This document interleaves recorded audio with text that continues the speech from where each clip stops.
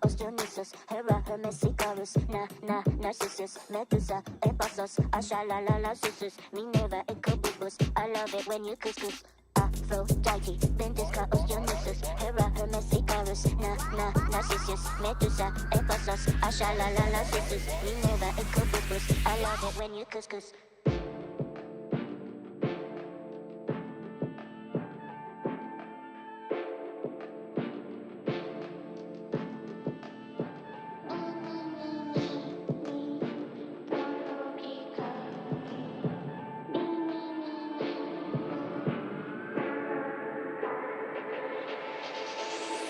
Aphrodite, Ventus, Cuscus, Hera, Hermes, Icarus,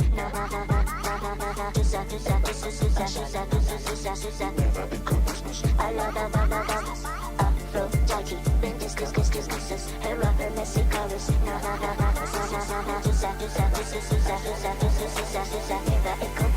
I love it when you couscous, love it when you couscous, love it when you couscous, couscous, couscous.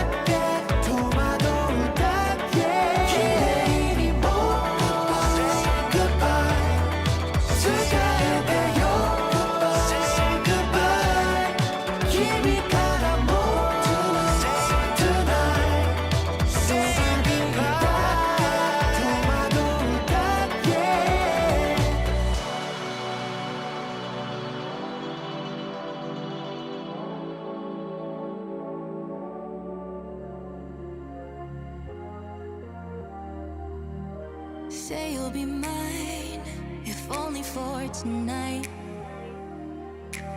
Come on with me and love me till sunrise. I know that you want me all over you, all over your body. Let's not waste time, 'cause the moment feels right. So hold me close like we're not just strangers. Take my hand with life with no danger. Don't have to be lonely. Hold me close like we're not just strangers. Take my hand with life with no danger. Have to be lonely tonight. Lonely tonight. Tonight. Let's put away our problems and heartache. I'll make you forget all of your bad days. I know that you want me all over you, all over your body. Let's take our time, 'cause babe, I'm yours all night. So hold me close like we're not just strangers. Take my hand with life with no danger. Have to be lonely. Hold me close like we're not just strangers. Take my hand with life with no danger. Have to be lonely tonight. Lonely tonight. Tonight. Just wanna have fun. Babe, take me home. Don't leave me undone. We don't have to be alone. Just wanna have fun. Babe, take me home. Don't leave me undone. We don't have to be alone. So hold me close like we're not just strangers. Take my hand with life with no danger. Don't have to be lonely. Hold me close like we're not just strangers. Take my hand with life with no danger. Have to be lonely tonight. Lonely tonight. Tonight.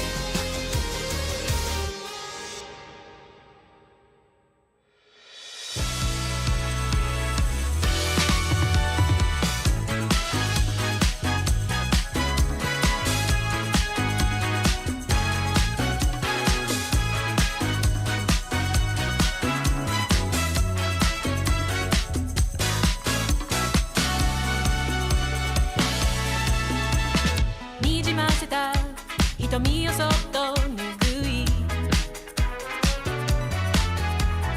憎らしい気持ちにそっとさよなら Break out このままではいても立ってもいられない Lights out 受け止めてありのまま恋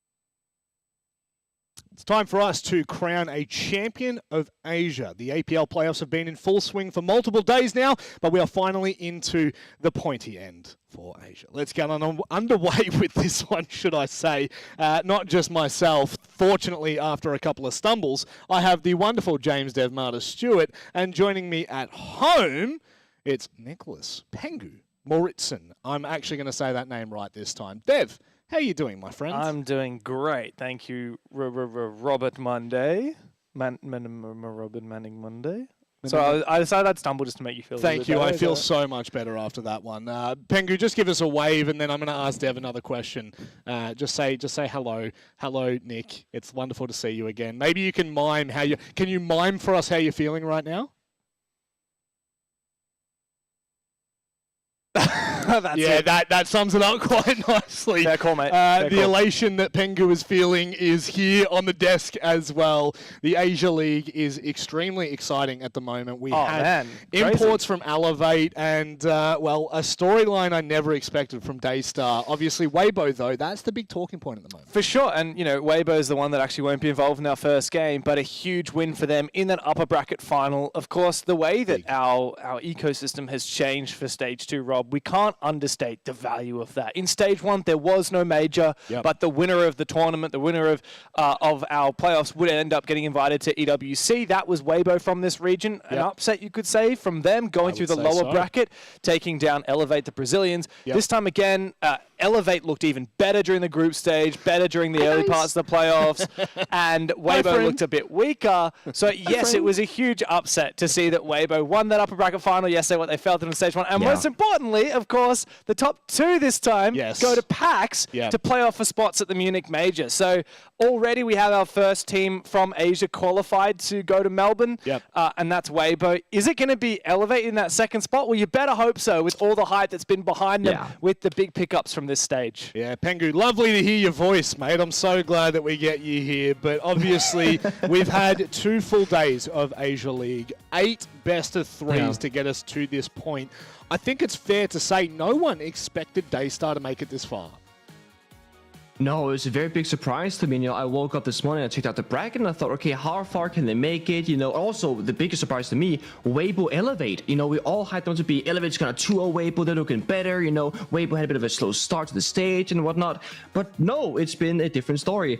For Daystar, it's super exciting for them. I love the fact that they made it this far. But to go up against Elevate is going to be their biggest challenge yet. It certainly is. An Elevate that will be a cornered beast after losing to Weibo in an incredibly close upper bracket grand final. That one was one I honestly could say you would want to go back and rewatch. If you're a fan of the APL, if you're a fan of the Asia League, that Elevate Weibo matchup was honestly, that was one of the best games that we've seen in a hot minute. But I think ultimately the takeaway was, when you put Weibo in a position where they are questioned, they are going to give you answers whether you like it or not.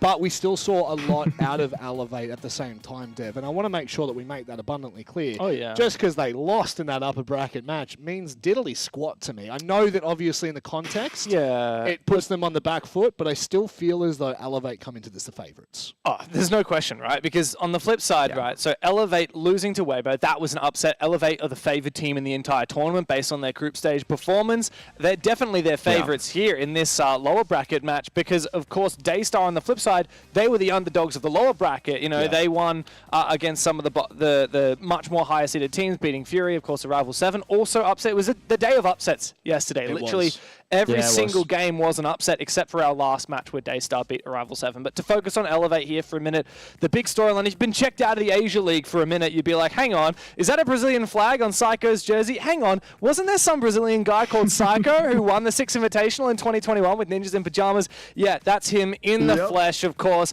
And 2 big pickup upgrades here for Elevate in Stage 2. Resets and Raps, both of them with tons of experience over in the Brazilian Tier 1 scene. Resets in particular on Team Liquid. Like, these guys already, it's like you took one of the best teams you could possibly get in Asia and you just added 2 upgrades to it. Yeah. Really bolstering that attacking lineup. It's kind of scary, Nick, especially when you look at the context of where Asia is at the moment. D plus Kia feeling a lot more confident in APAC North, and Elevate just throughout groups and the start of playoffs have just looked like probably, I mean, I think Turd said it best, the second best team, if not the best team in APL. Yeah, I mean, they are a team from Brazil, and that means they got that Brazilian playstyle, right? They got really good fundamentals, they're super hungry for it, and they live and breathe Rainbow Six Siege. I mean, they're living in a team house where they're away from their family, their friends, etc. All they are doing right now during the season, the stage, and playoffs is grinding this game 24/7. Yeah. The fact that they have been so consistent is not a big surprise to me. It's just a matter of fact that Elevate in the very first stage had a couple of weaknesses where they would be a little bit cocky, over peak, over challenge, think we're the better team, we're the better players. Asia, they don't got anything on us. It felt a little bit like there was ego in the server, even though Psycho in the interviews was very humble. Yeah. In the second stage, they are respecting the entire region so much more and not giving any opponents any easy rounds against them. No, what I enjoyed yesterday was, I don't know if you got to catch all of it, but the slack that they were giving Weibo and vice versa. Ways, yeah. Correct. It was thrown both ways. The player cams at the end of the Weibo, mate, that was peak Siege for me. And I think that it kind of sums up where the region is at as a whole. With GG now gone out of OS, the conversation kind of dwindles a little bit, but with the imports coming in, there is a lot of national pride, a lot of regional pride that's all of a sudden risen through the crumbs of what the APAC League used to be. And it's kind of nice to see, because this is a terrible segue, and I'm so sorry to Daystar for doing this, but speaking of kind of like the crumbs of the APL, Daystar, unfortunately, they fall as a crumb in the APL when you look at the massive teams, the massive names that we've got. But the context here that's so important, Dev, when I say the crumbs, is that they are still performing. They are still looking good. You just look at the individual performances on this team. I mean, I don't know, man. Particularly yesterday, like Azuki and Joe Gore together between them got over 50 kills each yesterday, right? Unreal scenes from Daystar. They absolutely obliterated Fury. They played really well, particularly those two players against Arrival 7 as well in that other lower bracket match. But yeah, I mean, Daystar, if you followed the APL for quite some time, particularly Southeast Asia, you'll know about this team, this Southeast Asian team, of course. They've been around the block for a long time. A lot of these players also were on the former Direwolves roster. Souffle and Pika on that roster. Even went to Sweden way back in the day for the Jönköping major. Way back with ED and Harambe, that lot. Of course, this is a team that has existed in this region for a long time and always kind of been middle pack ever since the heyday when they made it to Sweden. Stage 1, 5th in groups, 4th in playoffs. Pretty early exit. This time around, 4th in groups, right, compared to Elevate's first place. And here in the playoffs, they've already had some big upsets. Nobody expected them to go this deep, but they are into the top 3 with a chance to break into the top 2, and that would mean an invitation to the LAN event at PAX in Melbourne. Yeah, the most important part of this matchup right now, yes, you see through to the grand final. You get to have either a revenge match if you are Elevate against Weibo, or if you're Daystar, you get a free stab at the King. However, it's the PAX LAN that we need to really highlight as we now move across to the vetoes and talk about what map we're going to be heading to. This will determine quite a lot of the conversation. Looking at bans, Chalet, that's a pretty stock standard ban for Daystar. It's their most banned map. Labs comes in second for Elevate, which is, again, their permaban. Bank and Consulate. I find Consulate such an intriguing pick from Daystar. I believe they played it yesterday in their final match against Arrival 7, but we finish on Lair. Nick, just having a look at this overall, does this give us a bit of hope for Daystar, knowing full well that they are the actual underdogs in this story? So I feel like looking at how Daystar performed yesterday and how they got the victories that they did, it was, as Dev said, Asugi and Jogor, they're getting a ton of different kills, but how they got the kills, that's the important factor for me. Jogor is playing all these off-meta operators, primary shotgun and thermite, doing the most crazy, like genuinely craziest things in the server. I think you need to elevate some curveballs today, and you gotta take us to maps so you can play those crazy operators and be very flexible and very moldable as a team.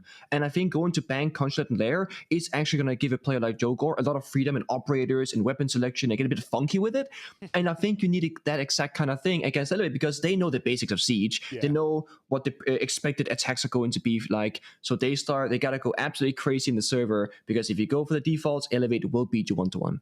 Yeah, I think Bang, to kick things off, is a very scary map to go through for Daystar. 4 times in a row we've seen Elevate play this map in the group stage. They beat Weibo, they beat Fury, and they beat Daystar on Bank. Elevate are the kings of Bank in the APL, and if Daystar have any chance, they got to weather the storm on the first map. They absolutely have to. This is going to be a big one. It is for PAX. This is the lower bracket grand final, and to bring you the action, it's Jake and Guz. Well, lower bracket finals, they can be sometimes just as good and as important as the grand finals. And considering what's on the line for this one, a spot at PAX to make land. Elevate, the hard favorites, guys, no doubt about that. Maybe to the point of expectations being along the lines of 7-2, 7-2. But I just have this feeling coming into this match that Daystar, being the underdog, they've got nothing to lose. Could they cause a boil over today? No, my first inkling is to say short answer, no. If Daystar can play with freedom and confidence, that's only going to go so far. They do lack the polish, and I think still the pure skill that Elevate have on offer.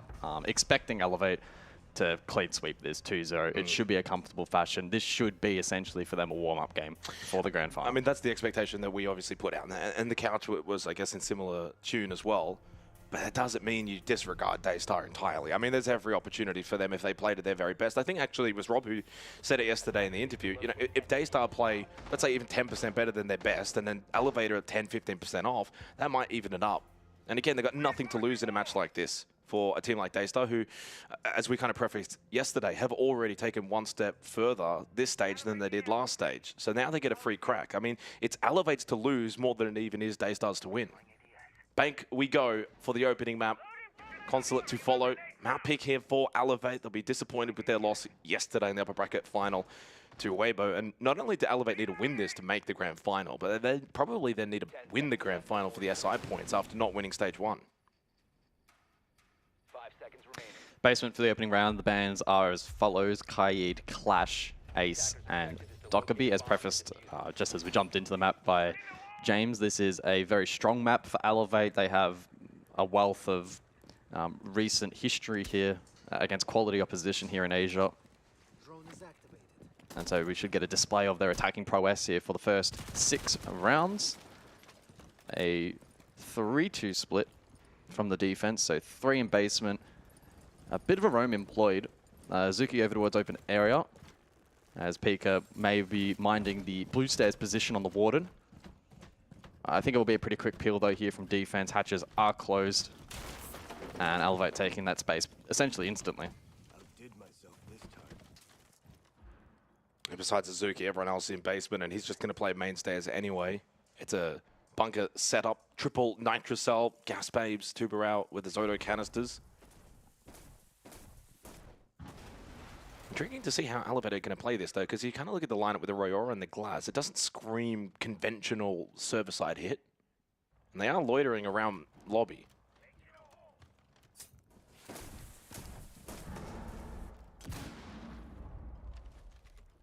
Yeah, it could end up being a gold hit here, ultimately from the attack. Daystar are, positioned accordingly for that. They have Azuki and Souffle that can hold that cross. Pika and Seal still in the back line for the default A hit as well. So options are plenty here. And we're only the midpoint of the round. Elevate have quite a lot of time to poke and prod here. Look to draw out some of that utility from the defense. Resets has just been sitting garage ramp, though, watching down below. So he hasn't really even been in the action. Ion opening kill, but traded by Joe Gore. Joe Gore seems like he's pretty switched on to the fact that the Glass is making his way through now. So coming in late resets, Joe Gore's got to be ready for this. Rap's already into Vault. Yeah, Joe Gore does go down to resets. Easy pick in the back, and the push though from Azuki. At least gets one back onto Raps. Makes it a 3v2. Make that a 3v1. Psycho goes down. It is only the Glass that now remains. Yeah, Elevate electing to stack main resets for the Lurk Garage. Outside of that, no pressure anywhere else. And Daystar able to play the likes of Gold. They prevented the backdrop. Good positions held Elevate aside. Telling you. Not much in that attack. Could be the day of, well, yesterday was the day of the underdog. That was the storyline for Asia. Could that follow through even into this lower bracket final? Daystar. I mean, this is their grand final. I think we need to preface that. For Daystar, this is their grand final. If they win this, they go to PAX. They probably don't care for the actual grand final to follow because, quite frankly, the SI points aren't going to matter for them. Like, even if they were to win this stage, they're not getting through on SI points.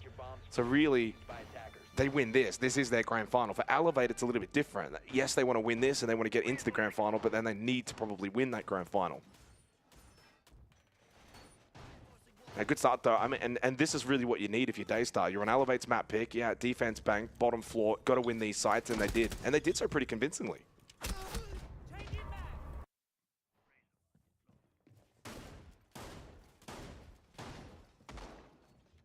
So top floor then for round number 2. Hoping that these attacks become a little bit more dynamic from Elevate. That is the expectation here on That's Bank. 1 round in. Yeah, that 1 round was a bit of a gimme there from Elevate. I mean, you could see what they tried to do in terms of the elevator lobby pressure, and then eventually the hope was resets would swing, play that ramp, and then cut them off halfway through, but they just never even got him into that position. Last time these two teams played, it was actually on this map, guys, 7-4. Daystar only got the 2 defensive rounds, so something to note. Mirror play here for the defense, so Elevate bring the Deimos to counter that from below. They also have the Cap util that can be played from Repel. Expectation from here that Elevate will go for a CEO-centric hit and try to plant on the double window position. They've got the cutoff, top square. Ion needs a big series. He was unfortunately quite poor against Weibo yesterday, after being the highest rated EPS player up until yesterday. I imagine that's probably changed now. I wouldn't even be surprised if it's turd.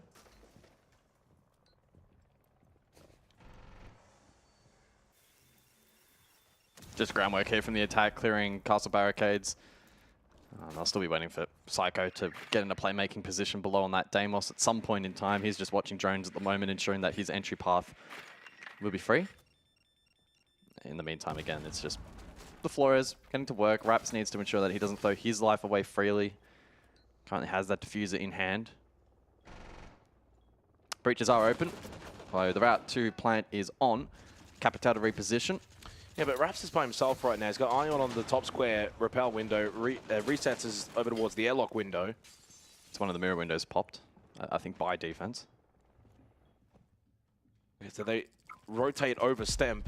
Okay, Psycho's moving now, so the push is to follow here. Yeah, big rotate, and then the push to follow. Seal tried to get involved from stock, lost his life. Stemp's arrival over towards this position has aided them in taking stock, and now that hallway, Jogor stuck in Janitor. Azuki, though, does stop down Stemp. He's pushed back in. They've taken the space again. Daystar are not flat-footed. 3v3, 45 seconds, and he's retaken stock. They really haven't gotten value from this Deimos below, and so I think Psycho now will rotate over towards the lobby, see if he can make a play, although it seems as if his position is known. He can't sit here forever, though. 30 seconds. Now, Peak is fine to just hold this position and keep front desk safe. Resets still outside on the Repel. Raps over towards top square. They have not cleared out Jogor, who's still got one more gas babe available. The rotate from Psycho over towards square. Up close, Azuki. When Jogor does go down, though, as he peeked at Janitor, he got pressured, he got flamed out. Really good bolt usage by Resets into the corridor, though. Azuki comes through. Resets late on the Repel. He did his job with the bolts to clear out Janitor, but no one else was able to win their fights. Daystar 2-0 up against Elevate.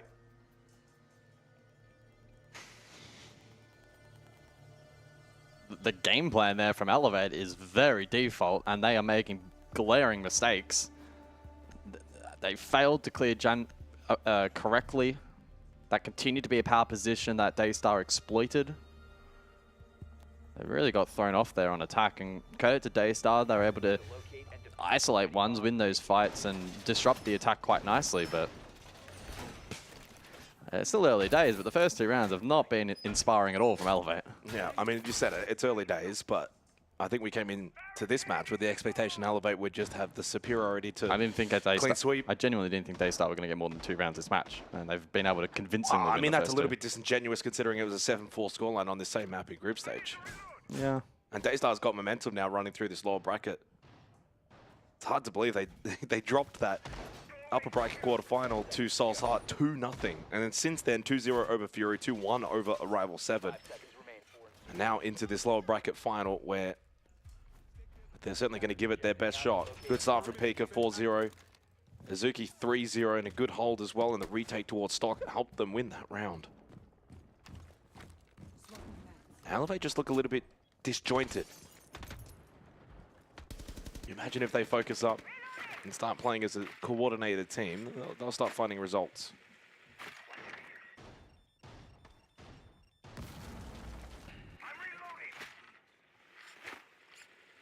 So in some ways, it's a similar-ish setup here from defense with the mirror above.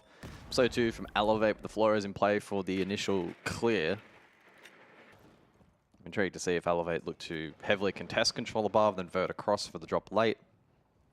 Perhaps they posture a little bit more direct, bottom square directly with the Ying. Well, they don't have the Capitao this time for Janitor, so that might be a little bit more annoying to deal with Joe Gore. Yes. The Grim only does so much. You kind of know that someone's going to be playing in that position, so the Con Hive launcher doesn't really have as much effectiveness.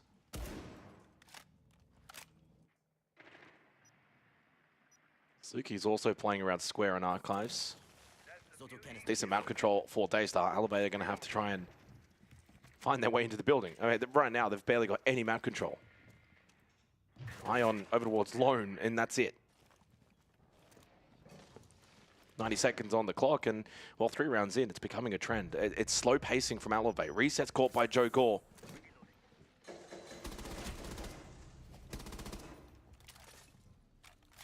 The Nook Lurk does find success.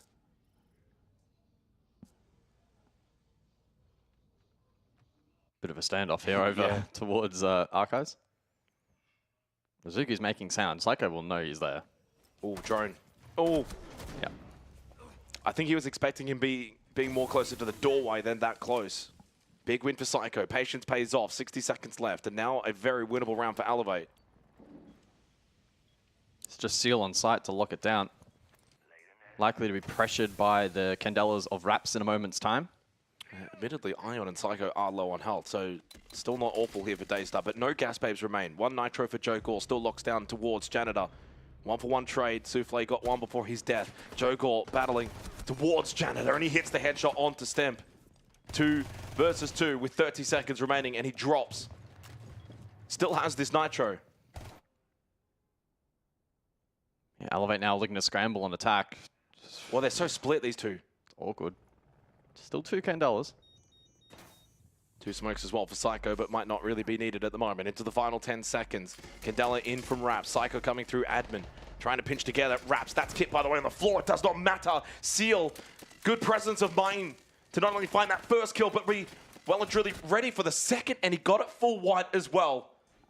Daystar are 3-0 up against Elevate on Elevate's map pick of Bank in this lower bracket final. Suddenly, our hands are out and we've got a game on them. Apparently. Elevate needs to just call attack time out here, honestly. If I was in this position right now, with how unexpectedly poor these attacks have been, I'm just calling it now and trying to hit the reset button, find at least a benchmark in this half. It's been rough for them, and Daystar having a really good read so far. Miram wanted to join the bands. Back to basement we go. That's what you don't want as well if you Elevate coming into a matchup like this, to give the underdog team that hope and that belief and the feeling that they're in it. I mean, it was better a little bit by Elevate, right? In certain areas. At this point, 4v3, minute left to go. But they're just not winning their duels right now, and they don't look sharp, they don't look clean, and they look very much disorganized. Like, even at the end there, they probably just didn't have the time to really go and get the group up with the 2. They were very much split, but that made it so much easier for Daystar. Unfortunately, into a rehost, well, we don't get the tactical timeout by Elevate. They will get a small break. Yes. This very much benefits Elevate. Yeah, absolutely. Even operating under the assumption that they can't talk to one another, it'd just be good to take a rest, a mental break. Yeah, hands off the keyboard and mouse, and a couple deep breaths. A couple. Yeah, it's a fast start from Daystar, 3-0 up. But we know these things, best of 3s are marathons, not sprints. You don't win these lower bracket finals by coming out of the blocks, winning the first couple of rounds. But what it does do for, I think, a team like Daystar, shout out Joe Gore, by the way, is it gets their tails up.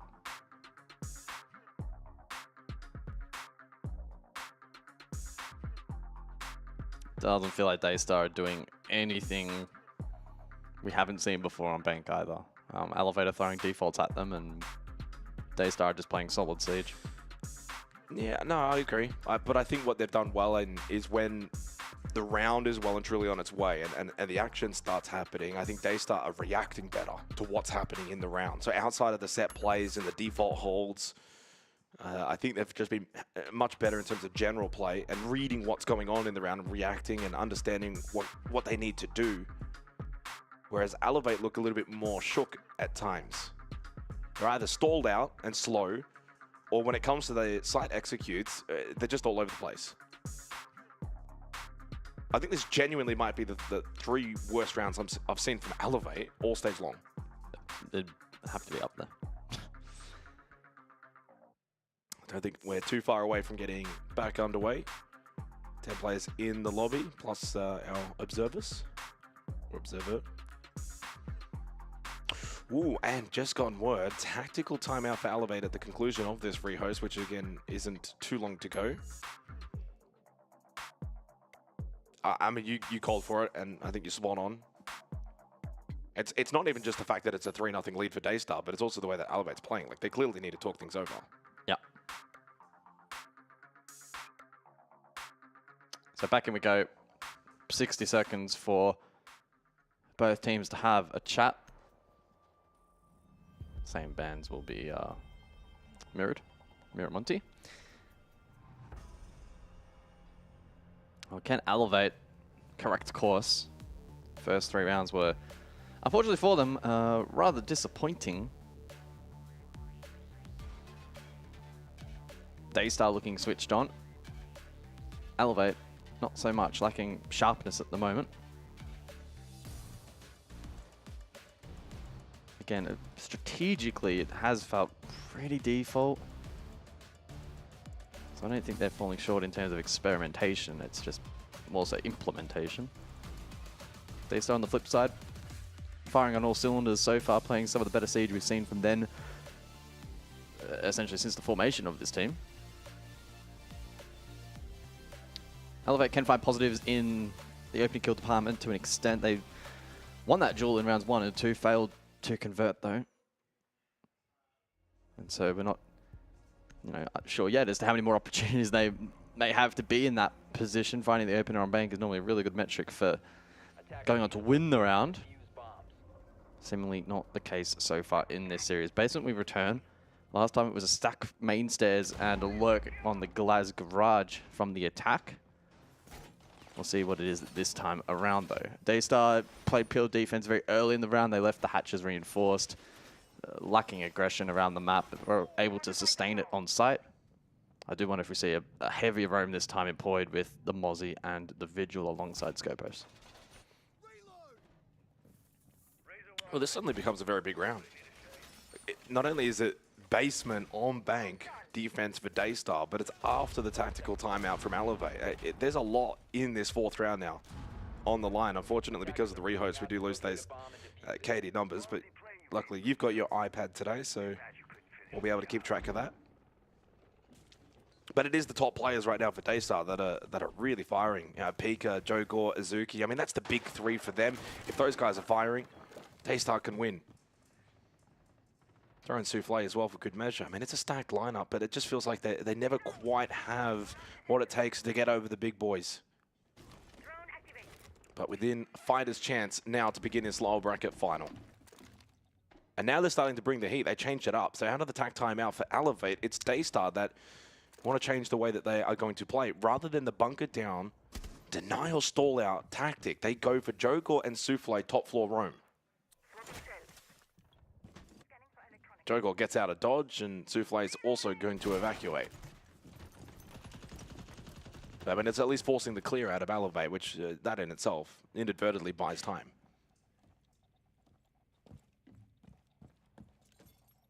Ooh. Souffle doesn't have an impact to get out of there. Yeah.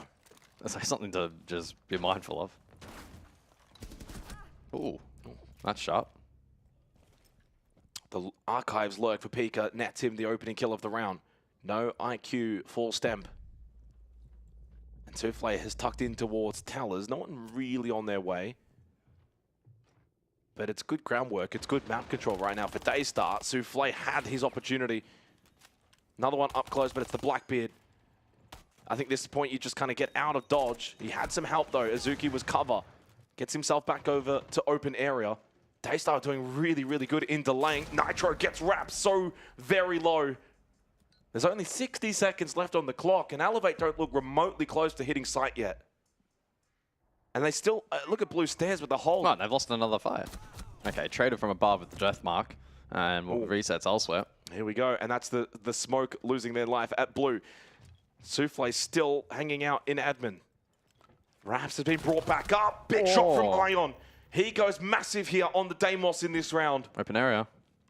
But are they aware of Azuki? Stands up, makes a meal of it on the first one. Now has the opportunity with the second. Flashbang. It's good. Hits him in the back. It's resets up close now. Lands the first tag. Resets though better. And down to just Joe Gore with 20 seconds in the round. 1 versus 3, a tricky position, but if anyone can clutch, it is this man. 20 on the clock for Elevate, looking to close out this round. Joker under pressure immediately, however, and dies far better from Elevate. Yeah, I mean, that was a must-win round. They take out Basement Side on bank out of their tactical timeout. Elevate are finally on the board here in the lower bracket final. Much better from them. Yeah, that was a close battle there between Stamp and Pika. And credit to Ion, much better use of the Deimos. Really feels like the first time in this half that the Deimos has had an impact. A couple of rat positions there from the defense, testing the attack of Elevate, but they were far sharper in that round.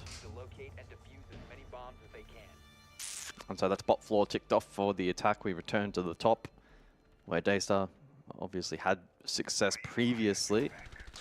I do hope for Daystar, though, they don't look at that round and think, okay, well, let's reel it in. I think bringing aggression's fine. And clearly for the majority of that round, it was somewhat working. But I guess they could also look and think, well, for the first couple of rounds, we kept it a little bit more tighter, closer, a bit more on-site focus on the defense. So maybe just go back to what works. 10 seconds left before insertion. And judging by this lineup, I don't think they're going to be testing the full map width of bank. We'll keep it rather default. Psycho on the glass.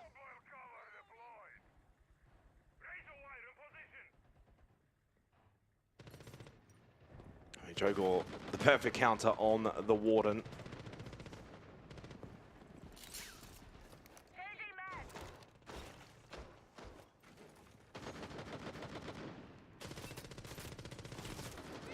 Of course, no mirror this time out on this top floor. Was banned out. It should help out significantly. It makes this a repel in game far more viable for the attack. Psycho can lean into the glass and be self-sufficient with his smokes. Iron as well with smokes in pocket. Fundamentally, this shouldn't be as difficult for Elevate. It's certainly not a free round. There's a lot of denial utility for the defense. Chain combination with both the Maestro and Echo here from Daystar. Another opening death for Stemp. A trade back comes through from Ion. And a very poor upper bracket final, but has started well in the lower bracket final. Psycho trying to win this battle over towards Janitor. Jogor's got to be mindful not to really peek this. He tests him out with a little elbow peek.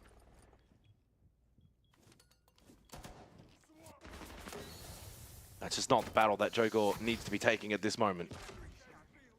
He's playing aggressively into these smokes, which makes sense.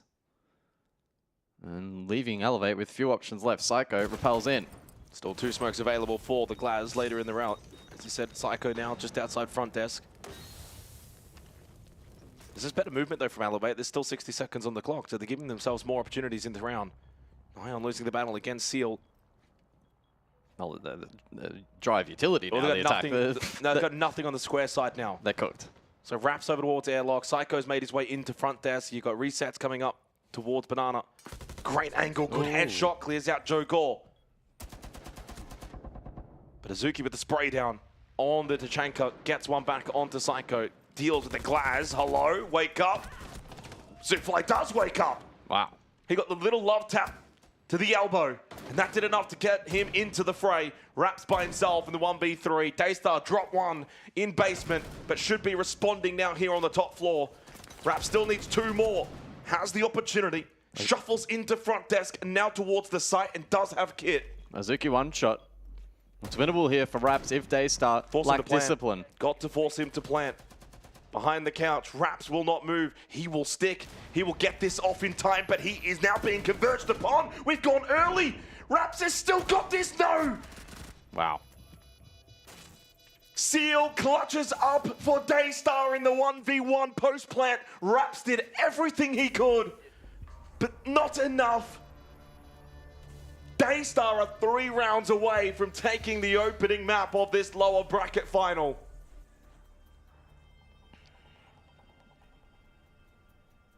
They're just better in these clutch moments, which in a match of this nature can often be the difference maker. Elevate didn't get as much value from that Glaz as they needed. Jogor did a good job, Jan. We saw that top banana play late. Right here, I mean, this was a pivotal opportunity for them, but then Souffle in Elevator stood up massively, absolutely shredded resets. And Raps with a late trade was able to then get that plant down. 1 versus 1, very close in the end, but Seal able to seal the deal. Final round of the half.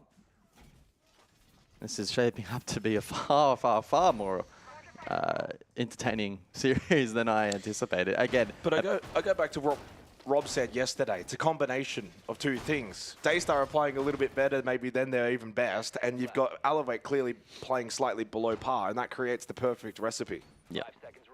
Best of 3 is a marathon, not a sprint, of course, and it could all be for nothing if they lack depth on Consulate and or Lair, but certainly here on Bank they've looked strong, whether or not their attack shape up as well. Yeah, that's the the beauty and the curse of Siege at times, is that at any point in time you're not definitively going to win the match. Like, they can go 5-1 up here and still lose, for sure. I wonder if Harambe's got his Daystar jersey on today. I wonder if he got some sleep last night. Clearly cooking up some strats here on Bank. He didn't seem particularly confident that they're going to be remotely competitive in this match, but... Final round of the opening half. Daystar looking for a 5-1 half. What a statement that would be. And puts the pressure right on Elevate.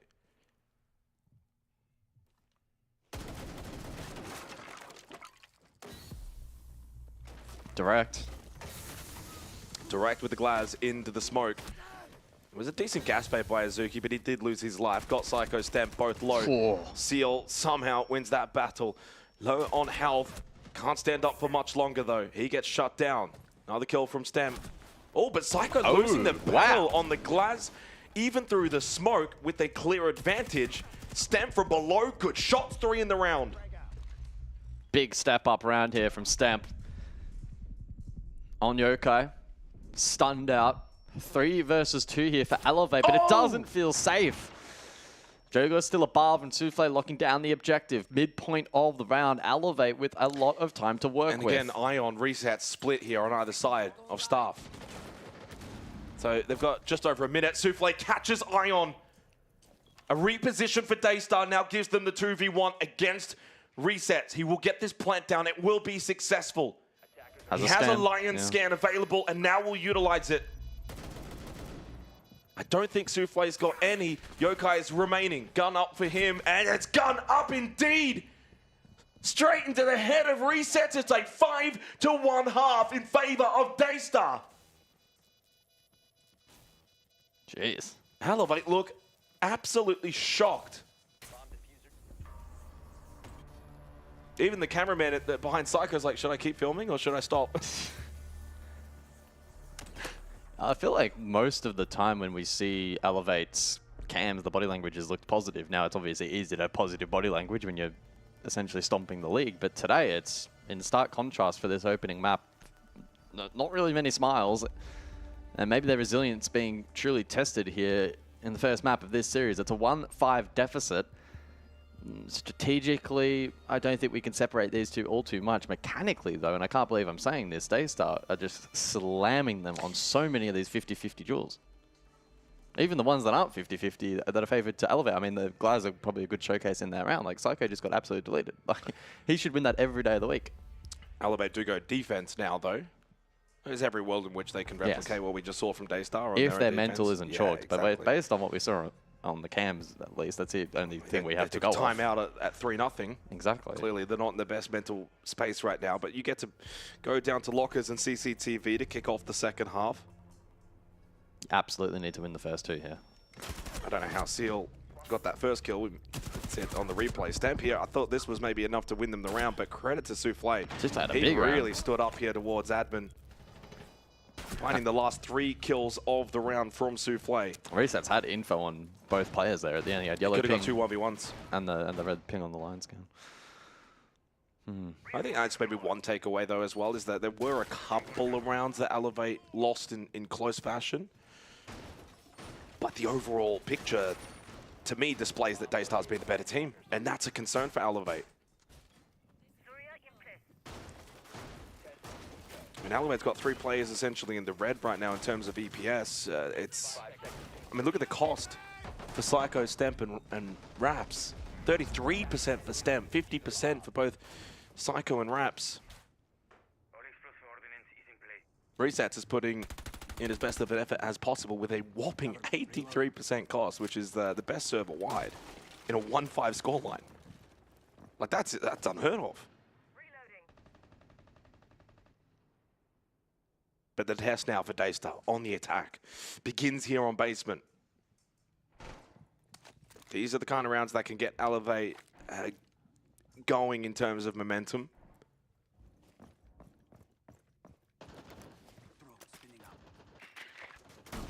It's a bunker down strategy here from defense. The furthest from sight, Raps playing blue on the smoke. Secondary hard breach for the attack. Kaid banned out, so hatches will be opened up relatively freely. Maybe stalled out slightly by the two-brow. This will be a good test, though, the power position. Oh, Joe Gauls thinking shotgun v shotgun. Yep. Has that frag grenade utility, too. Raps can stall slightly with the Goya. It's pretty early, though. I hate that if I'm Daystar.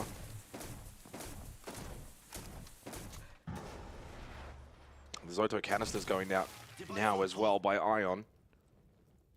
Raps, in the meantime, has vacated blue stairs, life intact, and that's 3 gas babes for the default on our later. I'm trying to see where these Vulcan canisters are, because Souffle obviously playing the Twitch.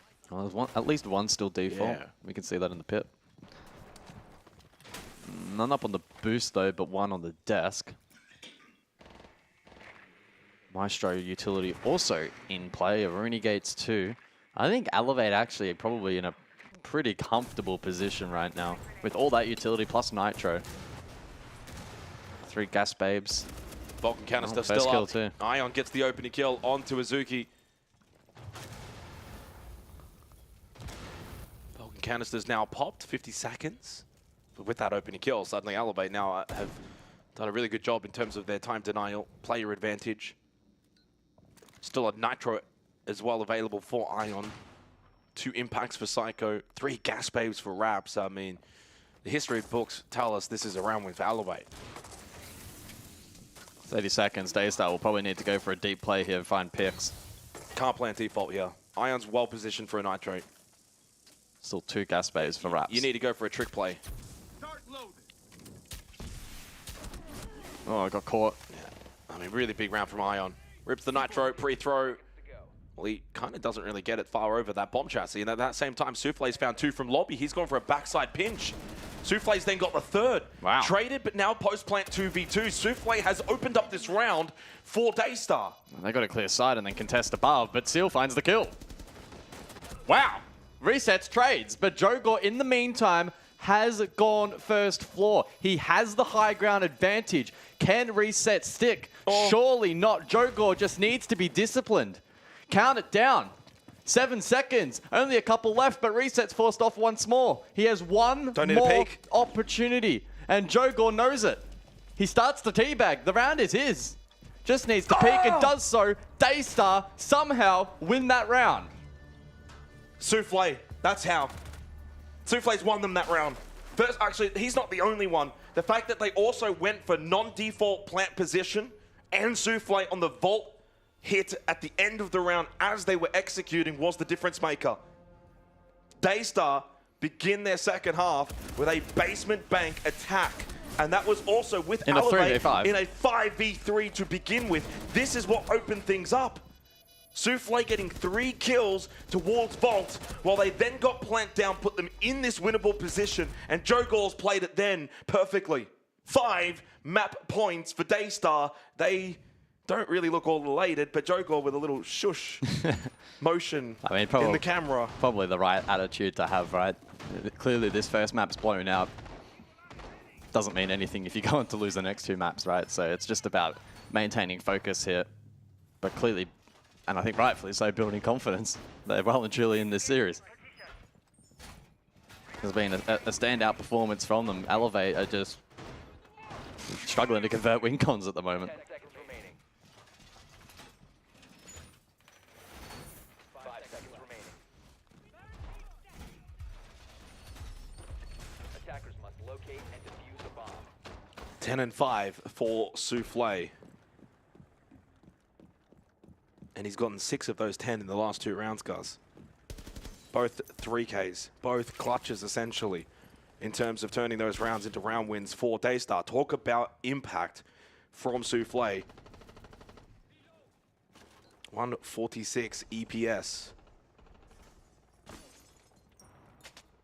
Have Elevate got anything left in the tank? They're a grueling upper bracket final that they lost yesterday. And have not been able to respond early today, but that's aggressive from Joe Gaul. Overswing trying to peek Janitor through the barbed wire. An easy kill for Stem. You've given them a freebie there, 5v4. You got to keep grinding out this half for Daystar. 5-round advantage, but you've got to be so cautious. You can't think you're just going to walk it in now. Not against the Brazilians. If there's any region that knows how to tough out a match, it's these guys.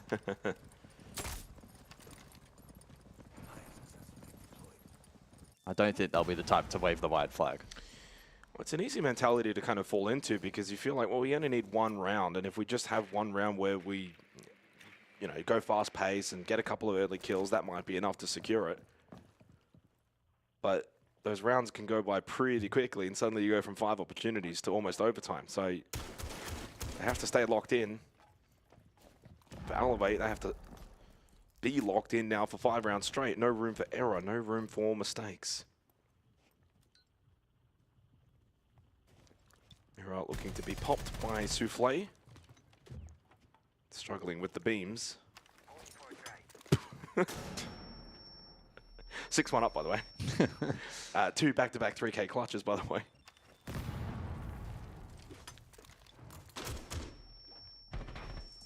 They better clear there. And so that Jan position now exposed. Can Daystar, a player down again here on attack, try and find an opening? No, surely not. I think they just stuck main here in the end. Free Yokai. Oh. Yeah, I mean, that's a better angle for Ion than it is Uzuki. Uzuki's not really winning those often. Perhaps an Ion not even affected by that logic bomb ringing out by Pika. Still does get at least 1 kill onto Ion. That's the Maestro down, but Trade. Yeah, there's trade. Psycho dealt with. Pika gets another. Winnable. It's a 1v2.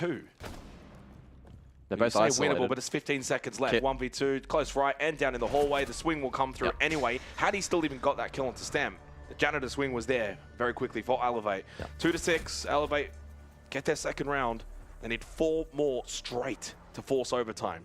It's a long way back. It's a long road, but you have to just go into it with the mindset of 1 round at a time. Basement or open. It looks like they'll go back to basement. I mean, it makes sense. 3-5 up on the execute. I mean, typically the stronger side defensively on bank. Yeah, playing the numbers game.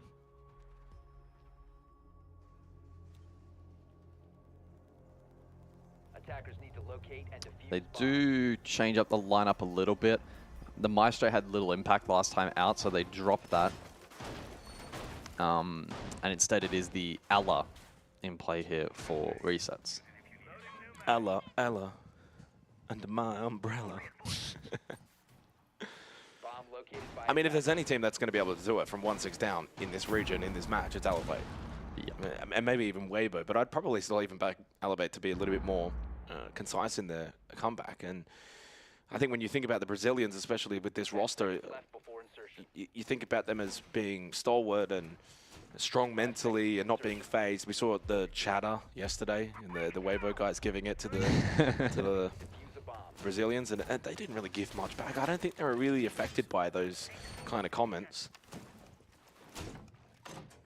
I did find it funny though when they Weibo said essentially you got to go recruit Furia.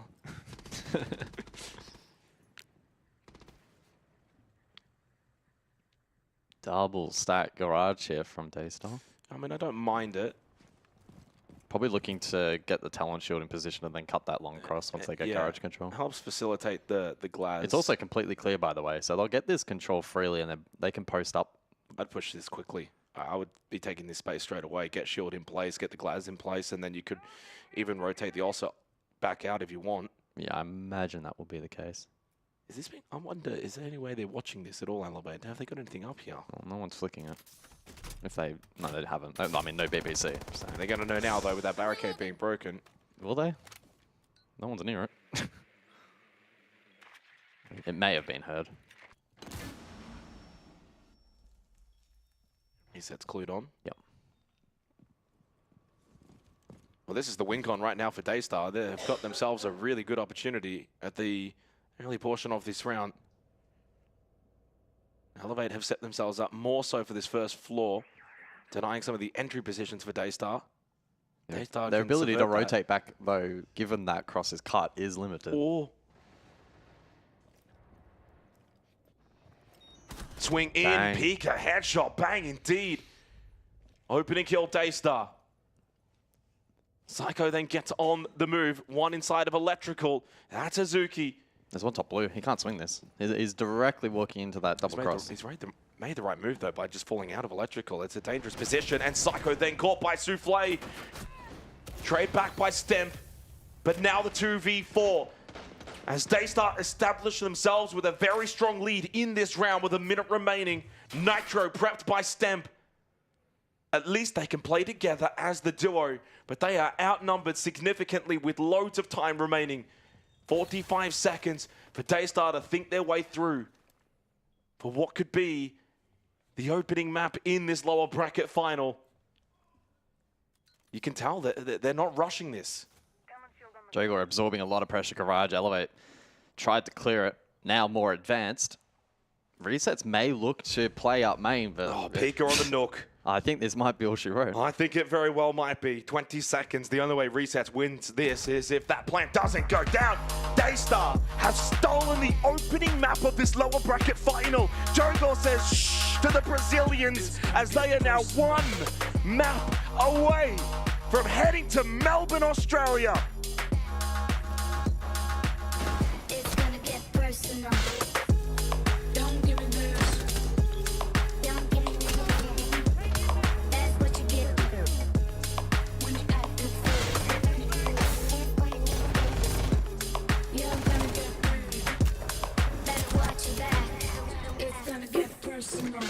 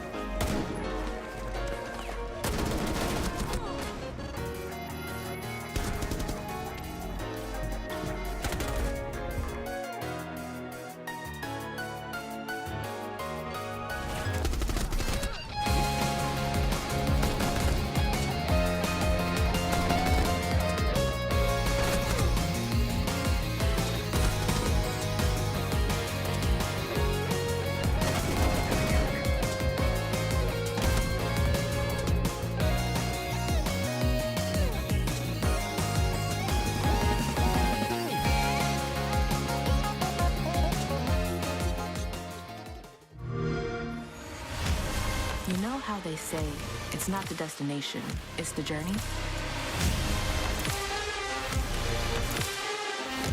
And the journey of 1,000 miles begins with a single step. And you know what? They're right.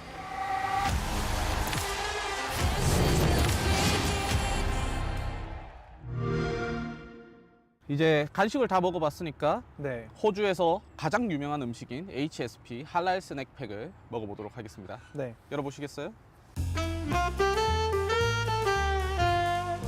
되게 비주얼이 폭력적인데요. 이거를 먹으면 저절로 행복해질 것 같은 음식인데요. 먹어보시죠, 한번. 오. 너무 되게 그냥 맛이 없을 수가 없는 조합인데요. 맛있는데요? 사실 촬영을 하기 싫을 정도로 맛있는 맛인데 저희는 촬영을 해야 하기 때문에 인터뷰를 진행해 보도록 하겠습니다. 이제 스테이지 2가 얼마 남지 않았는데요. 스테이지 2에 임하는 자세 그리고 스테이지 2의 목표 어디까지 성적을 이뤄낼 수 있을지 매피님의 생각이 있을까요? 당연히 저희의 목표는 똑같이 스테이지 1처럼 1등을 하는 것이고요. 당연히 스테이지 2를 1등하는 만큼 또 메이저 퀄리파이에서 또 1등을 할 것이고 또 1등을 한 만큼 또 국제대회 가서 당연히 우승을 목표로 열심히 할 거고요. 더 나아가서 내년에 있는 인비테이셔널까지 이제 퀄리파이 해서 거기서 또 좋은 성적을 내는 게 저희 궁극적인 목표라고 생각합니다. 아마 이거는 좀 이따 저희가 끝나고 먹어도 될 것 같기도 하네요. 한 입만 더 먹겠습니다. 네. 이제 마지막 질문인데요. 만약에 APL 지역에서 누군가와 1대1을 한다면 누구를 뽑을 거고 이유는 뭐가 될까요? 1대1이요? 립스 96 선수를 뽑겠습니다. 왜냐면은 아시아에서 제일 잘하는 선수 중 한 명이지 않나 하는 생각이 있고요. 그러니까 제일 잘하는 선수니까 1대1 했을 때 재밌는 경기가 나오지 않을까요? 사실 제가 리로드 때 1대1 졌잖아요. 그것 때문에 좀 어느 정도 이제 1대1이 좀 약하다라고 생각하고 있는데 그때 이후로 많이 사실 어제 생각을 했기 때문에 누가 얻어 이길 것 같습니다. 1대1은. 이제 마지막 질문인데요. 이제 앞으로 프로게이머의 매피로서의 네. 목표 혹은 인간 박주환으로서의 목표가 있으실까요? 프로게이머로서의 목표는 당연히 우승이고요. 왜냐면은 프로게이머가 되고 나서부터도 다른 이제 한국에서 강한 게임들 있잖아요. 리그 오브 레전드라든지 발로란트가 될 수도 있고 여러 가지 게임들의 잘하는 탑플레이어들의 선수를 보면서 그 선수들처럼 우승하고 싶다라는 동기부여를 되게 많이 가졌어가지고 당연히 우승을 하는 게 프로게이머로서는 첫 목표고 인간으로서의 목표는 제가 지금 생각해도 많이 어린 것 같아요. 그러니까 물론 성인이 되고 나서 지금까지 성장을 하면서 많은 거를 겪고 많은 거를 성장했다고 느끼지만 아직도 많이 미숙한 부분이 많다고 생각을 해요. 그래서 인간으로서 박주환은 좀 더 리더십이 있고 팀을 좀 긍정적이게 이끌어줄 수 있고 좀 많은 거를 수용할 수 있는 사람으로서 나아가려고 합니다. Oh, I have to go. Bye.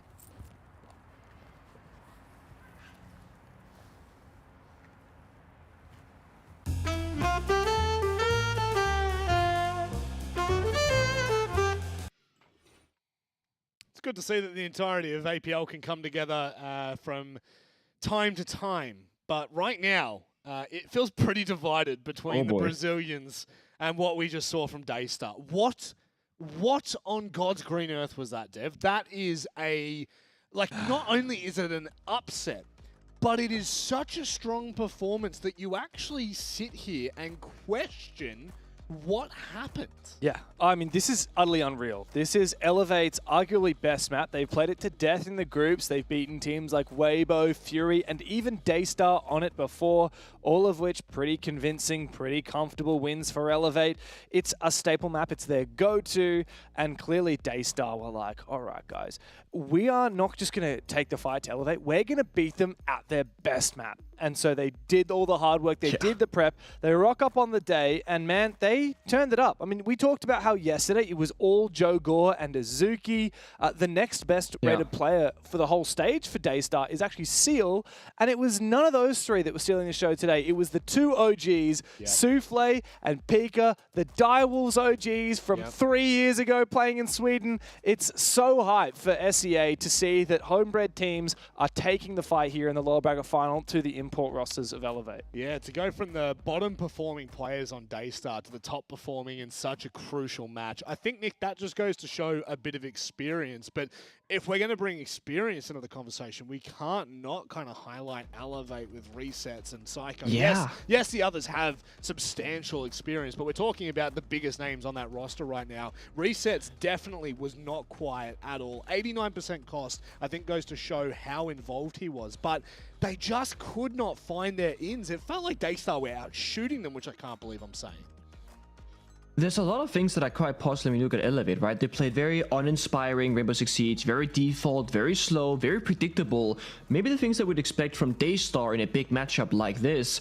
And that's one half of it. The other one is like, yeah, Daystar were literally just outgunning Elevate in a 1-to-1, which is ridiculous to think about when you look at the names on the side of Elevate and how strong they are mechanically, being players from Brazil.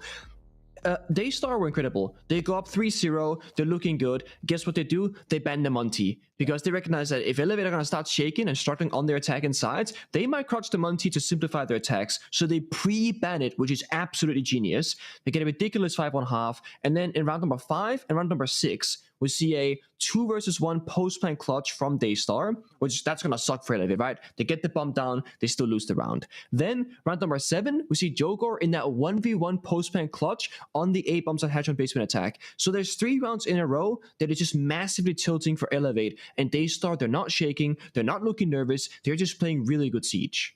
Yeah, if there's any indication that this was a really chaotic game, you look at the fact that 7 of the opening kills were not converted into round wins, and we had 1, 2, 3, 4, 5, 6 3Ks and 2 1v1s. This has been an unbelievably chaotic series already, and I think that's going to continue here on Consulate. In only 9 rounds of Siege as well. That's absolutely ridiculous. Daystar, they've taken the momentum here. They have snatched the game from underneath Elevate. It is now time for us to head to Consulate, which is Daystar's map pick. They are 1 map away from heading to PAX.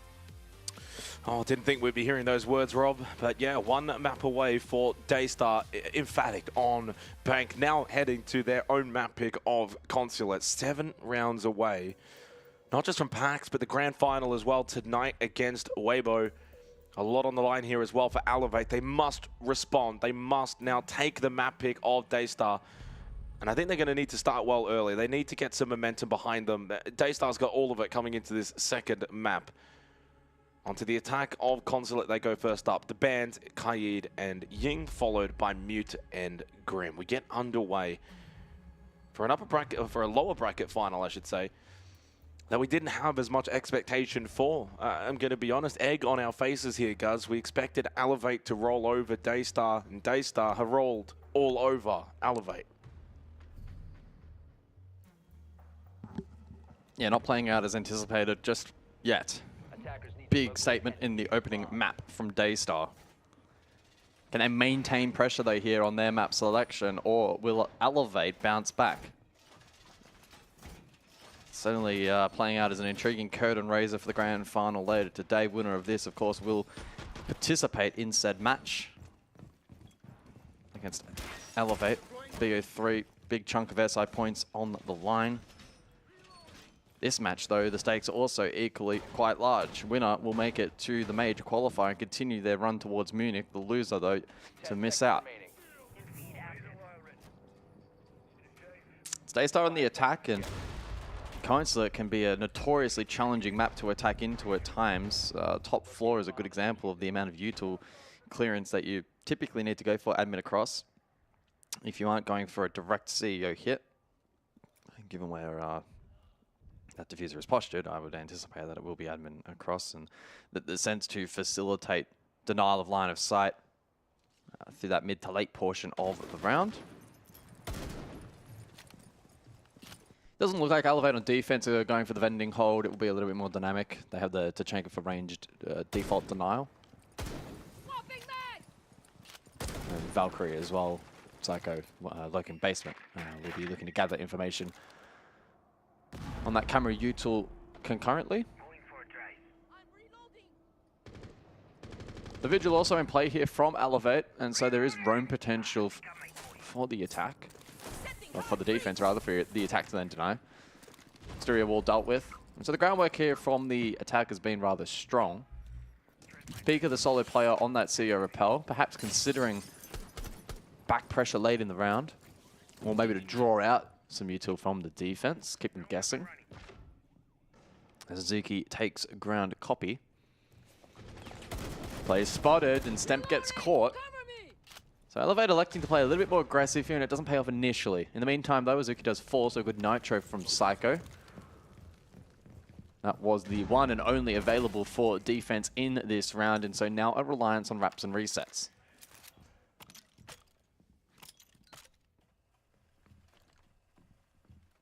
We've still got the sends up, so the ROU is available. One more Rotaro for Souffle in the back pocket, 2 Lion scans, so still decent utility for Daystar. All 3 gas beams for wraps, and plenty of ammunition in that Shamika launcher for resets, but that's really it for Elevate. Minute left in the round.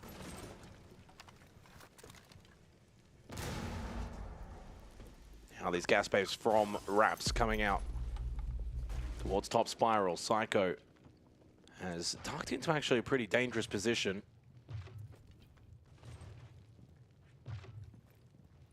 They start really taking their time now, though. Now I'm starting to get a little bit concerned. And I don't think they're aware of Psycho's position either. Good flash. This could be a decent clear. Daystar. Wow. I'm going to lose 2 quick players. Souffle should win this battle towards top spiral, but he's the only one left anyway in a 1v3. Elevate clear up on site where it matters most. And this is the Elevate that we expected on Bank. Strong on defense. Difficult to push past, to push through. 3 players left alive. Sight barely even in sight for us in that round. And that's a little warning there for Daystar that, you know, this is a marathon, not a sprint. You won the first one, but we can fight back. Yeah, really good denial of any kind of execute setup there from the attack. Sharper, much sharper from Elevate comparatively to what we saw essentially across the entirety of Bank. And so the basement go for the follow-up round. Can Elevate maintain this momentum? They didn't really have too many players firing back on that first map, Elevate. Ion, though, with a cheeky little 2K to open up his account here on Consulate. For reference, back on Bank, he was middle of the park, 8 and 9. The team as a whole lacked the well-roundedness of Daystar. The spread in EPS was rather large. Wraps all the way down at a rating of 61 with 2.7 KD. The worst performing in comparison for Daystar. Azuki, 89 EPS and a 6.7 scoreline for him.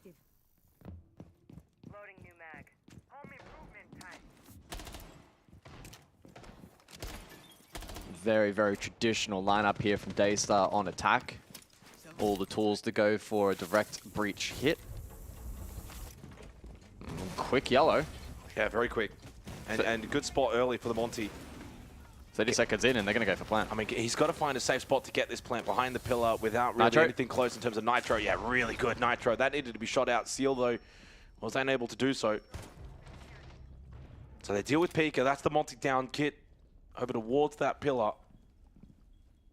And still another Nitro cell available for Stemp, but not really close by clearly to the actual kit where it is right now. Oh, there he is, getting the kill onto Souffle. Vantage Elevate. And so far, it may only be midway through the second round of their second map, but it's got a little different of a vibe to it. Elevate look more switched on. Better. It's early days, but almost already has that feeling that 3 maps might be required. Elevate a little bit back to their best. Nitro doesn't hit, although that's a weird swing from Stemp. I was not expecting him to dry swing that, and it's given Daystar a look back into this round. Yeah, Stemp tried to go above to assist, and then in doing so, open that window for the 2 versus 2. Perhaps he would have just been better off leaving him to play time and then consolidate side 3v2. You've lost that protection on the trade now. There's a lot of time left in the round as well for Seal and Jogor to think their way through this. Yeah, they could problem solve this. And it'd be a really tilting round for Elevate given the early planter now. I think they're going to split this. Jogor's going to go yellow, go for Kit. Seal's going to try and maybe play dungeon and cut the cross off. Still a logic bomb actually available. That's pretty big. 2 flashes as well for Jogor. And with the DMR, these longer range fights in his favor.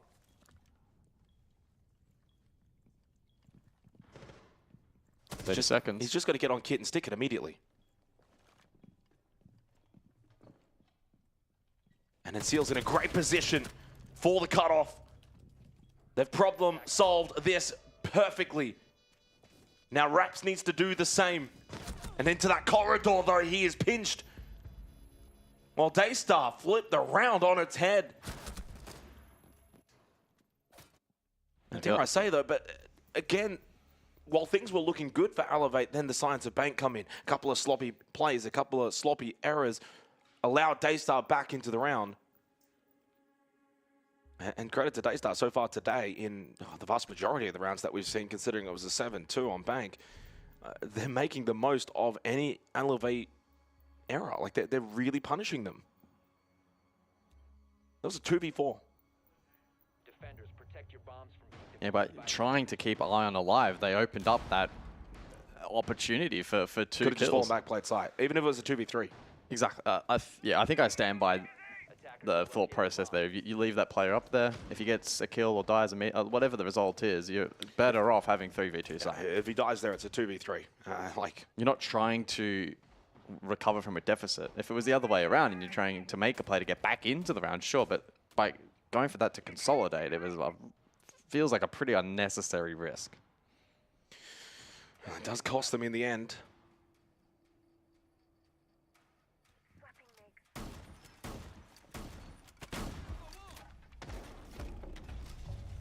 So 1-1.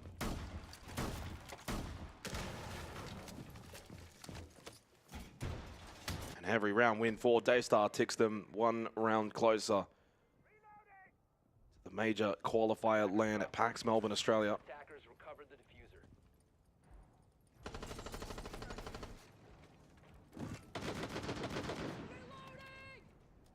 I mean, it would be a disaster for Elevate. You're not only missing the major altogether, and how often throughout this stage have we been saying for Asia, it's a book-in, it's Weibo Elevate, and then even for both of them at the major, it throws the entire land into disarray in terms of top 4. Not writing Elevate off just yet, but it would be a calamity. It'd be worse than stage 1, losing the grand final and missing out on EWC. Yeah.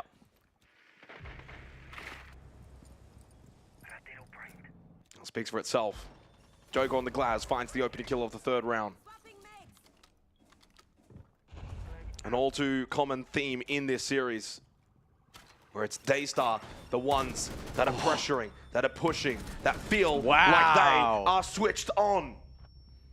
Top yellow push from Pika nets him 2 kills. And they're about to plant. It's round over. Well, hang on, it is a 2v4. Okay, Jogor doesn't plant. Well, he pushes forward. Why?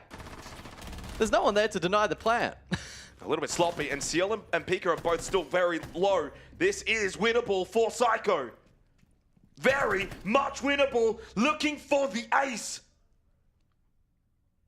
Daystar have given up a 2-4 player advantage akin to what we just saw from Elevate in the last round. And I think Pika could one-tap him with the DMR, so 1 bullet will determine this round. Yellow ping information that will determine this round. He sprays into the smoke. So Pika now knows roughly where Psycho is. Drops. And he drops. Red ping info. Psycho, does he think about the drop? Yellow ping. Pika continues to stick while inside of the smoke. The random sprays. He gets the ace. All 5 kills for Psycho. Maybe just what Elevate needed. Not just for this round, but for their own mental in this series. That is a huge fight back.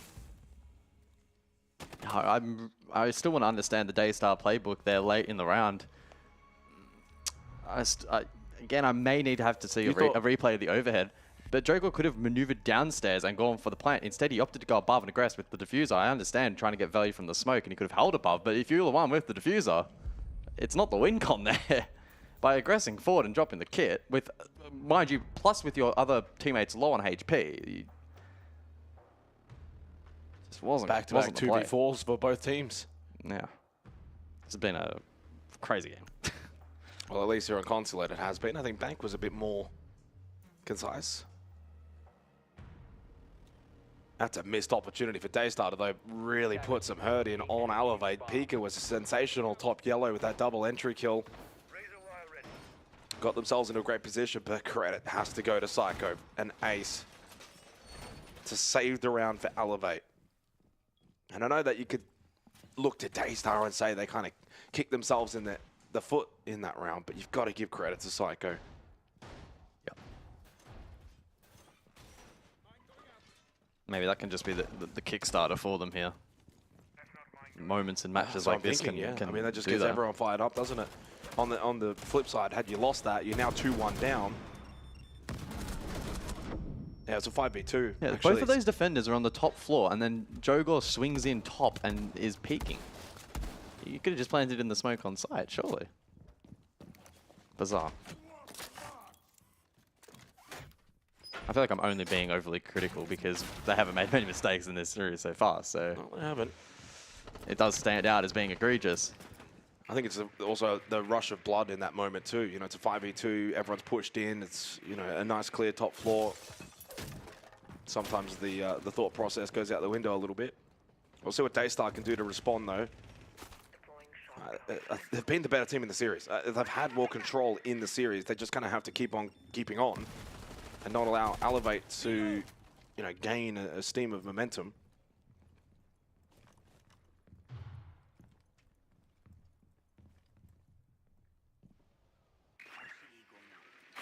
I mean, how do you kind of view Consulate here in terms of attack, defense, what's required for Daystar? 2 attacks, is that fine? Do they need 3? It's a tricky map sometimes. It has to be 2. I'd be aiming for 3 though.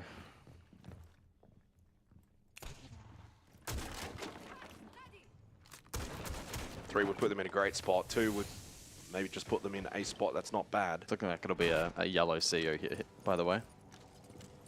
Azuki with diffuser probably will sooner rather than later be wanting to bait out utility here by swinging in and jumping out. Shamika launcher at range, gas babes for yellow. I just don't know these. I mean, you really want to bait out the utility, but planting default here is very difficult in this, especially current meta. But no more gas babes remaining for wraps. So an over-reliance now on the Shamika launcher. I think they need Seal to pressure the Chanka. Oh, here comes Jogor. Oh my goodness, the timing on that is impeccable. If he had held gun Tachanka dead. The Chanka does go down. Azuki in CO, but he kept sprinting. He had diffuser. Needed to just slow his pace down. Daystar, someone needs to tell them to just chill out a little bit. If you've got the diffuser and you it's 2 rounds in a row. And you kill the big win con for defense in the Tachanka, that's when you go back and plant. You have vertical control below. Just kept going. Psycho yellow making a lot of noise up close, but Pika can't win the battle. It's Psycho again for the 2nd round in a row. They got the revive onto Jogor, but hello from behind. Seal shuts down that Psycho. 1-3 advantage for Daystar. Must convert. Don't have diffuser though. Headshot on to Souffle. Iron will then pivot, rotates over, knows roughly where they're going to be. There's no bloody way for the 2nd round in a row, and indeed no way. By the skin of their teeth, it's Daystar that win the 4th round. Oh, it's a scrappy Consulate, isn't it?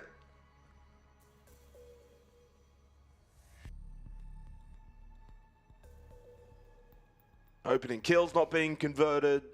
2v4s not being converted. It's the Wild West out there, but you know what? Coming into this series, that would have been a win con for Daystar. Make it scrappy. Make it chaotic. Make it like it's Asia. And that might just actually help you against a more formulated team in Elevate. And so far, it's finding success across the two maps. Yeah, it got spicy towards the end. Yeah, it was winnable for Ion. But I think it has to be part of the overall success plan for Daystar. They go into this thinking conventional and default and slow, trying to play methodical, fancy Siege. I don't think they beat the Elevate. They have to trust guys like Seal and Pika and Azuki and Joe Gall to push in, find kills, open up that defense. But at the same time, while doing that, they are making little mistakes. 5 seconds left before insertion. 2 rounds in a row, they let that kit basically go down in a bad spot and then had to salvage the round. Punished for 1, got away with it in that last one.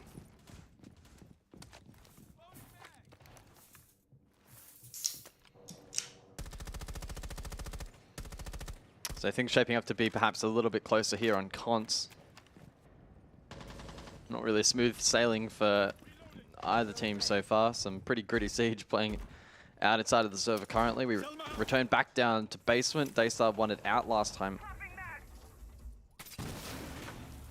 It was off the back of an early plant attempt, which was successfully denied, but then Elevate over-aggressing on the top floor gave Daystar a way back into the round.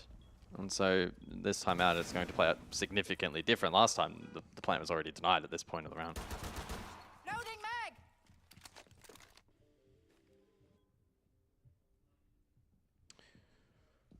And it's a contest here on Consulate right now. It feels like it could go either way. Lair, the third and final map. If I'm being completely honest, they probably back Elevate on that map.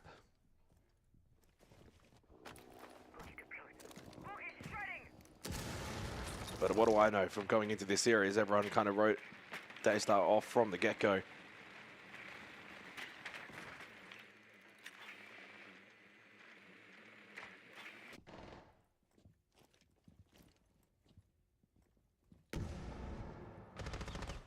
Stamp. He has to be so careful here because these swings for Elevate have not been working for them.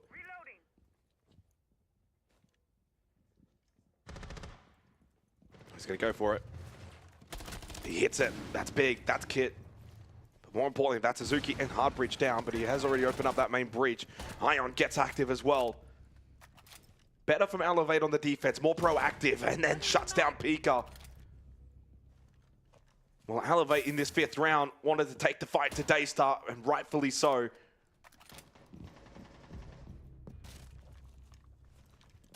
Surely they don't flip another round. No. Still no diffuser collected. 2v3. It's not a rival 7, it's Elevate. There's no way.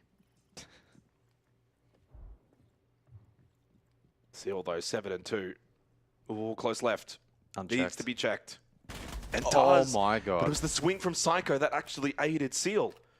He essentially just swung into his crosshair. 15 seconds. Another pivotal round here on Consulate. Down the corridor. Good swing from Raps. The nade though from Joe Gore. Finds the kill. Up close. It's Joe Gore! No. For Daystar to steal yet another round. Joe Gore gives them the celebration in the face cam.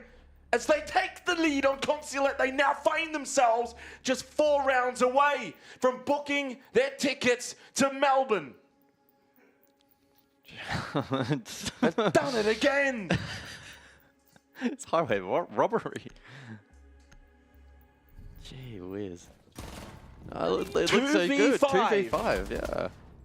Seal and Jokor clutch up massively in a 1v2 from Joe himself. And if I'm going to be honest, it's Elevate just swinging. And while sometimes it found success, largely the Psycho swing caused his own death. The one at the end, the mirror How are they dying? swing. Grenade kill, like The grenade kill, yeah. like it's... Bomb located by attackers. Yeah, and it's... Weibo's sitting back thinking, geez, we might actually have Furia in Asia next stage.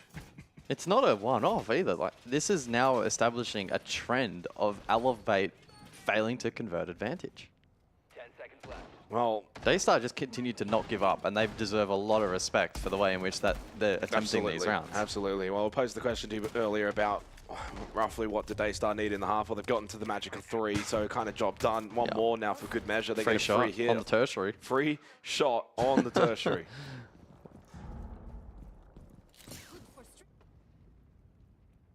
How many upsets are we going to get in this region, this stage? It feels a bit... Daystar's going to win the whole thing. It's ridiculous at this point. Daystar going to win this and then beat Weibo. It might be the best run that we've seen in APL ever. Yeah, it would genuinely. Don't want to get too far ahead of ourselves yet. Well, yeah, exactly. But it's a good conversation to have because there's only 4 rounds away. Like, you've got to give the respect here to Daystar. Yeah, they're in touching distance already. But they might be in touching distance. They haven't got there just yet. Elevate here in the final round of the half. Still got a good chance to get themselves tied up, go into their own attack, try and set their own tone and tempo and pace in the second half and try and get themselves out of a tricky situation. I mean, they're right up against it here. They're in a dogfight. And yesterday was the day of the underdogs.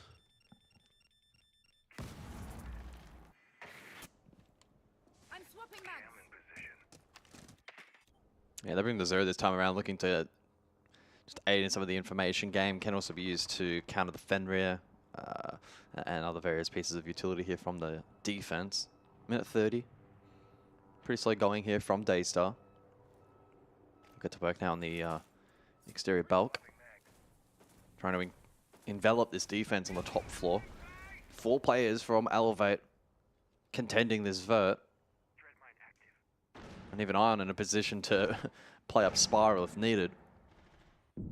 But Daystar now forced to move. Minute on the clock. Raps finds the first. Seal trades.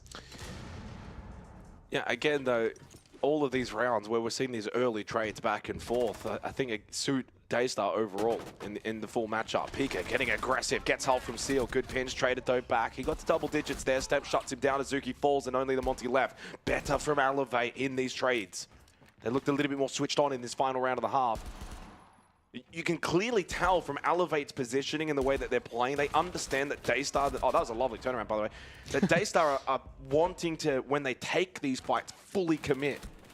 So Elevate then need to be ready for these trades and play off each other a bit better, and they did that in that particular round. Deserved round win, 3-3 half, can't split these two on Consulate. Yeah, the mid-round regress there from Elevate was a bit more coordinated. A couple of those Daystar members falling into double swings and not really much that they could do. But the benchmark was hit. 3 rounds attacking into Cons is more than defendable. Elevate certainly with the weight of pressure firmly still on their shoulders. That expectation, it feels like it's been weighing them down in this match. For the second half, the bans will be as follows. Grim Twitch, Azami Mute, top floor. The first objective of choice, replay package of that prior round. A lot of trades in this top floor position, keeping in mind it was the tertiary down below. Elevate too good in the end, not throwing away that advantage. Daystar bringing the Tachanka for this top floor defense. No smoke in play. We'll see if that perhaps leaves them a little bit more vulnerable to the direct CEO. Sensory pick though from the attack suggesting it will be admin across. Deimos also in play. So Azuki will need to be very cautious as to where he plays, because if he is to die, that does take away a lot of the crowd control potential here for the defense. 10 seconds remaining. 5 seconds left before insertion. Attackers are moving to defuse a bomb. Do you get the sense of feeling, though, for a team like Daystar that's not typically in positions such as this to qualify for big international events? Do the nerves get to you when you're kind of this close to the finish line? Like, I know it's even right now, 3-3, but they're 4 rounds away. Does that get to a team like this? We'll see. But you've got to bottle that feeling, use it to your advantage. And understand that you'd rather be in your spot than Elevate's spot. Elevate know they have to be perfect in this second half. Joe Gore, lovely shotgun. That's an aggressive angle when you're playing the Warden. Backs himself in and deals with Psycho. Opening kill goes the way of Daystar here to kickstart the second half. Not the greatest loss from a util perspective, but it's just the manpower and the firepower. And Psycho's been probably one of their best gunners at stepping up at key moments and being a playmaker. Someone needs to replace won that. them around. Exactly. Someone now needs to fill his shoes. They've got the tools and the utility. Well, Reset's 1 and 5, who actually was kind of like the Psycho back on bank. Struggling on Consulate. Oh, they're going for it. Raps is going straight in for the plant. Stamp as well is made himself on the roof, dropping down. He needs to get involved on the Deimos. Oh, Zuki, though, beats out Raps.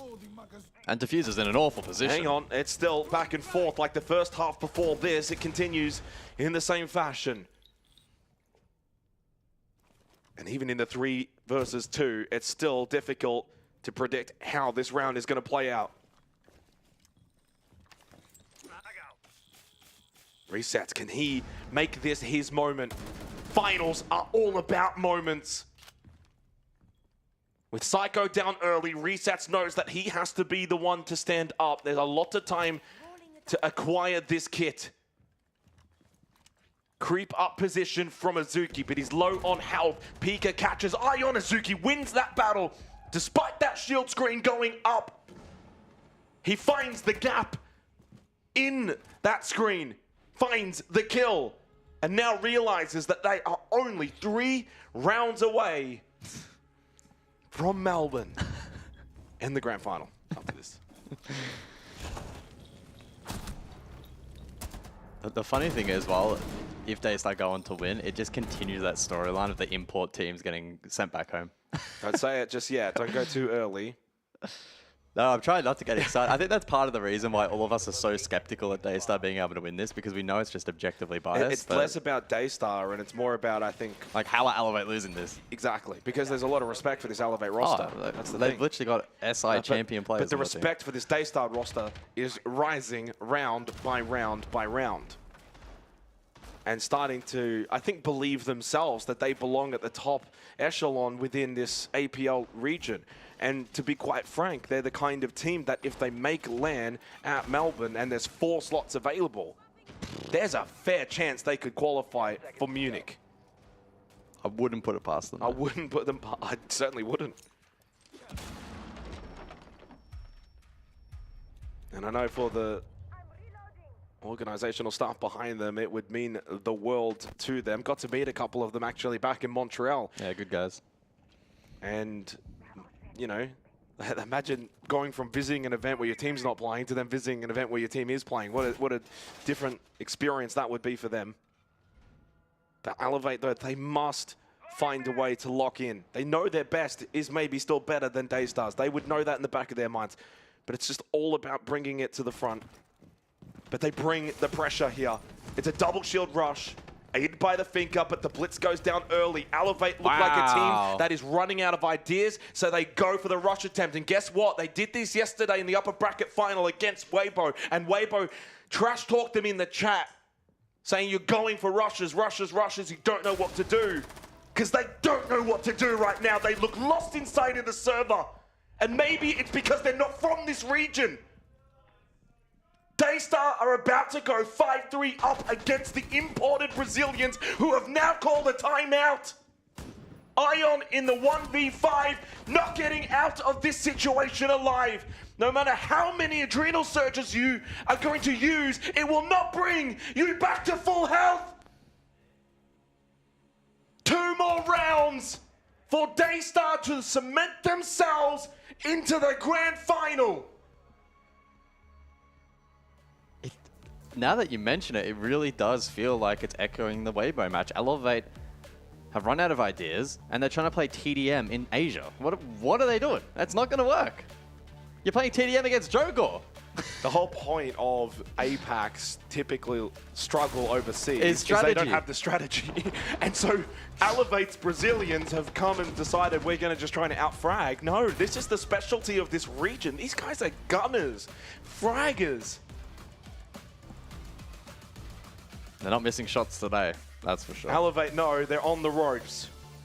Daystar just need to land that knockout blow. 4 of the last 5 rounds, all the momentum into an Elevate tack timeout.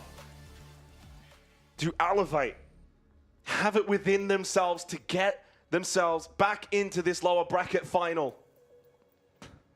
I didn't think this match would be close, and that may actually end up being correct, but definitely not going the way of I was thinking that earlier. We said 7-2, 7-2. Well, it's about to be 7-2, 7-3, just for the other team.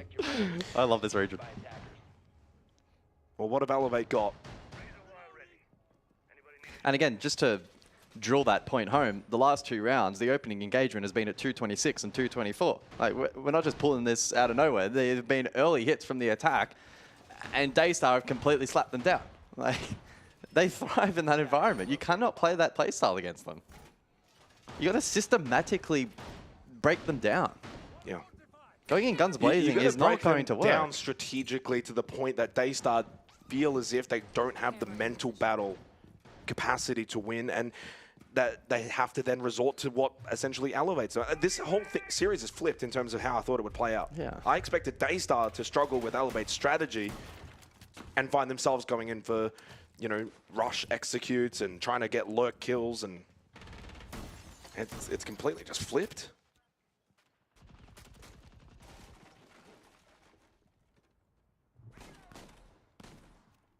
So round 9. Over to the tertiary side of choice here, which is Exhibition. Daystar's put out a tweet 30 minutes ago, by the way, saying Daystar apology form. 2 Daystar from X. Date today, reason for behavior. I think I saw that and I was like, oh, you don't want that one to fire back. But I'll tell you what, I think it might be a good call. Well, let's not go too early just yet, Daystar. I'm assuming everybody predicted Elevate. I haven't seen it, but I certainly did. But they know they are not too far away now. Azuki, this is where they can't get antsy now, though, on defense and go for these picks and start trying to finish it off. You have to let it happen naturally. Keep playing your game. Big kill from Stemp. Elevate are not going to just bow out of this match. Like, they're going to fight tooth and nail. There's a lot on the line. You lose this map, you cannot go to the Munich Major. As we enclose on the midpoint of the round, still with a decent hold above are Daystar. Pika probing for information. Elevate turning down the tempo. Pika on death mark, so he'll be forced away. Seal's still lurking for this potential drop down the skylight. It seems like a risky play though, if it is to eventuate. Ion surely doesn't go for it. Pressure elsewhere, but Jogor able to sustain it. Now trapped in a corner, utility dump, and dead. Now a big frag grenade, at least from Stemp, to get one more, so he gets 2 in the round. Oh, this is so surely cheeky he from does Seal. not jump over this ledge. I don't think he would. But do they know that Seal's here anyway, top yellow? Not sure. Ion's body language indicates elsewhere. That's a big swing kill from Resets. Pika's got info, does have Nitro. Have a good read here, Daystar. Nitro is thrown, but that should be avoided. Death mark activated by Ion onto Pika. Oh, has shotgun though up close, not UMP. Oh, but loses the fight. Oh, big round from Elevate. Just to settle their own nerves. In this 9th round, they have fought back. Plant will be confirmed.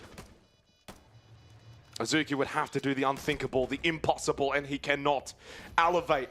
Response that was required has been delivered in this 9th round.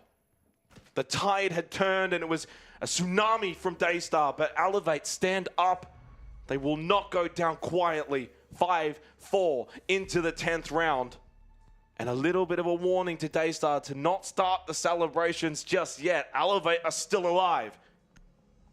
It's the primaries that cause problem though, and Daystar can close it out on those sites. We may not need the tertiary to determine this matchup. So Elevate need to improvise going forward and perhaps take that slower tempo and transpose that onto that top floor site to follow. but a good clear of the top floor in that prior round, and then some really sharp shooting right at the tail end to just ensure that they got it across the line. A well thought out plant position. The coverage also good there from the attack of Elevate. Iron has really stepped up, by the way, on this map. 11-6. He had acquired an upper bracket final. He's been much better. What's his overall stats now across both maps? Because he was very quiet yesterday. Yeah, 120 EPS, 19-15. Top-rated player going into that upper bracket final against Weibo. Had a quiet one, but a response today. But the whole team for Elevate has been a little bit out of shape today. But they've got the quality. They're not, by no means knocked out just yet. If you're going to knock Elevate out, you've got to land that blow. They're not going to just trip over and fall and give you this series. Although they have been doing some tripping throughout this series, but I think towards now, like the heat in the kitchen has really risen.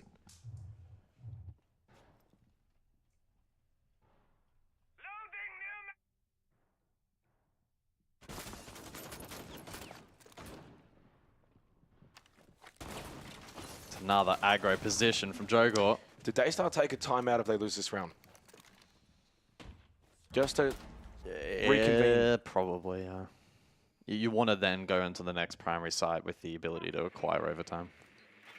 Give yourself the best shot to at least push it to OT. If Elevate do lose this round, then yeah, Daystar would have 2 opportunities to close the map out. So the pressure's still with Elevate, but it would be relieved if they win this 10th round.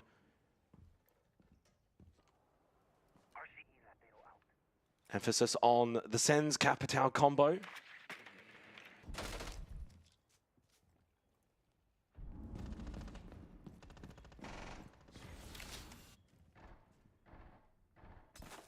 Double Nitro Gas Babes available.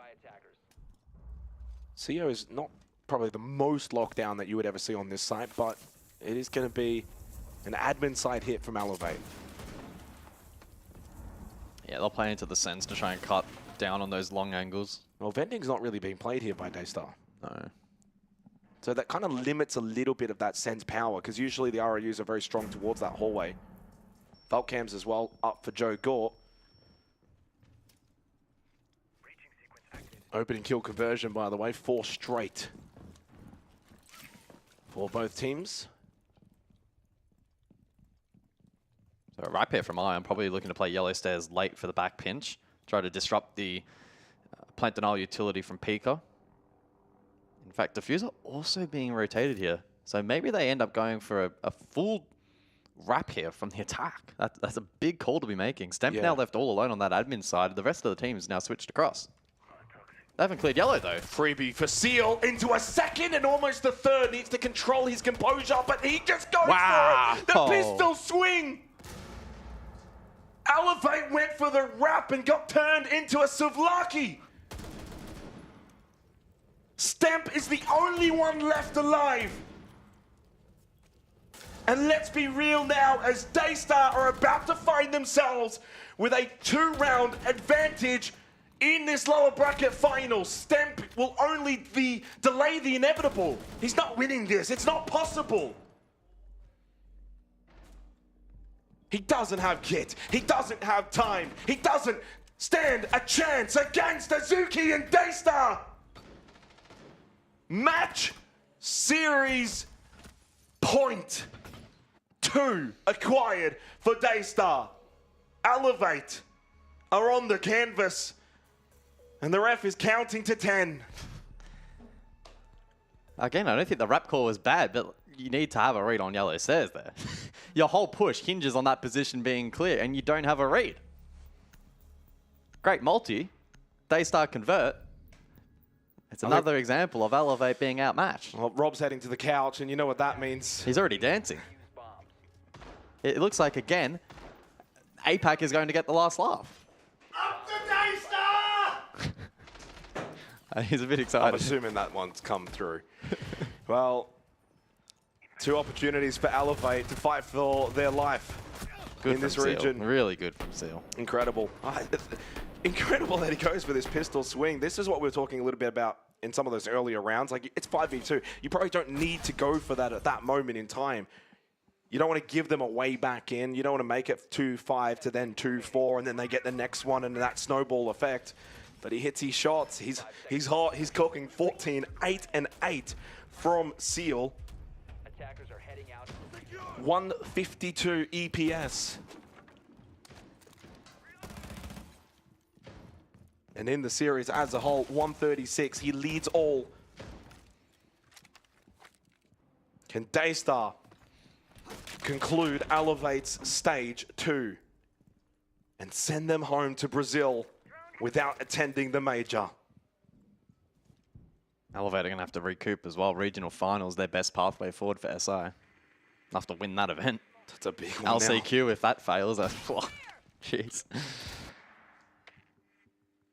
Even with their rejuvenated roster. It's only one team as well that qualifies from regional finals too, so that's an absolute gauntlet. Yeah. And this is where, though, for Elevate, you can't play scared. 2 rounds down, 6-4. It's not the end of the world. We've all seen enough Siege to know these are still possible rounds to be won. Find your early picks. Play a little bit free. Don't play in your shell. There you go. Ion, he's been the one that's looked the most likely for Elevate. And he shuts down Joe Gore on the Vigil. That's a really nice opening kill for Elevate.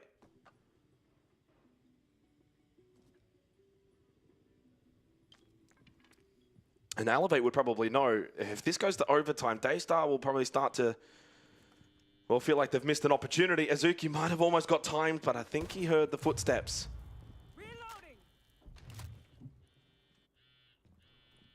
Resets, then backed his way back up. It's a quiet round despite that opening kill. The attack is still so separated. I mean, isolated on all the corners of the map at the moment. Elevate's still looking to contest for vert presence as well. Souffle Lounge, and well, Pika falls in the meantime. Well, this looks like an Elevate team that's still fighting tooth and nail for their survival. Stemp will take down Seal. Elevate must convert this round. Azuki low does win his fight. Wraps the stick to plant inside of Cafeteria.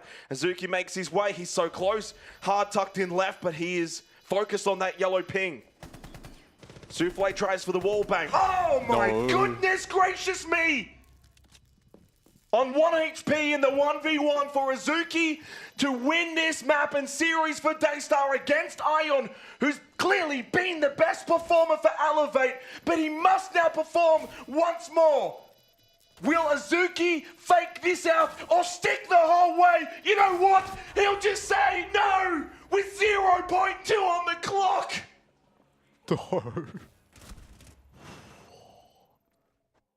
I thought that was it. Are you kidding me? Jeez. If that doesn't get the heart racing, I don't know what will. I was about to stand up. I thought it was done. Ion with a massive moment. If he was full health there, does he complete that? That's a good question. Wow. I need the replay on that time. There was not much left. And I'm not going to lie, I wasn't actually seeing where Ion was in terms of pushing forward. I was just watching that timer tick down on the counter to fuse. I think Azuki made the right play. But once again from Ion, who's been the best for Elevate, he clutches up in a round, though, that should never have actually gotten that close. It shouldn't have been a 1v1. But it was, and Elevate were able to get the job done, to stay alive.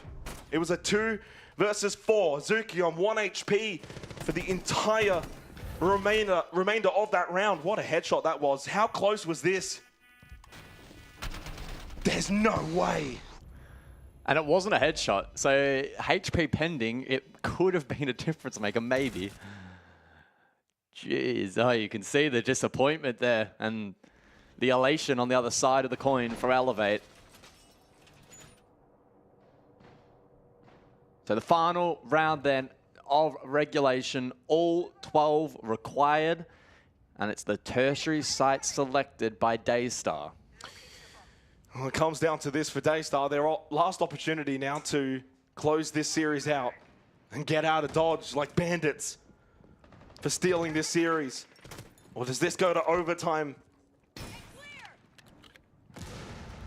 To me, if this does go to Lair, you wonder, did Daystar have the juice to keep going in that third map? They were pixels away from booking their place at LAN. And now Elevate get another chance. Do they go the rush on Raps with the blitz? Psycho on the glass, Ion, top spiral, makes his way in on the IQ. He's the one to watch. He's been their best. He's been their line breaker. Raps sneaking through the smoke into Expo. They will pick up the pace once more. Psycho double on the glass and now sticking the plant inside of Exposition. Needs to hit those shots and does do though. 3 from Psycho as Elevate are mounting this comeback to force OT. Once again in the post plant now for Daystar to unravel this puzzle. But down a player and not much time remaining. Elevate have done the unthinkable and turned this tide of momentum around to force overtime. Yeah, Psycho still with that one smoke remaining that he's playing inside currently, so this round is over. We've said that before, but no, with no time remaining, this round is indeed over. An ace earlier from Psycho, 4 in this round. We are going to overtime, ladies and gentlemen. And Elevate are pumped up and know full well they're back in this series. They were on the canvas, they were knocked out, but they have stood up, risen, and are fighting once again. 6-6, overtime. Double defense for Daystar as it is their map pick. And for once, the rush for Elevate finds success. Yeah, really well done by Psycho. It was given that role of playmaker in the round. The Glaz is so powerful from that particular position and a key win con for the attack. It requires him to find a couple of picks in the round, and he went ahead and got all 5. Big moment there for Elevate. But Daystar still with the statistically favorable side, but it's been difficult to split these two so far. It was a 3-3 split in the first half and therefore a 3-3 split in the second half as well. This side in particular though, second floor, successfully defended both times by Daystar. First attempt was round 7, they had 2 players left up. Second attempt around 10, 4 players up with that late round rotation in the Seal 3K. Elevate, unfortunately, haven't looked strong on this objective so far.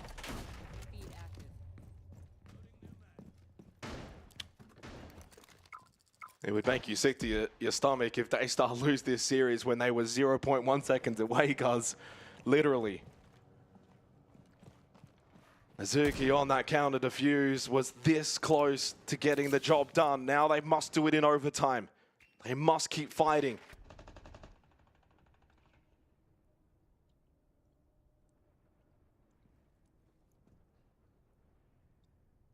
Azuki, Seal, Jogor, all double digits. Psycho, Ion, and Stemp as well for Elevate.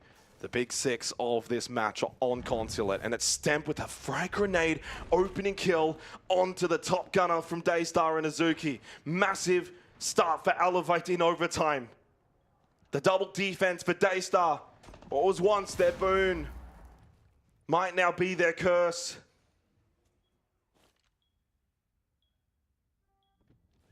Yeah, on both of those successful defenses, Daystar got the opening kill. So they no longer have that to rely upon here in round 13. Elevate just look like they've flipped a switch. They've locked in. The threat of elimination, the threat of missing the LAN and therefore Munich has put them back into a place where they know full well their qualities are good enough to win this series, and now putting it on display. 90 seconds remaining in the first round of overtime. Elevate are not rushing this time, taking their time. And still lurking below on that Deimos. That could be a threat through the mid to late round and dislodging the defense. Goyo to be targeted. That's Seal over towards Secretary currently. He'll be invulnerable. Candela's to rain out and Raps to rotate with Diffuser. It's an admin side finish here for Elevate. Under a minute remaining. It's stressful. It's difficult. Jogor. But it's Stemp that catches Jogor. Sleepy Joe caught on the stairs. Elevate with a 2-player advantage. And honestly, right now, all the momentum to find themselves with 2 chances of sending us to Lair when they were on the brink of elimination themselves is a testament to the resilience of this roster. But do Daystar still have one special twist in this match for us? And it's going to have to come from Souffle or Pika, maybe even Seal, but Stamp continues to fire. We've seen 2v4s, a couple of 2v5s, but it's not happening in overtime. Elevate are going to get themselves to 7-6 when they were 6-4 down, provided they can stick this plan, unless Souffle can do something miraculous. Resets to stick. The only way Souffle wins this is if he denies, of which he cannot. It is successful, and now the 1v3 post plant is too much for Souffle to deal with. Here come Elevate, those mighty Brazilians. They will not wilt under the pressure of Daystar. They now go defense, and we very well might be heading to Lair. Yeah, really, really good work there from Elevate, finding the opening kill. They extracted so much value from Deimos in that round as well. It applied a lot of pressure there onto the defense of Daystar. Joe got caught napping. Daystar should have known that Deimos was below, who then compounded the pain onto the smoke. Guys, be quiet.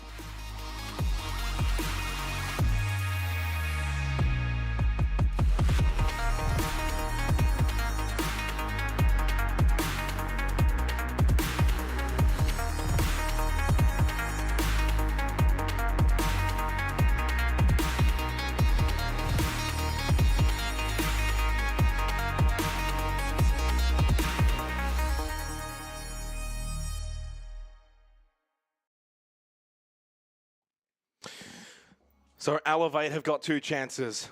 Daystar must win the next 2 rounds if they are to take this series. A series that they felt maybe not that long ago that they had in the bag. But nothing is given. Nothing is deserved. And everything in this game is earned.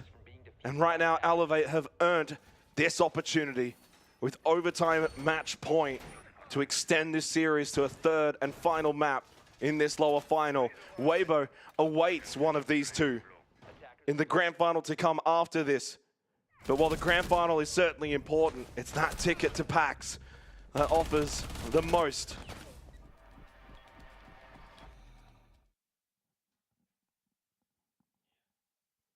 Elevate fired up. And we return to the top floor to see if they can finish it here and send us over to the 3rd map of Lair. Just peeked over through the window. Rob's slouching in his couch now. He's not happy. No. Ever since he came in and yelled his little... That's why you don't count your chickens until they hatch. Exactly. Especially in this region. Yep. Well, Elevate have really risen, and if they can close this out, they're going to have all the momentum going into that 3rd map. Daystar have given everything. Do they have more to give? Is there something within them for another map against this Elevate team that have so much experience in these big games? And Daystar will also then in the back of their minds be feeling like we had it. We were 0.1 seconds away. If Azuki was full health, we would have been done. But they can't be thinking that right now. They have to stay locked in. And for Elevate, on defense here, they can sit back, wait, and see what Daystar have to throw at them. We're in the middle of an 8-round opening kill conversion streak at the moment. So the early round here, seemingly critical. That being said, Daystar in the first half on attack were able to win out a couple of rounds without finding that first kill. Suzuki to go probing on the Blackbeard early. Good frag grenade to kill Util deep. Stamp currently service stairs. An awkward position sometimes to play, but a critical one in applying some early pressure here onto the attack if he can have impact. Daystar with the sense in play, again utilizing that for later on in the push. Stamp goes searching. I mean, why not? He's been really good in the opening kill department. Doesn't find. Look at that conversion as well, guys, in terms of streak. Really, since the end of the first half, it's all 100% converted. And, well, no surprise, Elevate have gotten better in that department. Yeah, back him in, Stemp. But down service he goes. Pika was waiting, catches him. Pika low. But with the opening kill now, Daystar do have an extra player up inside of the server. Big battle, one towards long desk as Azuki deals with Ion. Two of the top fraggers for Elevate and must now sit out the remainder of this round. No gas babes left for Raps, and Resets has got nothing left in that Shamika launcher. 2 bullets left to impacts for Psycho. They're up against it. But when they're up against it on that wall, Elevate have shown they've got the resilience, but maybe not in this round. 2 versus 3. Shield still up for Azuki. Just get back to default. Jogor, big headshot, and we go to the 15th round to settle this second map. Daystar will flip back to their own defense.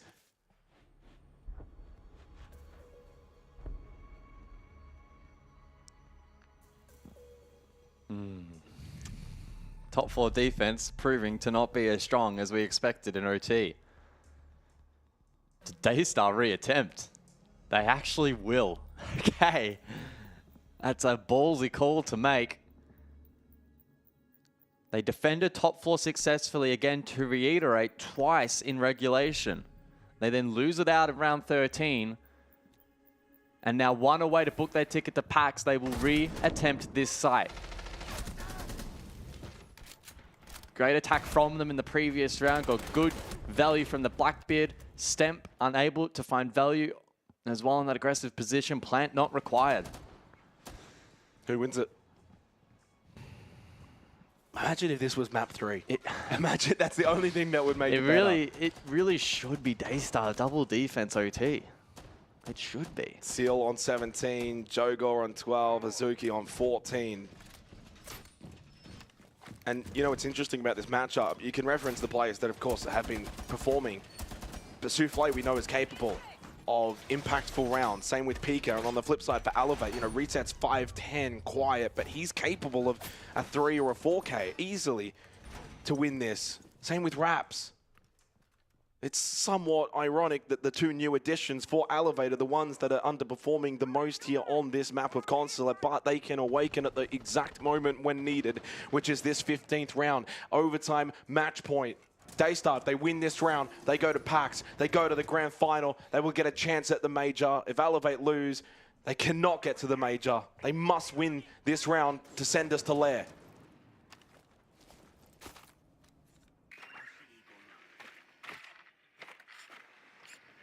Now, after that last round, it's a 9-round opening kill conversion streak.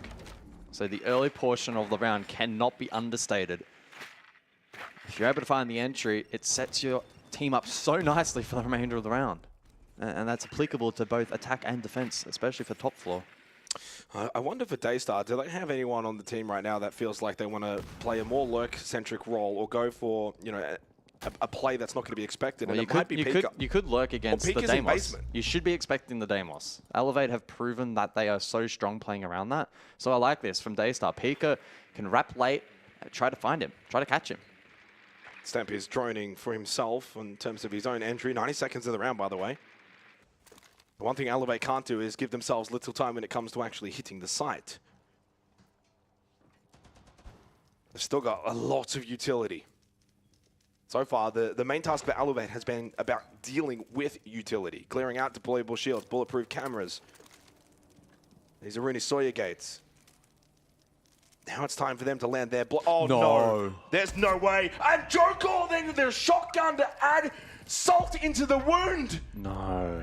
Psycho DCs, Reset is taken out, and Stemp will have to activate. To test the mental fortitude of a player like Stemp, he's shot in the back. It has absolutely capitulated. Daystar may not be the kings of this Asian region, but they will gladly show that they have the pride of this region.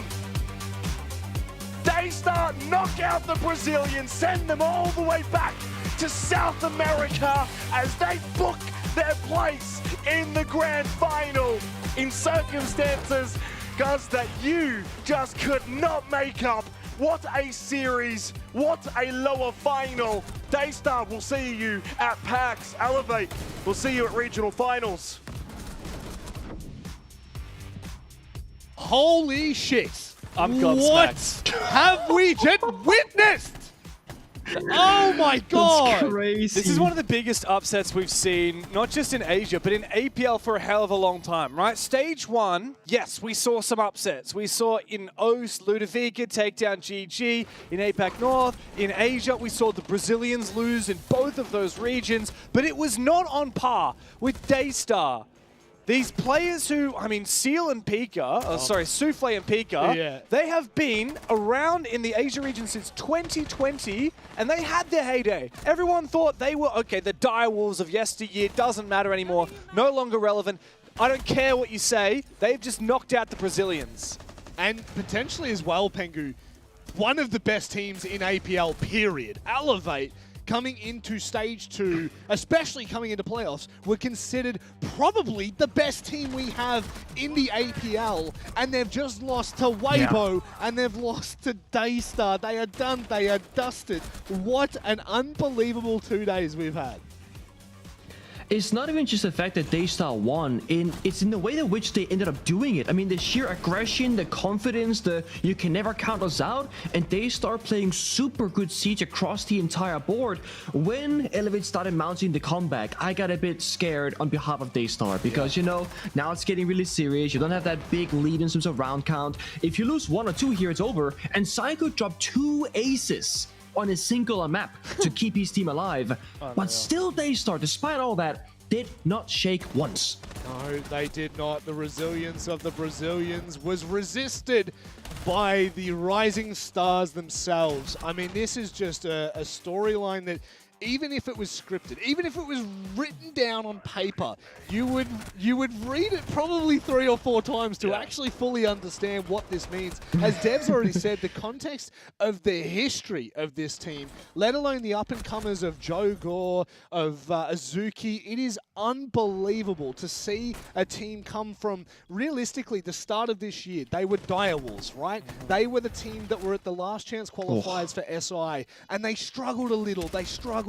In stage 1, they struggled. They were building, and now in stage 2, they have peaked. We talk about peaking at the right moments, Dev. There is no bigger moment. There is no better moment than in the playoffs, especially here in the APL. I mean, that's exactly right. I mean, Daystar only won 3 games in the group stage. They were on a 1, 2, 3, 4, 5 match loss streak up until they beat Fury and they beat Arrival 7 yesterday. Now they've taken down Elevate. I mean, you talk about peaking at the right time. Look at the Elevate side of things. They were on an 8-game win streak every single match in the group stage, and their opening game against Soul's Heart in the playoffs. And now a loss to Weibo in a 2-1. That's forgivable. That's like, okay, well, Weibo are the best team in the region. You might lose to them in a close 3-mapper.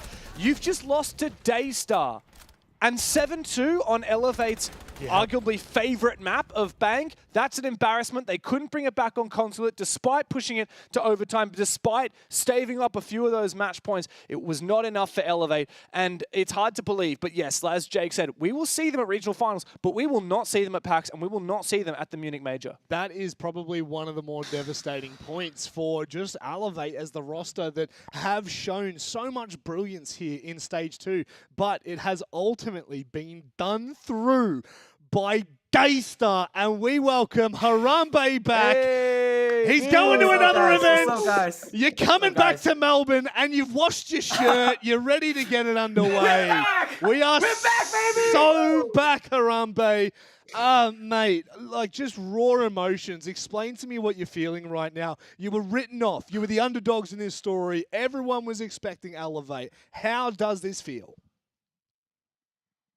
We always knew we can be like top 2 teams or even the top team in APAC, but we just need to something needs to click.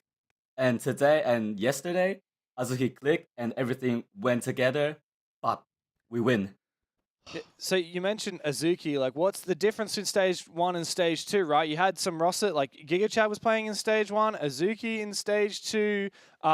Today, even, you've had different players popping off in different matches. Yesterday, it was Azuki and Joe Gore gone crazy. I think Seal went, 17 kills? You went nuts. In that map, right there, what's been going on with this roster? It's been a long story. Of course, you've been playing with Pika and Souffle since, 2020? You played at all of those majors in 2022, at SI in 2023.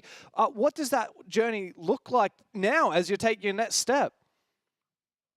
Because in this long time, we've been searching for our own play style and how we want to play. Do we want to play slow, play fast, play for frags, or play for plant?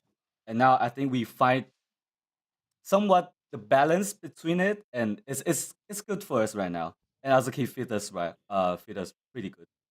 Pengu. Obviously, you said that you knew you could be a top 2 team one day, but things had to click first, and today they did. Obviously, getting to this position, mentally speaking, you're going on bank. It's a difficult map. Elevate on a sick win streak. Are the boys scared at all? Are you guys saying, guys, we're not supposed to win. Play your hearts out. Guys, we're supposed to win. Play the best game that you can. What was the mentality going up against Elevate today for the boys? No, because in play days we lost to them 7-4, I think. But it all comes down to 1v1s and stuff. It could be our map. It could be our win in the play day. So in Bang, I just told him to do your best, and we're gonna win. We're better than them. Okay, so full belief there. I mean, you guys really showed up individually, strategically, pacing. Honestly, watching that matchup, it seemed like you guys were the better team than Elevate, and it got close at the end. But even when it matters the most, in overtime, the boys still stayed locked in. So big congrats. Yep. Harambe, we spoke to you yesterday. You beat a rival 7, and we were saying, hey, you're coming into today. It's a free shot at one of the kings of APAC. You have just taken down a king. However, there is one more remaining. You've got Weibo up next. I mean, what's this next 30 minutes to 45 minutes going to entail for you and the team? Probably do my prep as fast as possible. Just have them to chill, relax, and enjoy the game. Mate, I would love to keep you and keep yapping, but guess what? We're going to be able to do that in Melbourne in person. Congratulations, brother. Go! Congratulations. It is the best feeling of all time to see you back in Melbourne, my friend. Go and enjoy the small celebration you have before you really take your shot at the Grand King themselves. We love you, mate. Love you too. Wow. Nothing but love in the APL, baby. No, we were reminiscing. It feels like just yesterday that Harambe with Direwolves, with the rest of that squad, we were interviewing them every week in APAC South in 2021. I mean, Nick, back in that day, you were off doing your own thing. I think you were finishing up your playing career and learning how to cast or something. But it means a lot to us in APAC to see players that we really thought were past their heyday. Yeah. He'd had his 3 LAN events. Yeah. He's had his 3 opportunities. And yeah, you mentioned the SI calls at the start of this year. A lot of the chatter that I heard between players in the region was that that team was one to watch, that they were going to perform really well at that event, and they absolutely bombed out. They did. Now they're back. Another LAN. It's in front of a crowd. Another shot at a major, and I couldn't think of a team more well-deserving. Pengu, I mean, I really don't know what to say. I am actually speechless. No. This is probably one of the first times as a host that we've finished a game, especially in APAC, because APAC generally will go somewhat to format, and if it doesn't, it's an absolute blowout. It's usually ridiculous. Not this time, man. Not this time. Elevate, they shoved the door in their face, and Daystar kicked the damn thing open. I mean, it doesn't get much better than that. But before we go to a break, Pengu, I want to give you the floor here because we got one more game left in Asia. It's crazy to say. We do. I mean, I feel like we built up Elevate with, the roster saying they're the best, and we tell their story and the experience that they had, Psycho, SI lifting, hammer lifting champion. And then we built them up just to break them down. That was a whole story for 2 stages, the entire year, basically. And now we end up in the grand finals where there's not going to be the fraud watch. It's going to be APAC doing APAC things, and the fans are going to love it. The players are going to love it. And representation matters so much. And APAC keeps doing their thing. They certainly do, my friends. Daystar, they are the stars of today. It's time for us to go to a break, but on the other side, will they grab the crown? Weibo stand in their way. We'll be back after this.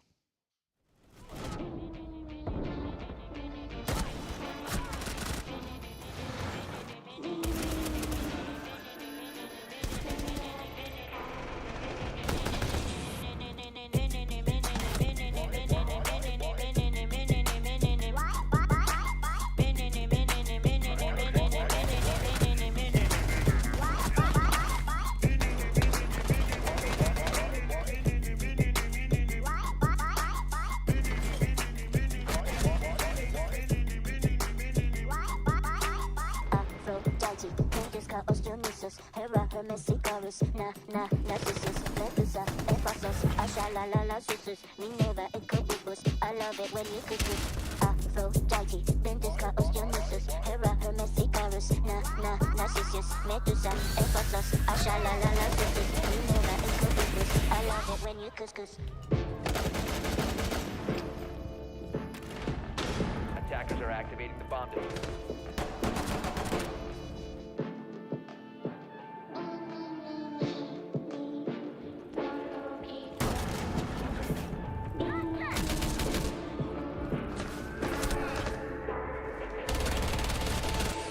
Aphrodite, Ventuscus, Hera, Hermesicarus,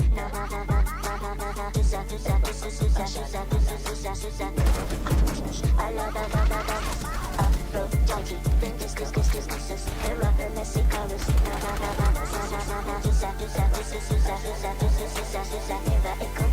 I love it when you couscous. Love it when you couscous. Love it when you couscous. Couscous.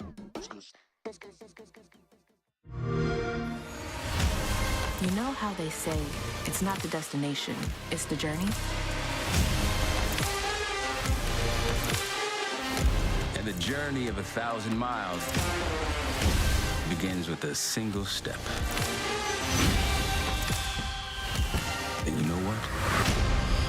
They're right.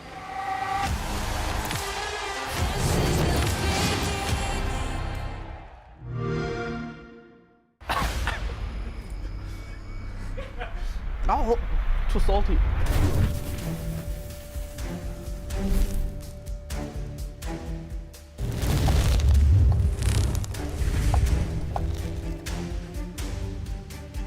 All right, so next wing, the one in the middle. This one is pineapple flavor. This one. You like pineapple? I have allergy for pineapple, so I can't eat, I guess. I didn't know that. It's gonna be very spicy then. Oh shit. But I can try. No. All right. And then so- after that, oh fuck's sake. All right, Mingo is allergic to pineapple, so he can't eat the second wing. So instead, I'm gonna give him my spicy wing and take Cheers. his pineapple one. And now you're gonna eat both of the hottest wing. All right, you're Korean. This should be easy for you. Yeah, No, for don't. sure. Hey, not yet. I just You want haven't to even tried it yet. clear my mouth. It's time for wing number 2, which is actually wing number 3. You see, you get to choose which one you want. Which one's got less spicy stuff on it? Start with that one first. All right, take a nice good bite. This one is proper spicy. So Mingo, Enterprise farmed all of OCE last stage. You destroyed everyone. You were undefeated. Why do you think that is? Oh, too salty. So it's not even the fact that it's spicy, it's the fact that it's salty? It's salty. I don't know what's wrong with this sauce. All right, can you see that there's a big blob? Can you pick it up for me? Can you eat that? Big blob. This one? Eat all that, yeah, thank you. Oh, later. I don't want to eat now. I think I'd rather you do it now. Okay. I got milk and ice cream here if you need, but I don't think we'll That's need it. okay. All right, go for it. Take a big bite. All right, so you guys farmed all of OCE, undefeated. Why was that? Fish is all-time legend for this region.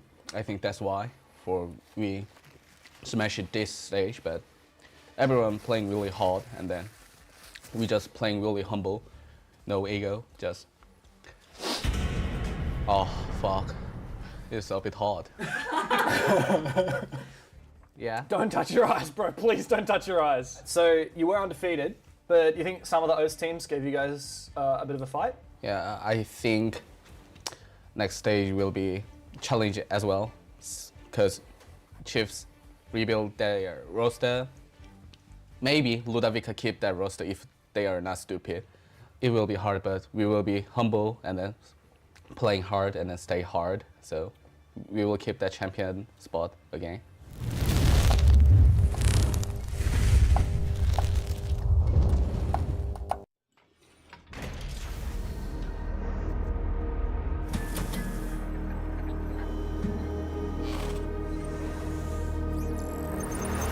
It's another 1v1, the close end for the ball, Wade saves the front. Holy, what is going on? He left that one out, 2-on-1. Oh, yeah! C'est effectivo, il va indicar o plantão, vai sair de guerra. Prioritization,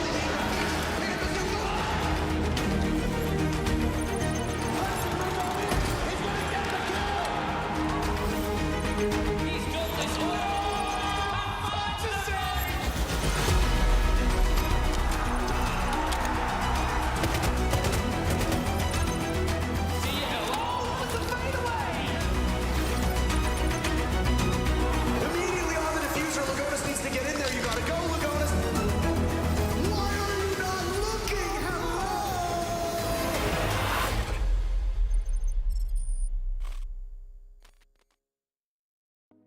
I don't wanna talk, I don't wanna fall.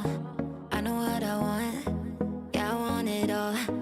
Looking when I walk, here's my number, call. Pick you like a lock, just to make you crawl. Going out with all my friends, fire dripping down my dress. Make you wanna look again, bet you did, oh. Nothing like you've ever seen, glamorous straight off the screen. I'm about to make a scene, oh. I like the way that they drop that, turn heads. I like the way that they stop red. Who's next? Making you blush, give you a rush. Look at us, look, don't touch. I like the way that drop jaws, loose heads. We're so gorgeous, want high, yes. I like the way pop off, transcend. We're so gorgeous, want high, yes. I like the way wanna play the game, wanna know my name. We make it look so fancy when we're in the place. Stunning, so money, easy like 3, 2, 1 thing. Line I'm cutting, you love me, turn it on like it's nothing. I'm going out with all my friends, fire dripping down my dress. Make you wanna look again, bet you did, oh. Nothing like you've ever seen, glamorous straight off the screen. I'm about to make a scene, oh. I like the way that they drop that, drop that. I like the way that they stop red. Who's next? Making you blush, give you a rush. Look at us, look, don't touch. I like the way that drop jaws, loose heads. We're so gorgeous, want high, yes. I like the way pop off, transcend. We're so gorgeous, want high, yes. I like the way drop jaws, loose heads. We're so gorgeous, want high, yes. I like the way pop off, transcend. We're so gorgeous, want high, yes. I like the way OMW, on my way to you. Good at what I do. I'm OMW, OMW, on my way to you. Good at what I do. I'm OMW. Watch me walk away, putting myself on display. 1, 2, 3 a day. I'm on my way, on my way. I'ma have you on tiptoes, watching my diamond afterglow. I know you wanna take me home. I'm on my way, on my way. OMW, on my way to you. Good at what I do. I'm OMW, OMW, on my way to you. Good at what I do. I'm OMW,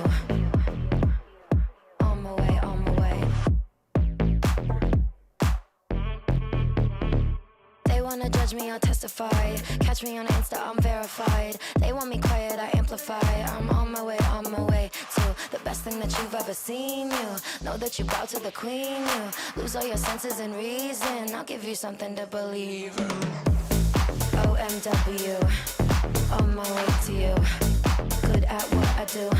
I'm OMW, OMW, on my way to you. Good at what I do. I'm OMW. On my way, on my way. On my way, on my way. Yeah, OMW, nothing left to prove. So enjoy the view, taking a picture like Malibu. I'ma have you on tiptoes, watching my diamond afterglow. I know you wanna take me home. I'm on my way, on my way.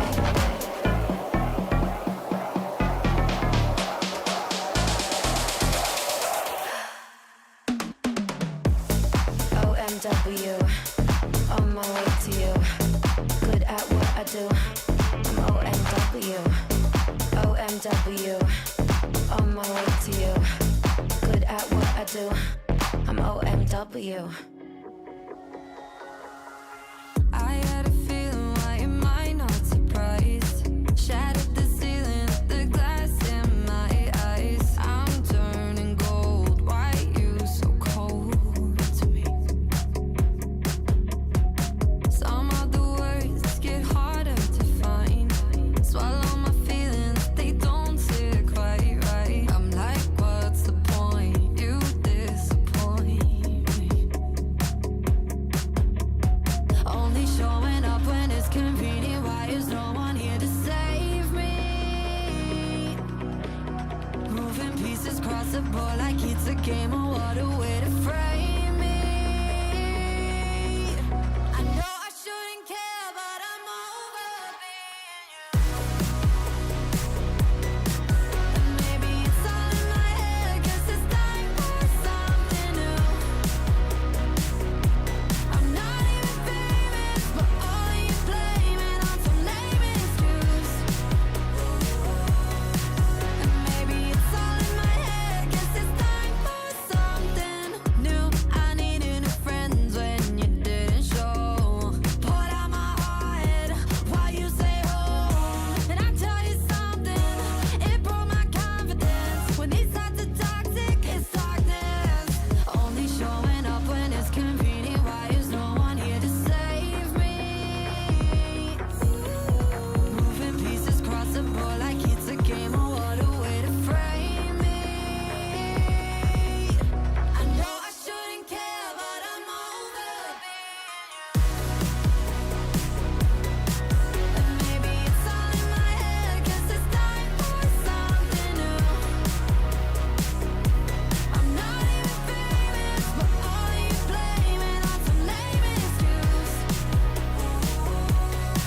And maybe it's all in my head, 'cause it's time for something.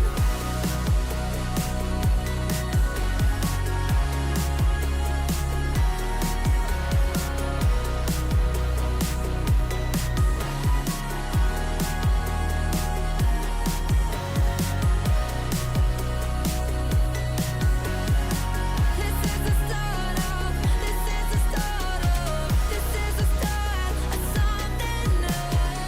This is the start, this is the start, this is the start of something new.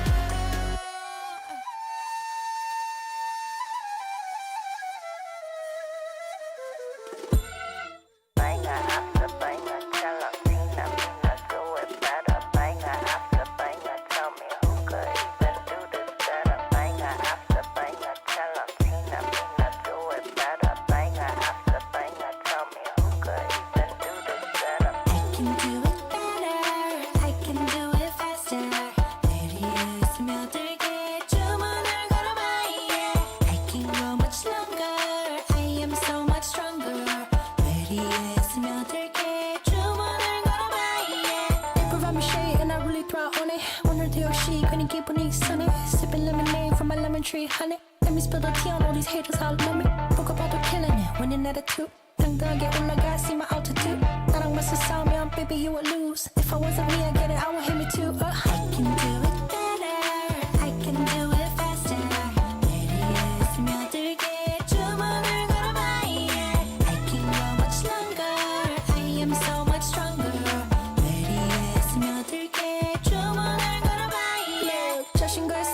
아침엔 야구를 지 매일매일 일어나서 부터 보는 거지 Look in the mirror say you're a winner 주문을 걸어봐 yeah. In a bad mood 바꿔버려 in a hurry 꿀꿀한 기분 털어버려 I don't worry Get through the weather feeling get better 주문을 걸어봐 yeah. I can do it better I can do it faster 내일에 스며들게 주문을 걸어봐 yeah. I can go much longer I am so much stronger 내일에 스며들게 주문을 걸어봐 yeah. Banger after banger, tell 'em Tina Mina do it better. Banger after banger, tell me who could even do that better. Banger after banger. Banger after banger. Banger after banger. Banger after banger. Tina Mina do it better. Who could even do this better? I can do it faster 내일에 스며들게 주문을 걸어봐 yeah. I can go much longer I am so much stronger 내일에 스며들게 주문을 걸어봐 yeah. Banger after banger. Banger after banger. Banger after banger. 주문을 걸어봐 yeah. That sugar sweet, you got what I need. Sipping on the potion, all that good emotion, just my kind of heat.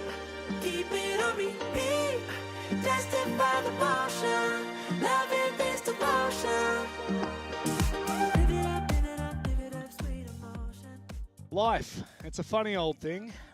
Sometimes you've got to climb a mountain, and other times, do I do it? You got to yeet it. Done and dusted. Elevate. Adios, amigos. What do we think of Elevate? They're all right. Yeah, they're okay. They're actually pretty good. They're good. They're stand-up blokes, is what I'll say. Unfortunate for them. That is a very disappointing way for them to conclude their Stage 2 performances just as a whole. I mean, especially that last round, the disconnect. Like, you got to put preface on that. That's obviously disappointing. But we were kind of talking a little bit about it immediately after, and they had no map control. They didn't really have anything else in the round that was looking likely for them to probably go on and win it. But you'll just never know with Psycho's disconnection, 110%. That's the issue. But at the end of the day, Daystar absolutely thoroughly deserved that. They were 6-4 up in regulation, so they probably should have won even before. 7-2 on Bank was a slaughter. So you can't look too much to that disconnect. No. Thoroughly Part of the deserved game. for Daystar. It's part of the game. Unfortunately, sometimes game's the game, and sometimes the game's gone. And for Elevate, it's done. It's dusted. They now have to look to regional finals, as I think you and Dev actually both promptly put it. It's just over for them, which is a disappointing result. However, that does mean that Daystar now have a crack at the Kings. Weibo are awaiting them in the grand final of the Asia League, which is going to be played right now. It feels like it's a quick turnaround for Daystar, but if any team could do it right now, Michael, it might just be Daystar. No.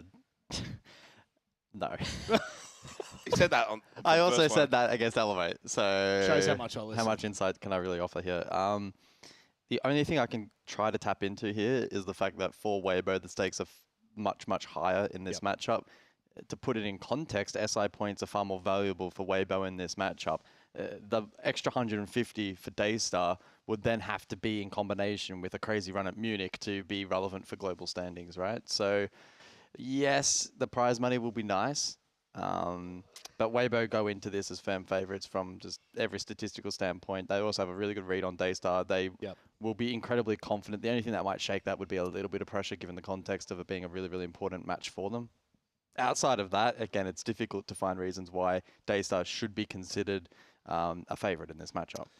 Yeah, I don't think anyone would disagree with you there, but that was also the conversation we were having on the desk prior to the match against Elevate. I think that it is very important. The SI points is probably the biggest talking point right now. Both teams have booked their spot to PAX if you have missed that conversation. So both of them get a stab at Munich. So just in case anyone's kind of not familiar with how the format's working right now, 4 teams from APAC North, 2 teams from SEA, 2 teams from OS will all come to PAX Australia, and that's where they will compete to go to Munich. Of those 8 teams, 4 will go. So you actually have a really good chance now, if you're Daystar, at making this international event and showcasing what the Asia region can do on a global scale. But Weibo have already done that. Weibo have done that through and through, previously with Bleed and now with this roster, well, roster, but also with this new organization. They're looking very good, I will say. We had questions about them at the start of Stage 2, but I think Turd put it best, Jake, where it was like, yeah, we kind of got pissed off. Like, the performance at the start of Stage 2 in groups was a shambles, and we came into playoffs with a grudge. Yeah, but they're also the kind of team that I think they rise to the occasion, don't they? Like, the group stage feels like it's just going through the formalities of what you have to do to then get to the games that have importance. And they showed that in Stage 1, and in some ways their performance at EWC was even better. And then coming back for Stage 2, I think the expectation was for them to kind of just clean sweep through. They didn't do that. And as you were kind of then alluding to, then they get a bit angry and then they want to rectify, and boy, do they do that. Yeah. At their very, very best. I mean, they can be considered a top 8 team in the world, I think, at their very best, and they've shown that at multiple events now internationally.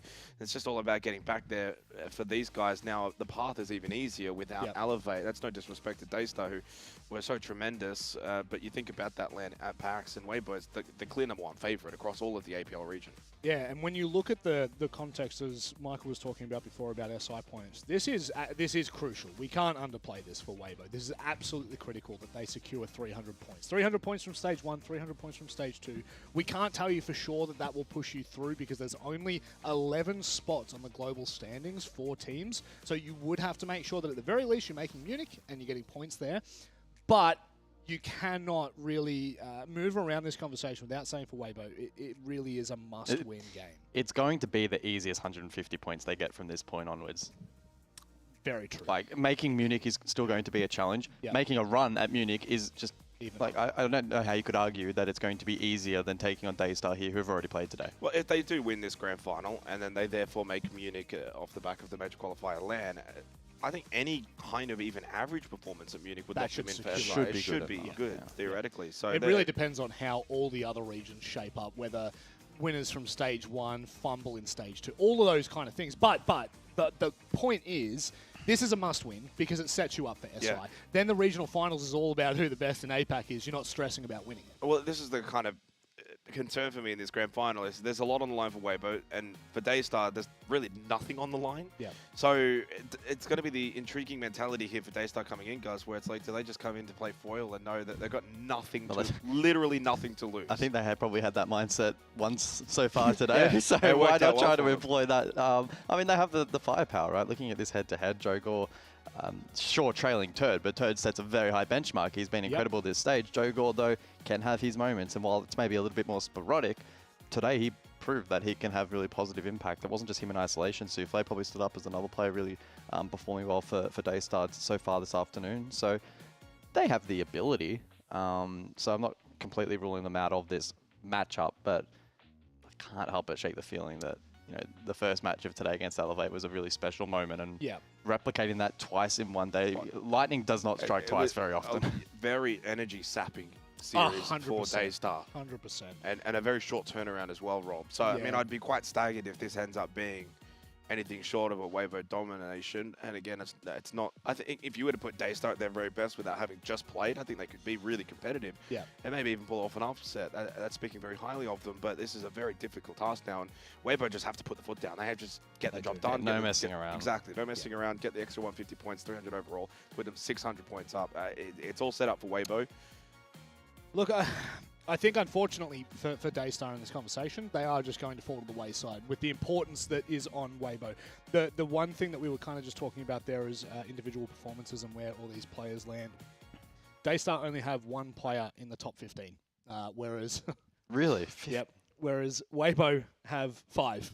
In theory, all 5. If we would have been doing this grand final tomorrow and that would have updated, it might have changed a bit. It would have changed probably quite dramatically for the likes of Souffle. I think that last match might have skewed it a little bit based on what I'm looking at, but I definitely agree with the consensus that you're trying to reach here, that just as an overall roster, Weibo, everything points to them being the best team, and not by a minute margin. It is a rift. A dramatic And with difference. Elevate just losing, you can probably now make the argument that it's widened even further. Yeah. So, and they're fresh.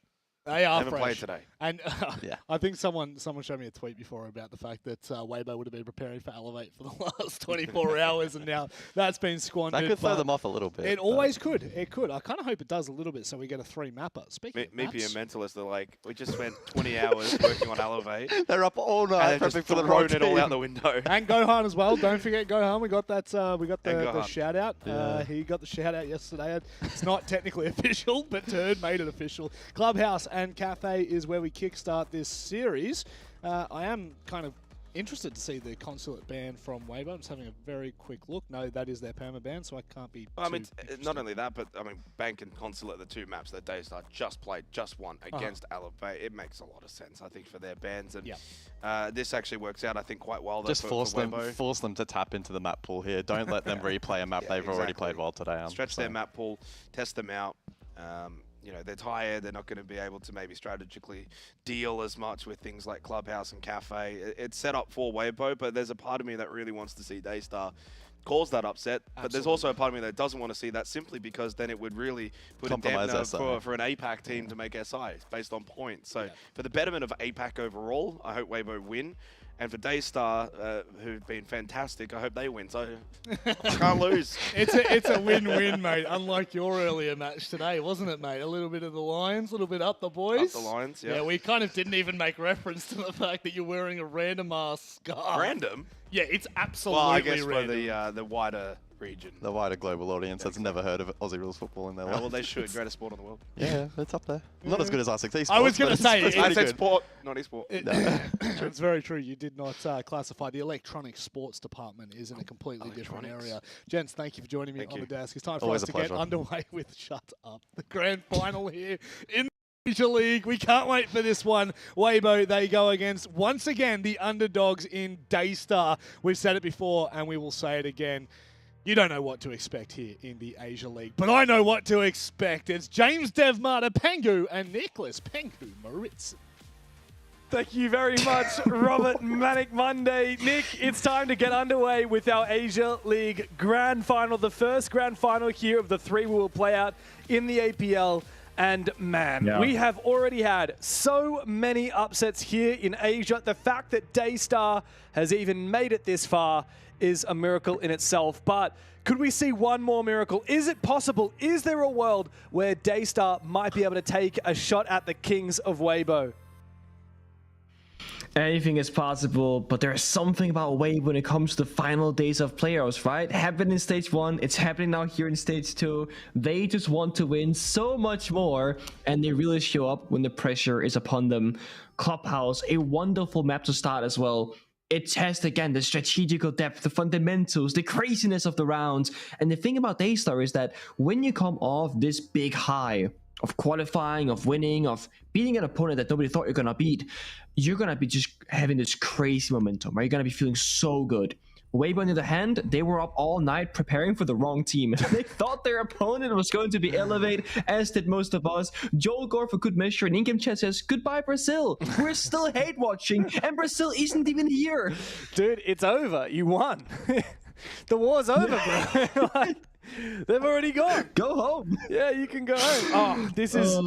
it's a miracle that Daystar are even here in the first place, but they do need to start looking forwards and stop thinking about the miracle run that they've had so far, the fact that they just sent the Brazilians back home. Of course, Elevate, their year is not done. They can go to the regional finals where they'll still have a shot at qualifying for SI and the title of the best in the whole of the Asia Pacific League. But right now, what we really care about is who's going to win in Stage 2. And man, Pengu, the stakes could not be higher for Weibo. Yes, both of these teams have already qualified for the LAN in Melbourne at PAX Australia in October. But what we're fighting for now is the title of Asia and the 6 invitational points that will qualify these teams to go to Paris next February to the World Championship. Weibo, they're in really good stead to qualify for SI on points because they won this grand final in stage 1 and they went pretty deep at the previous event. Of course, they also still have to qualify for Munich, Hasn't happened yet.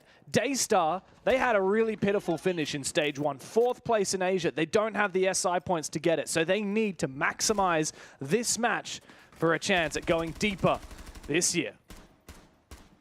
Oh my god. CeeLo starting off this round, spawn peeking blue window, fighting main door, and applying so much pressure onto Weibo.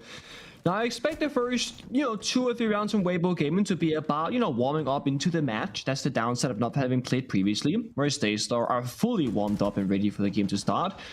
CeeLo still applying this pressure, now taking a gunfight with Hoven instead of bottom garage. And this is a case of just applying so much pressure as a defending team that the timer is gonna run down. Weibo has to keep up that efficiency. Pop the blue hatch, pop the gas pipe by the main stairs, forcing Joker back towards the bomb site. Oh. Somehow Up is injured. Wow. I don't know from where. I'm not sure. I think maybe a few shots through the hatch and then a nitro cell as well from Pika did follow. Thankfully, Turdster, the best player in Asia at the moment, he shoots it out of thin air.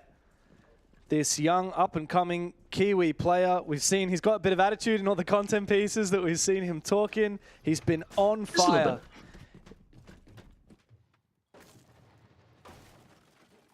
It's going to be a reset for Weibo though. They had to help up Ape. Of course, the sense very much needed for the bombs that execute together with the Capital. It's going to be the util, the fire, the smoke, the projector walls. It's going to enable our plan to go down later on. Daystar's real counterplay right now is the timer. It's still ticking down. 1 minute and 10 seconds. Kitchen Hatch is still closed. Just now about to get opened up. They got 3 Toxic Babes from Isugi that deny any kind of plant potential here. And it's still in that famous 5 versus 5 chaotic execute. So Weibo, they have 2 options.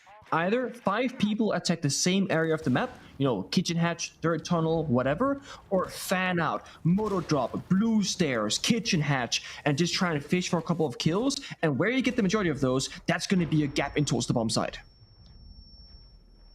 And the Blackbeard will be the tip of the spear here for Weibo. Speakeasy draws first blood.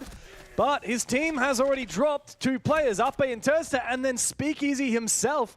Over-aggressive, big retake from Pika at the bottom of the main stairs. Even Reeps on the kitchen hatch is struggling.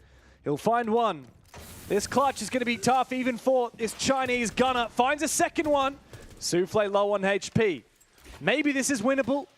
As the Magnet catches his nade, he's hunting in the wrong places, though. He's chasing ghosts. There's nobody in this position, and he doesn't have that diffuser. It's dropped on Speakeasy's body, and Pika and Souffle, hold on for a sec. There's no way Reeps gets there in time. You've got to keep moving, son. Pika holds firm. Daystar win the round, but goddamn, that was way too close.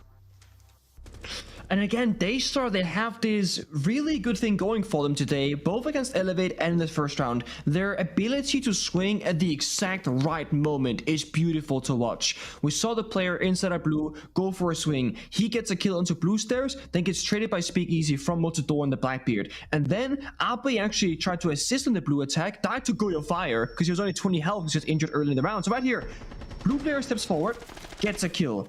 Boom, traded, Ape, fire, dies. Speakeasy then, solo on the Motodor, has to walk on in and just dies to the player in church. So it felt like for Weibo, they might not have had the exact right people in the right positions, having a 20 health player in an area with fire. That's not going to go very well. And then secondly is of course going to be where Blackbeard is. We want to see a gun following behind. That shield can give you the information to get the kill, but the shield operator can't necessarily always get the kill themselves. Still close though. Good effort from Reeps, brings it back to a 1v1.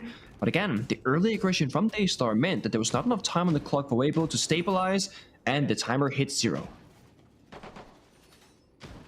And this is Daystar's map pick. So Weibo, a little bit less pressure on their shoulders because of it.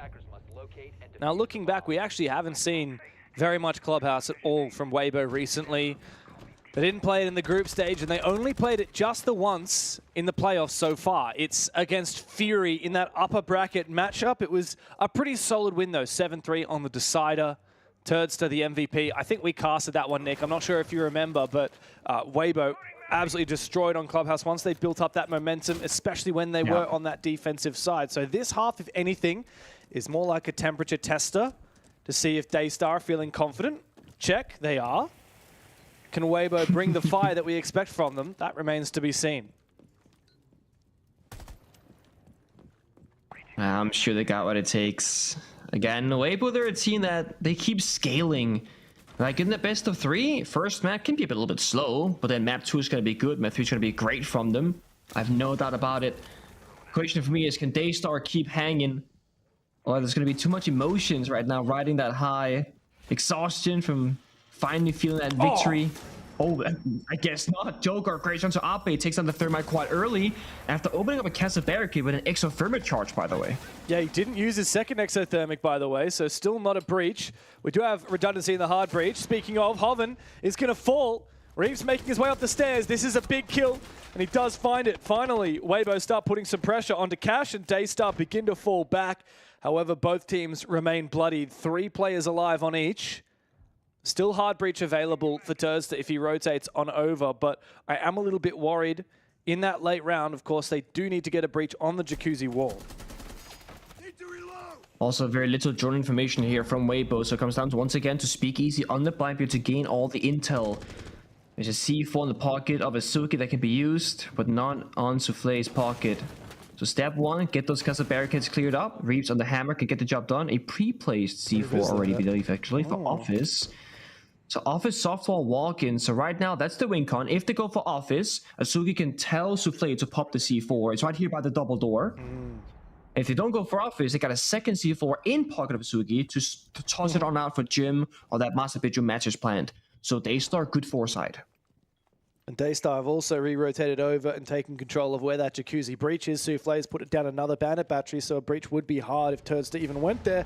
Reeps finds his opening, though. This needs to be big, though, from Speakeasy. Reeps finds it again. Azuki now way caught out of position. He has a nitro, but it's nowhere to be seen. Massive round for Reeps. He's deadly, and we know it.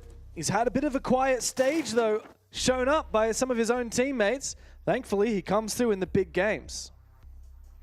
Yeah, that he does. And it's like he's had a quiet stage for his own standard. You know, he's still out-fracking the majority of players in the region. But yeah, Turd has really been shining through. Speakeasy's had so many high-impact games. And I think even in this round, despite Reeps getting all those 3 final kills, Speakeasy actually sees 2 of the 3 defenders. Ace the Blackbeard with a grenade, jumps in the window, again, causing that chaos, getting an information game. So when you look at the finer detail, one person gets the kills, but it's with the support of other people, of course, helping him. So it's a team effort there from Weibo. Daystar will just kind of go from side to side, go basement, be victorious, go gym, lose. I'm just gonna go to CCTV, and I bet you, if that doesn't work, we're gonna see a bar. Like, Daystar would be the team to whip out the bar from side. Oh, they would. They would, 100%. Like, they're crazy with it. No, Joker is cooked. Have you seen this guy's performance the last 2 days? He's doing the craziest strats. Of course he's gonna bring out the bar. Yeah, you're not wrong. It was these guys who were running the shotguns, right? Was that Arrival 7? No, yes. It was Jogor. He was running shotgun everybody. Jogor, dude. Thermite shotgun, by the way. Oh, that was insane. That was on this very map as well. He went for a breach rush on the gym bomb site. Thermite shotgun. Yep. You don't see it every day, that's for sure. And, you know, sometimes people will tune in who mostly just watch, you know, North America or Europe. Maybe that's where they're from. And they tune into APAC and they think, oh, you know, I'll give this one a go. You know, this region hasn't won an international event yet. They're not going to be very good, right? Well, wrong. Yes, they're creative. Yes, Joe Gore will run shotgun, but man, he makes it work. Daystar, don't underestimate them because you will owe them an apology. They've made it this far and they can make it a hell of a lot further. See Daystar trying to go for an early aggressive play again, peeking at CC Breach, holding off his hatch. They like to be the team to strike first and disrupt their opponents from going for that 5-man execute. And given the playstyle of Weibo so far, I think that's a very good decision to opt for. Because right now, there are a lot of high-value targets, right? A Heartbreacher and Ace, Utility and Capital, Intel on the Blackbeard, and of course, Reeves is 7-0.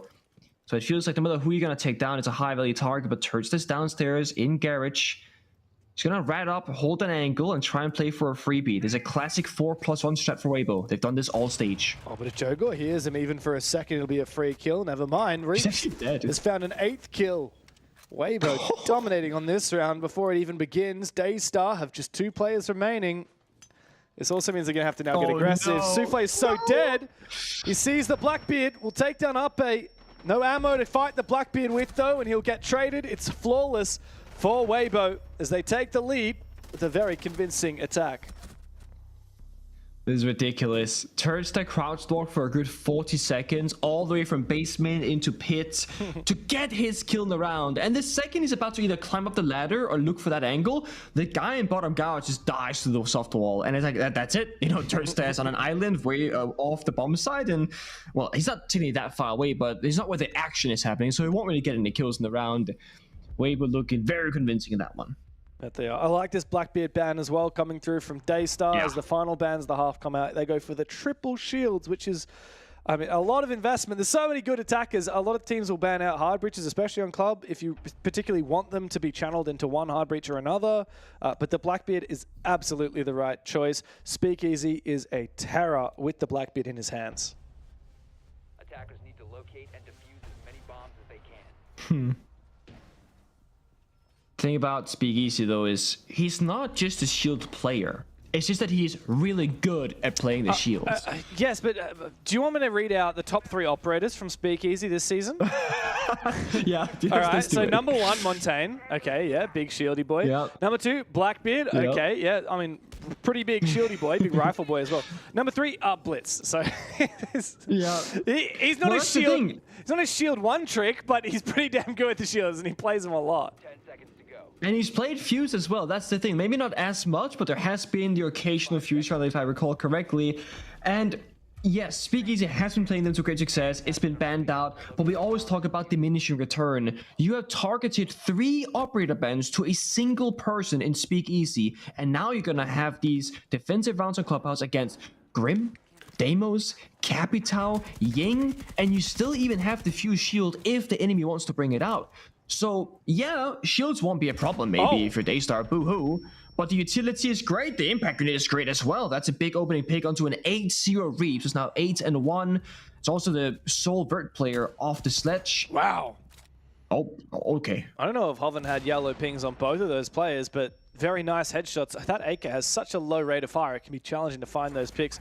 Jogor's going to dodge the scan from Deimos. Meanwhile, Peak has actually gotten into a very aggressive position. So Daystar are doubling, tripling on down. Yeah. Jogor brings himself back up as well. Looks to retake. I mean, yeah, these guys are really going crazy aggressive here, aren't they? Yeah, they got a game plan. They're gonna commit to it. As I say that, Pika drops down that kitchen hatch instead. But when you're playing this 3 versus 4, and one of your operators is a Scopos, it doesn't feel like you have a whole lot of win conditions. It's gotta be a C4 hitting the mark from Pika, but Asuki goes down as on the smokes, and that's a 2 versus 4 instead. You can't even cover all the possible entryways. Blue stairs, pit hallway, main stairs, motor hatch, kitchen hatch. There's gonna be a gap somewhere, and Deimos can track one defender for the rest of this round pretty much. Now it just comes down to Weibo. Do you think you're ready for an execute?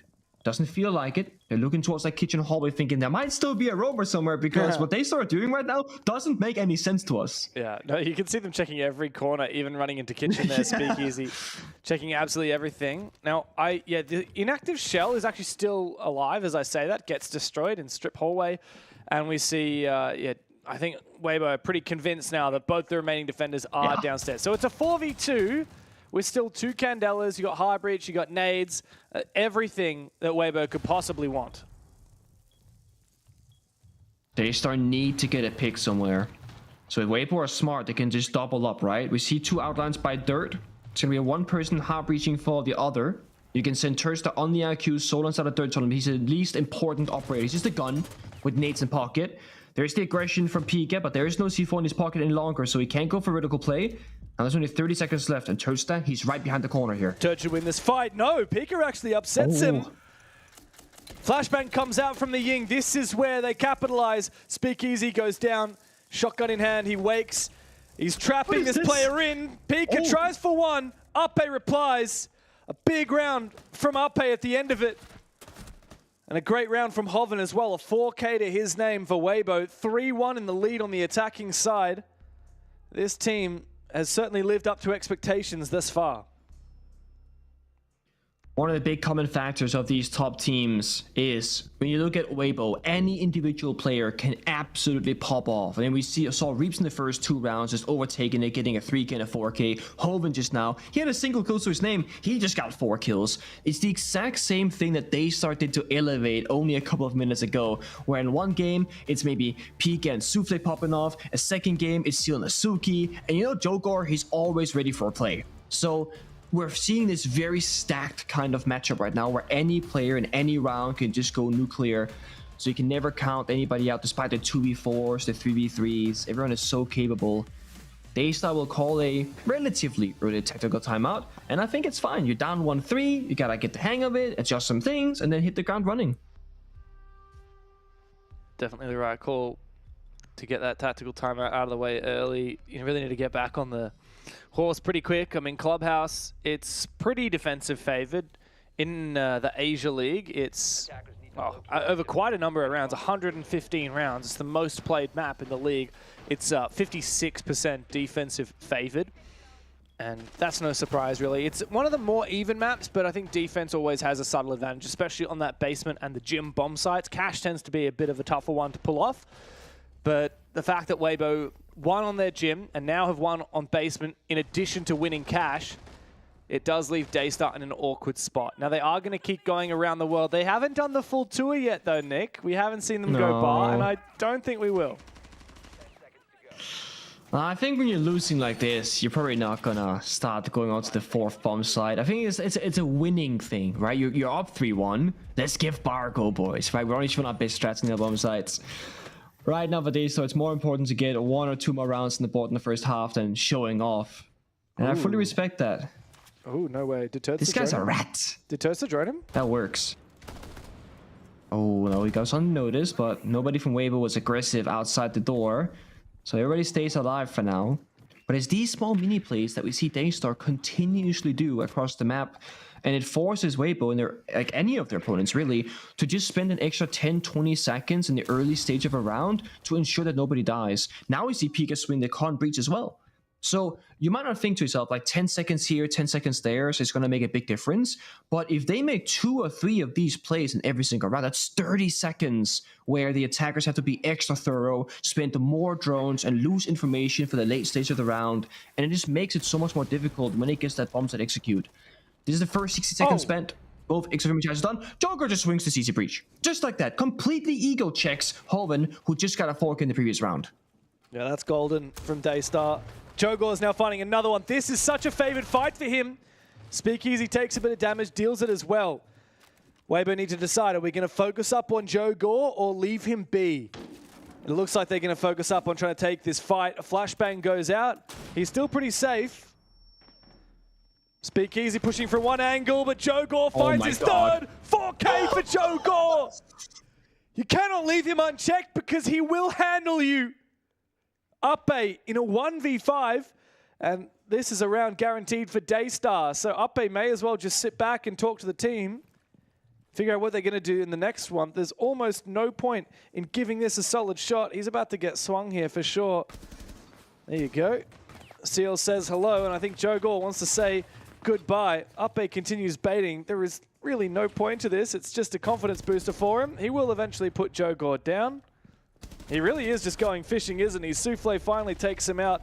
Daystar, a second round on the board. And yeah, a big one for Jogor. It's a ridiculous round. I mean, so much respect to him as well. Like when he gets flashbanged there with the final 2 attackers alive, he doesn't tank the flashbang and start pre-firing. He just tanked the flash, waited until he could see again, and said, okay, I'm gonna flick the Garrett's door, kill the ace, flick the lounge door, kill the bot. Like he's just taking care of business right now. As I was saying, individualism really big right now between these 2 teams. Any player can pop off. We've seen 3 of them already do it. The question is going to be who's next. That's really it. And oh, they actually had yellow ping information even, so they knew exactly where Jogor was in every single gunfight, and they still lost it on top of that. What can I say? Aruni's the new Doc. Pick that gun, pick that DMR, fight everybody. You said it, Pengu. He was doing it from the spawn peaks. And Weibo never focused up and punished him, so he'll take it. That's a free round for Daystar. Only one player had to really do anything. And now a chance to tie the half, which would be perfect. Great way to bounce back from a tactical timeout as well. 10 seconds left before insertion. It really is.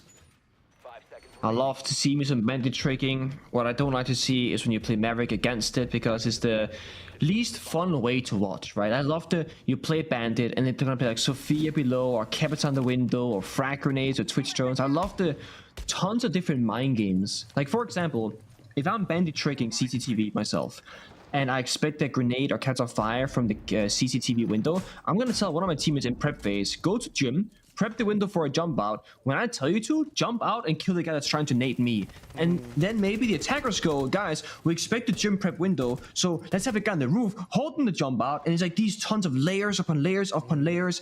And whoever thinks the furthest, almost in like a chess game, they will come out on top with the counter and counter and counter. Maverick just does this. I'm gonna make a line, like a second line, and there's no minigame. Claymore is there. Joker's been snuffed out. He's been doing this so many times, finding these moments. Counterplay is on the menu, boys. That's right. Jogo didn't check it, and he gets punished. Weibo reading into this aggression. That's what we need to see in this final round of the half. How much more aggressive will Daystar continue to be? Souffle in bar. These Valk cams are great. However, Turdster's on the IQ, so he'll likely be able to find him. I don't know where he is at the moment. He's on his scanner from outside, pinging it for his teammates so that they can drone him out and take him down. I'm looking at this drone counter every single round from Weibo. I'm not sure how accurate it is, only with one drone being left. Yeah, so every single round besides one, they've had like 1 or 2 drones left at the halfway point. But the thing is, no one from Weibo are on drones besides Turd. So and there's only 1 drone left now. But I see a couple of PJs in kitchen, central hallway. So it says Turd and Reaps both have one drone left. So there's got to be. Oh, now Turd it says 0. So maybe it is just Reaps' drone left. Oh, I cannot believe that Hoven escaped that. That is impressive. Speakeasy's down on the floor, but hasn't been taken out. I mean, this is a good round from Daystar. And I think you are right. I think Weibo are pretty short on drones here, which means they're going to have to start face-checking everything. Yeah, that timer again with that early aggression is ticking down because they need to keep being cautious. Even for the revive, there's 4 people in connector just waiting for a swing out on the window, on the door. 35 seconds. This is where only playing Maverick and Ace kind of sucks because these walls are not going to get opened up all that quickly. It's going to have to be a lockout here. They start playing below. They're playing on site. They're playing risky positions. And there aren't going to be many flashbangs or nades left for Weibo on this execute because they're forced to use them on those Aruni gates. Here comes the vertical angle as Weibo start to make their way in, but Pika and Azuki and Seal say absolutely not. We're closed up for business. Reaps 4 to find. He'll take down Seal, pad the KD a little bit, but he's not given anything. He'll break 10 kills, but they're just exits. They don't matter at all. Daystar tie up the half, and we move into the second. 3 rounds apiece. Again, beautiful foresight from Daystar. I mean, they had all the great player positions. They had a castle downstairs holding verticality on the door walk-in. They had a catwalk player watching the breach walk-in and door at the same time. And then Pika, he was in a tough spot, middle of side by green box with a keeper barrier. Once that was getting shot out and it was getting opened up, he said, okay, I'm gonna go to the corner and just rat on the ground and hold the walk-ins. So they have 3 people watching the exact same thing. What Weibo were missing in that previous round was pressure from different angles, right? They just had people on the window on CCTV and in connector. There was nobody in main breach, nobody flanking red stairs, nobody flanking garage really, and Daystar had a really good idea on where the attack was coming from.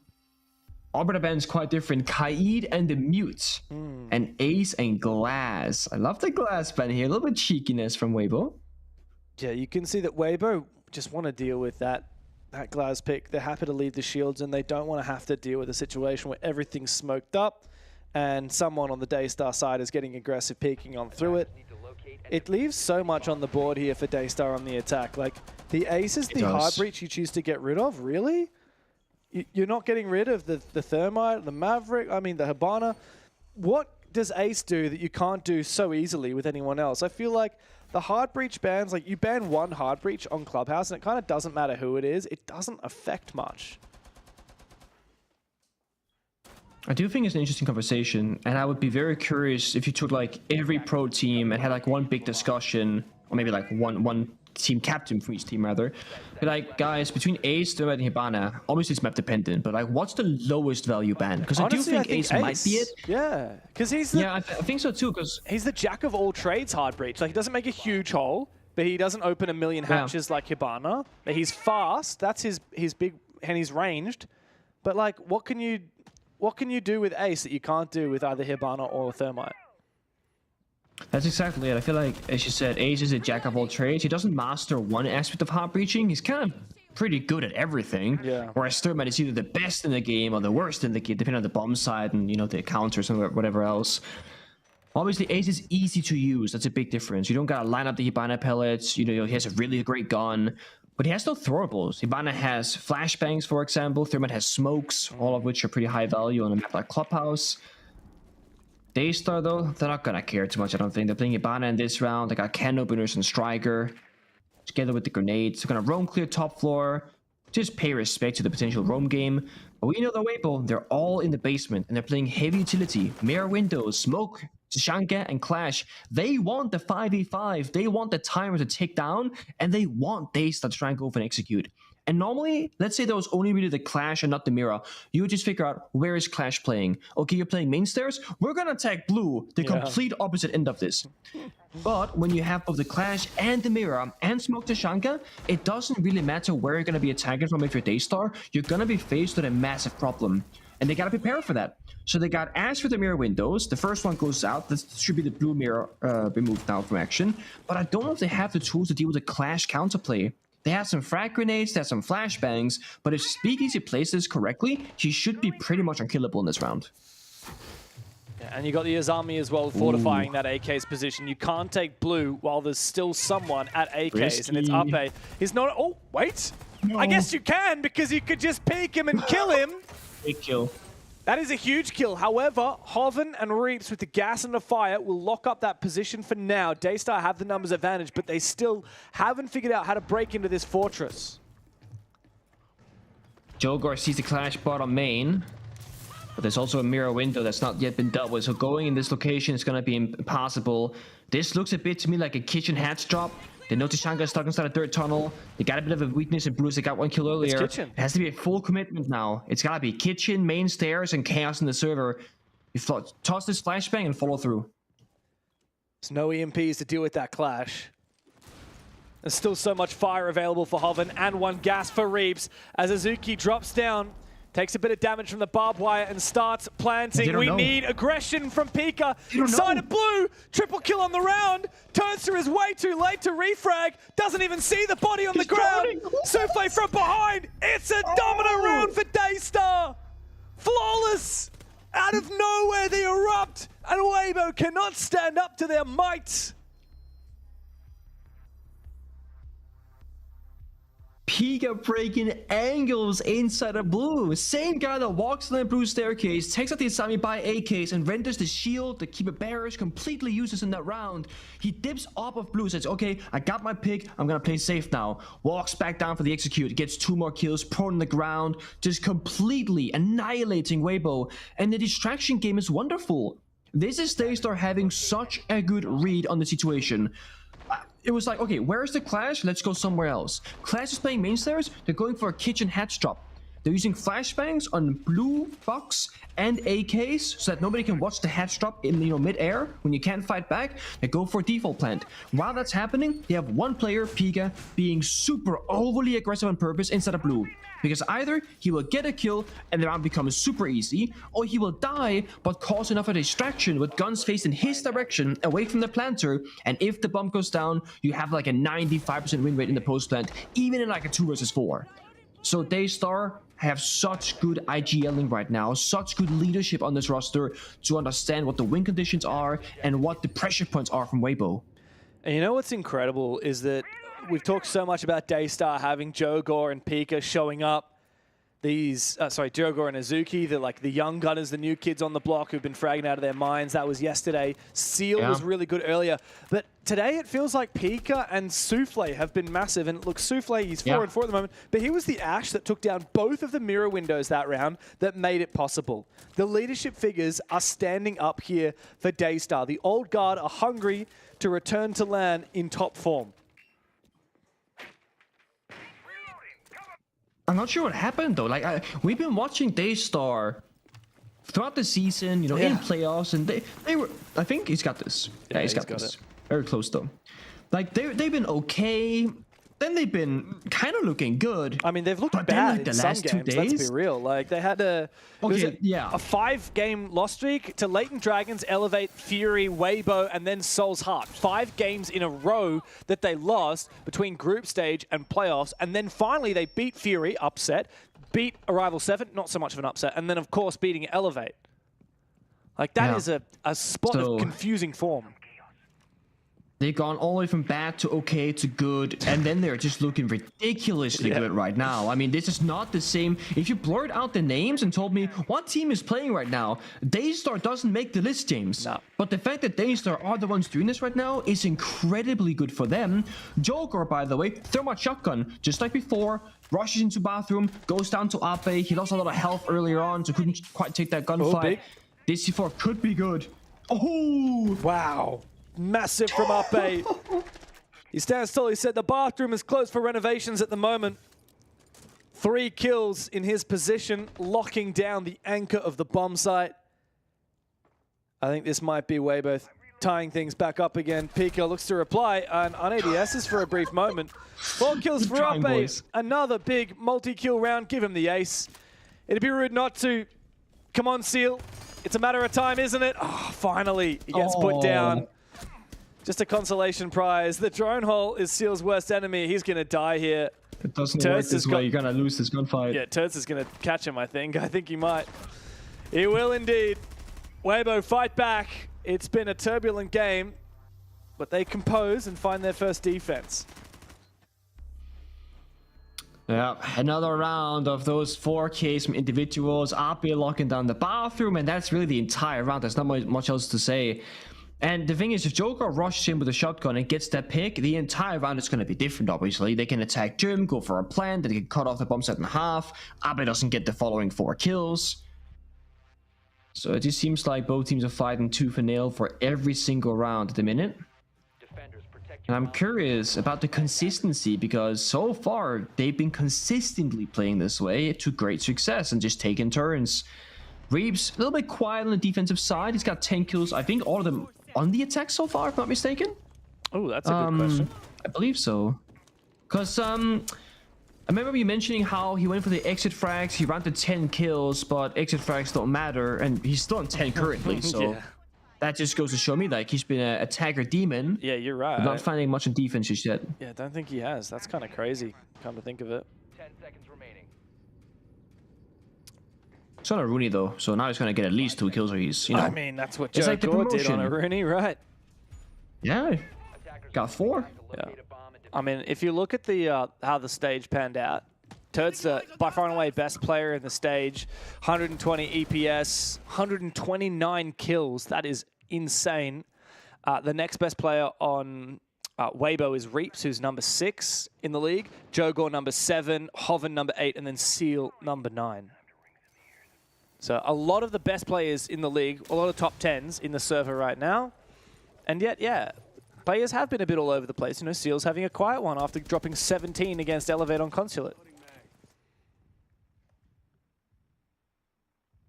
Small things also matter. Jogor breached the hot right-hand side of the wall of CCTV. That means he's less exposed than anybody on Calc Rafter swinging back towards him, where we see Turd playing, but he himself also has a worse angle to peek towards Garage. Notice how Weibo have double reinforced the Calc Raptor's wall. They're actually sacrificing Turd's stat without... That's an echo drone. They're right here. They can't support him. Turd can't see in towards the bomb site, but likewise, the attackers can't see from the exterior in towards it either. So Turd is a completely 1v5 situation. The question for me is, will they start deal with him first, or just kind of leave him be?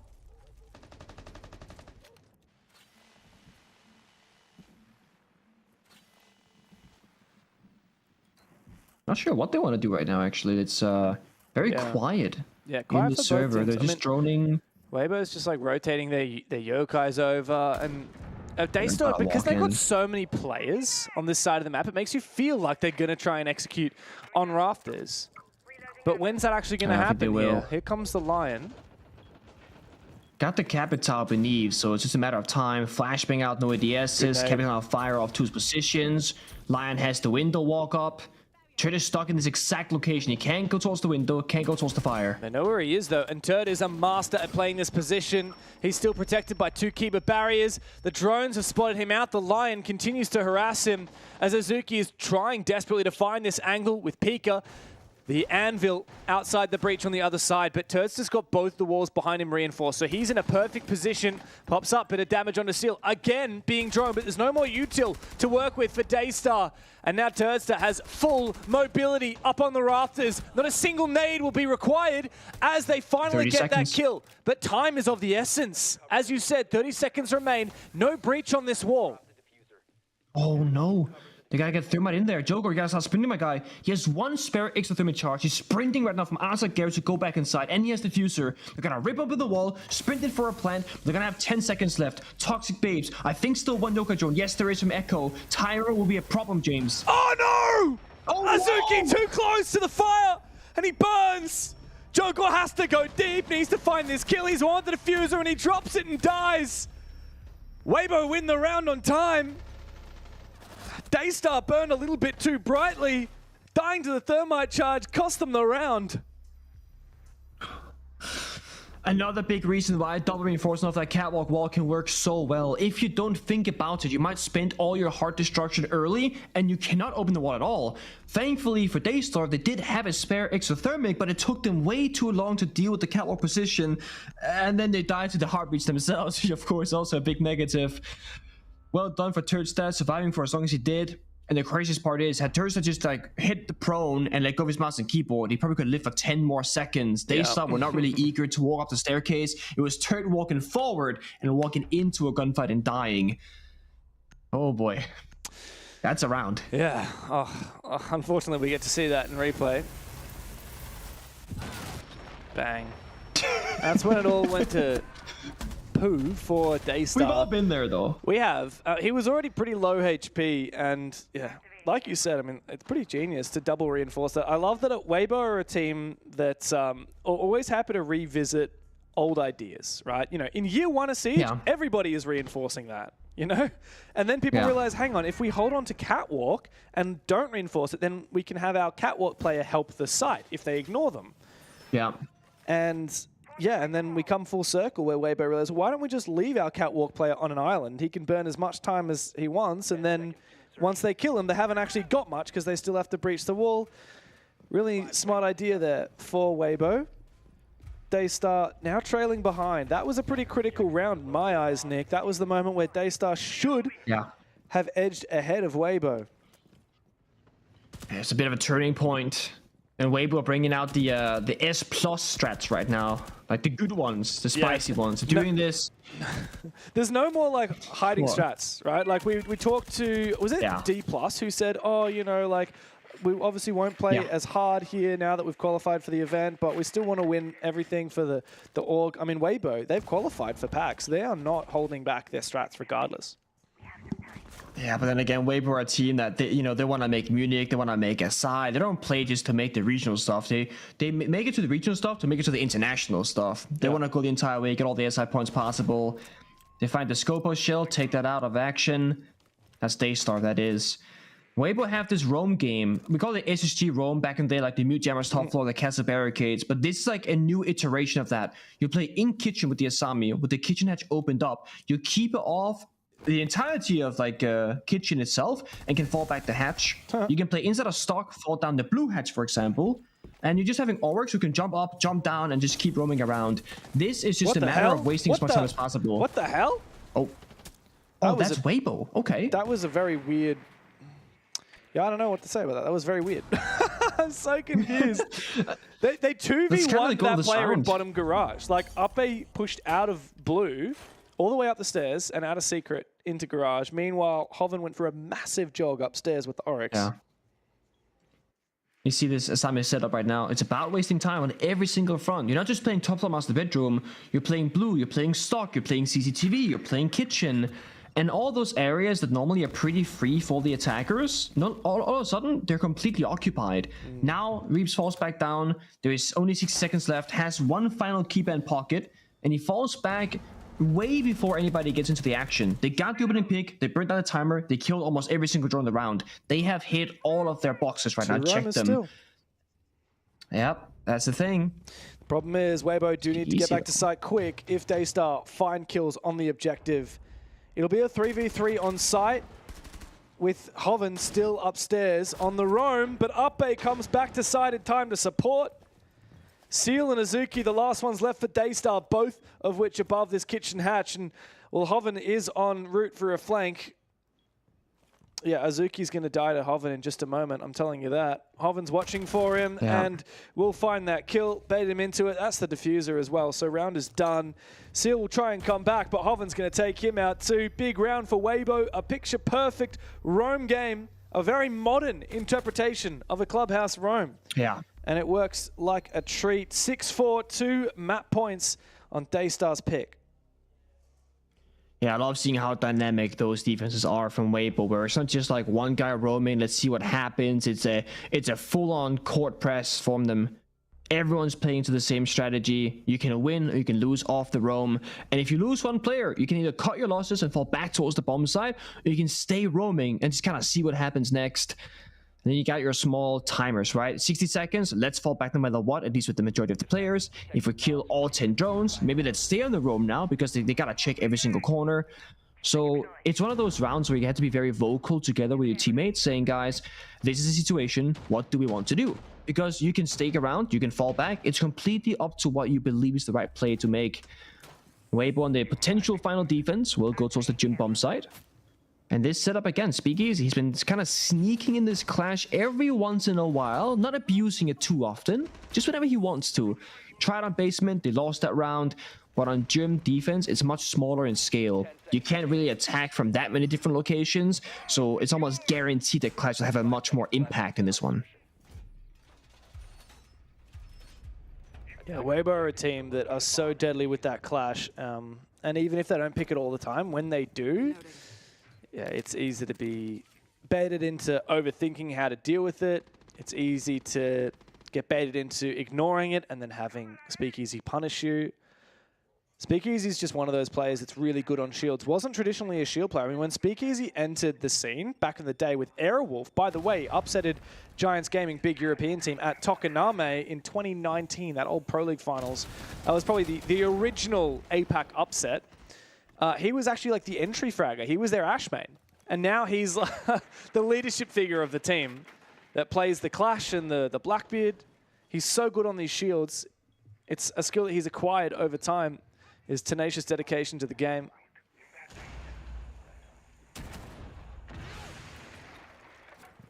Opening kill is going to be so important.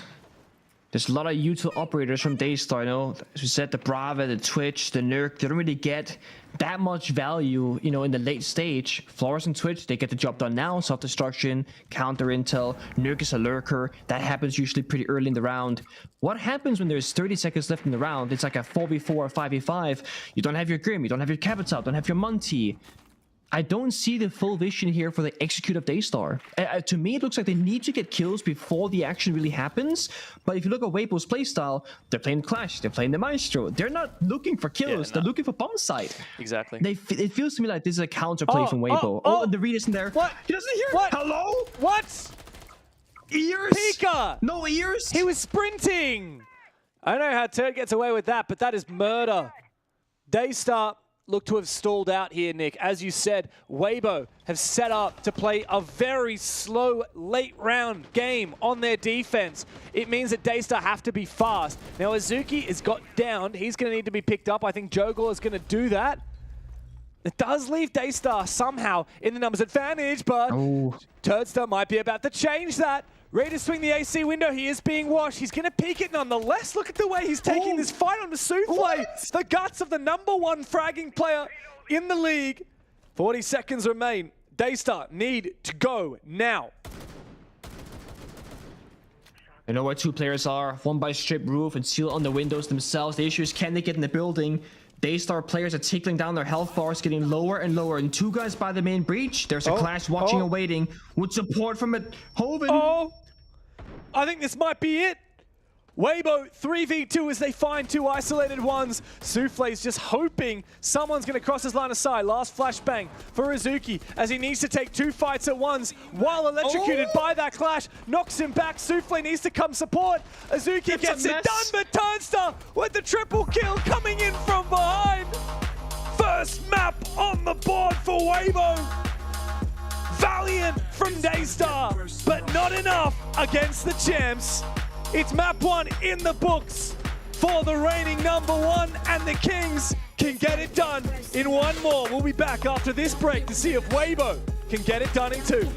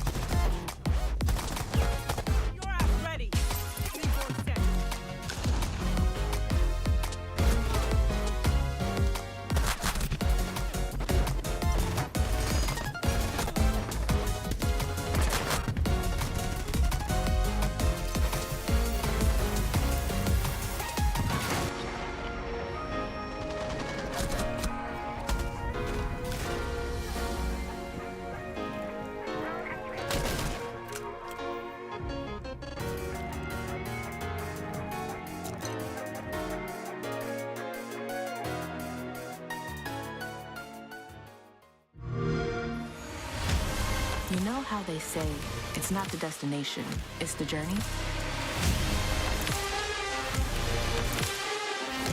And the journey of 1,000 miles begins with a single step. And you know what? They're right.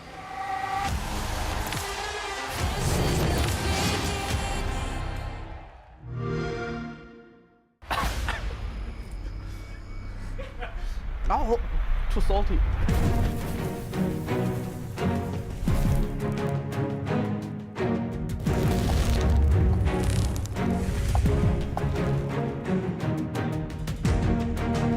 I can see a lot of sauce on that one. Oh shit. All right, move on to wing number 3.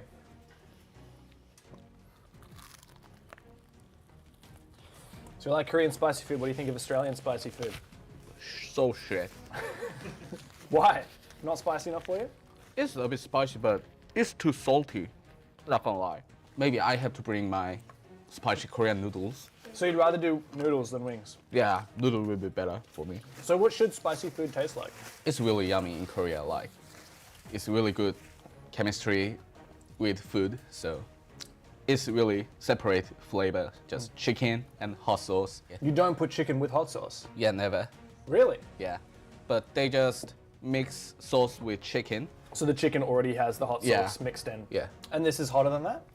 In Korea, more hot, but also better. Yeah, not salty. It's really balanced. All right. So what would you have to rate this? The first one, rate it spicy out of 10. How spicy it was? It's 2. 2 out of 10 spicy. Yeah. And flavor? Shit. Out of 10? Yeah. Shit out of 10. Yeah. All right. And then the hot ones. That is fucking 7, maybe. 7? Yeah. Tasty shit as well. So you got through our wings, Australian wings, pretty easy, right? Yeah. Stage 2's coming up. How are you gonna get through stage 2? Like this wing, I will smash all of Australian team and then Asian team. So champion and OS, but of course this time around we have the APL playoffs where you actually get to play against some of the teams from Asia and APAC North. Who do you think is going to be the APL champion?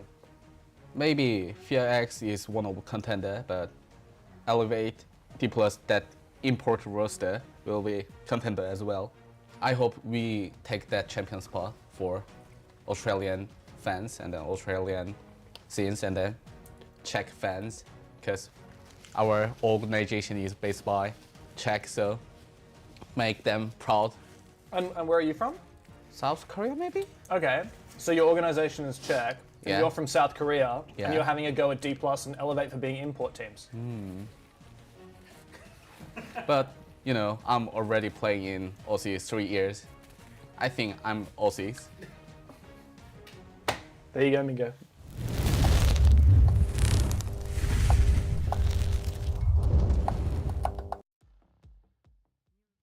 Yes, the OG import Mingo ran.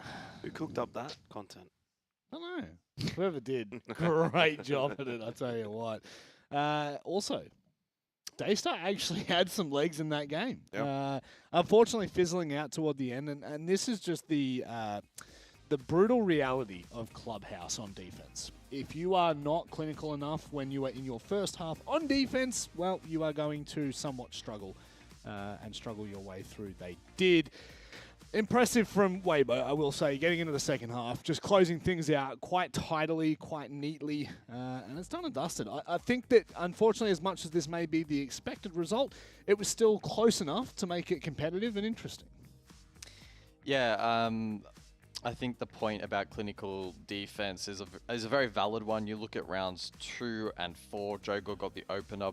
One was at the 154 mark, the other 237. In response, we saw 4K from Reaps and then a 4K from Hoven. Yep. You flip that, they would have been in a much more defendable position. They got off to a decent start on attack, winning that opener of round number 7, but then the opening kill department really cost them, and the conversion from Weibo was good. And this is also a match in which Turd, their top performing player and arguably the best in the region right now, didn't really have to fire. So good day at the office for Weibo in this opening map. Daystar played well, but certainly didn't have that kind of magical aura about them that we saw earlier today, which was kind of what we expected.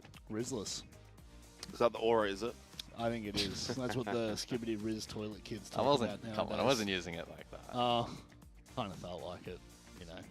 But you are young, Michael, that's fair enough. So is the Knight. The Knight is well and truly still young. Daystar still have enough legs in this one. One thing that is sticking out to me quite evidently, Mr. Jake Zonelson, did he? I feel like I've never seen this many multi-kills in Apex Siege. In that game alone, there were only 3 rounds where one player did not pop. Last night was a lot as well, wasn't it? Yep. And the game just before, there was a lot as well, and a Yeah. lot of clutches. There's a lot of individual moments here in the APL. And it's exciting, but, I mean, is there maybe a bigger culprit behind this?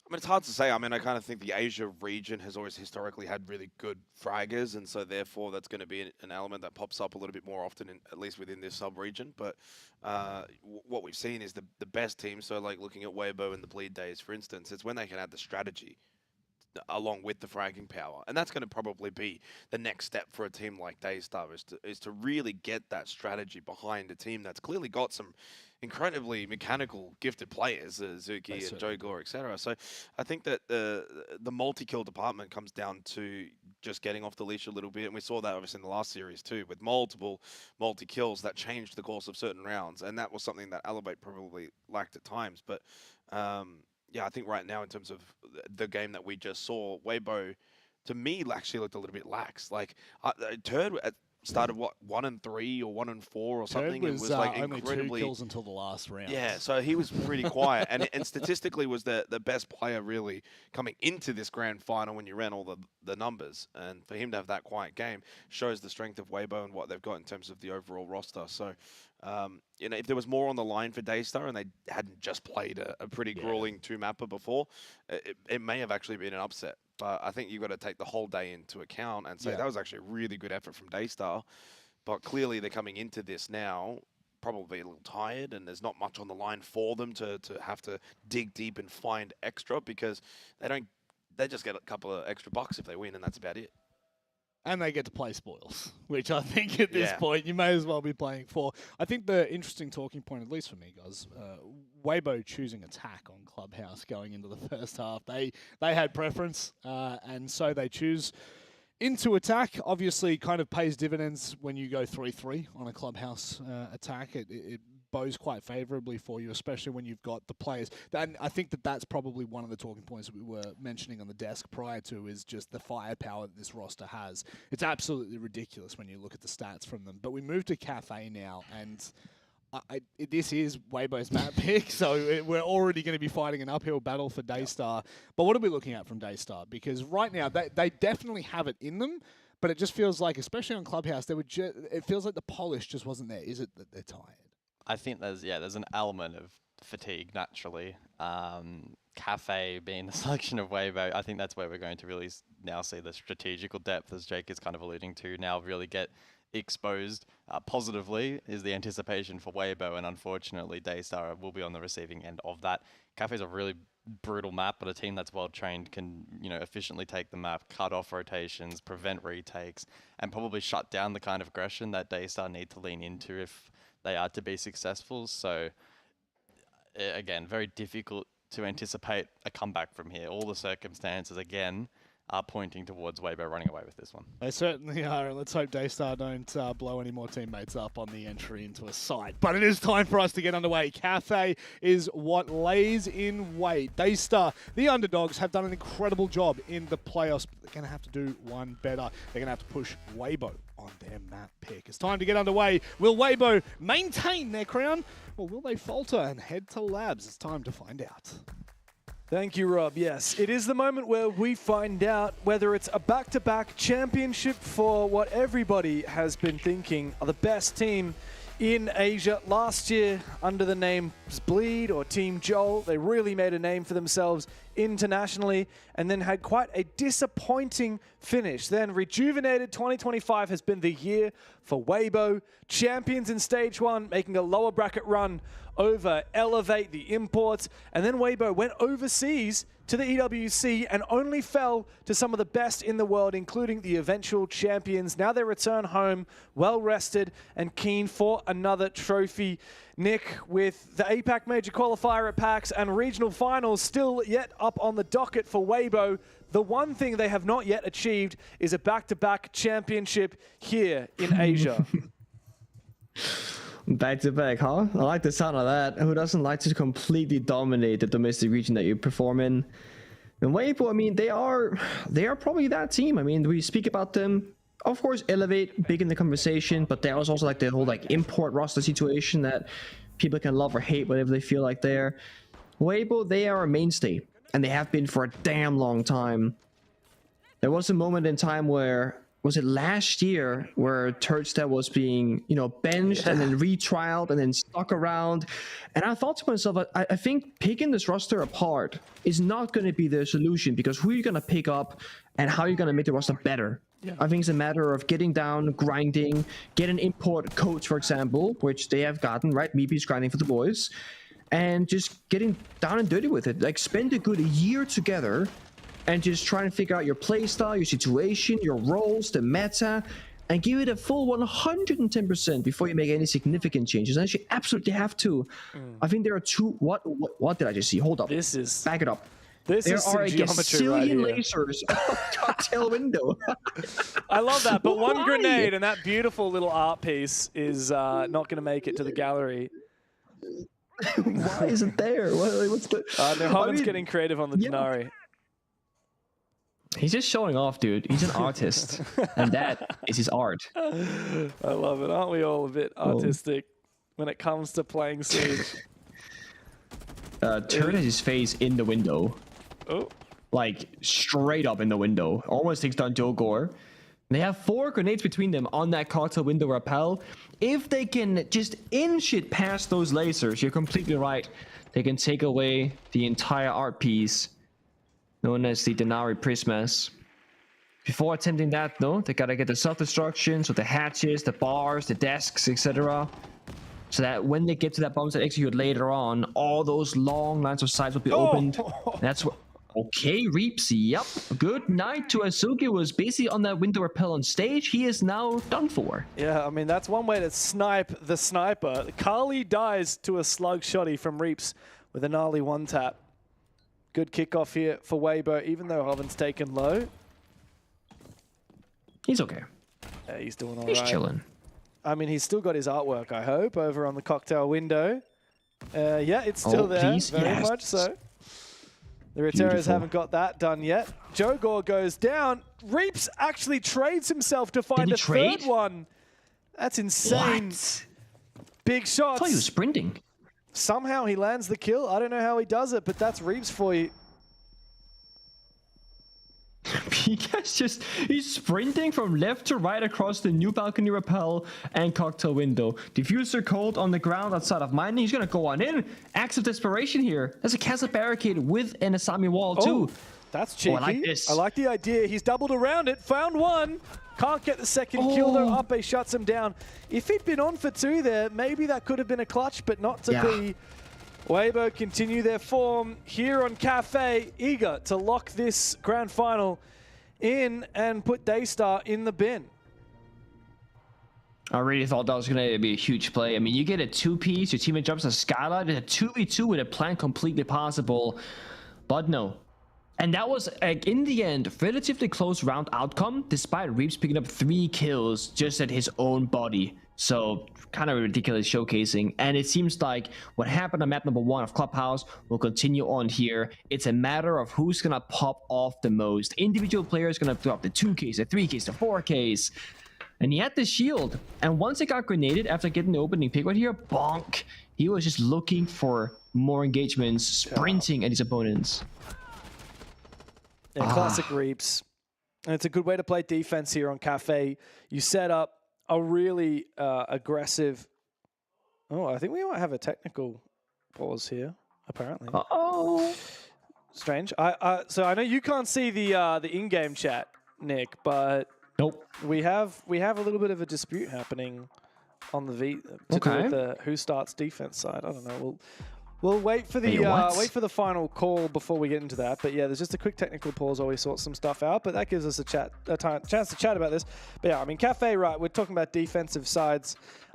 You want to create a real fortress that the attack wastes a lot of time figuring out how to pick apart, and then you get that little lashes of aggression in the middle of that. That's how you do it, right? That's the way to play defense on Cafe. Weibo did that down to a T. Not to be that guy, but how do the players not realize who's starting on what side? I feel like it should be pretty straightforward, you know? You pick a map, your opponent picks the starting side, and that's it. Now, I do not recall the map video of who picked what map, but I assumed that this was Daystar's map pick since Weibo got defense, because that's like how every Catholic game in the history of the game plays out. You always want to start defense. This is Weibo's map pick. I can confirm that. So yes, in theory, Daystar will get to pick the starting side. Of course, we're not the admins here, but I have confirmation that we're going to throw to a quick break while we work it all out. So we'll be back in just a minute. Don't go anywhere. Stay tuned. Find out who starts defense after this break.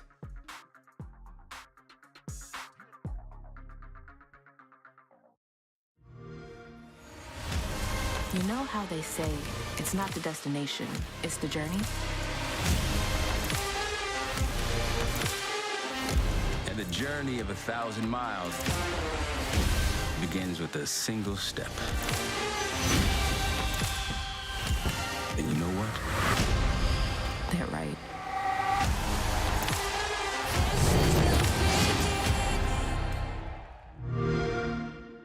I am loving this pie, but I've noticed you've barely eaten yours. What's wrong?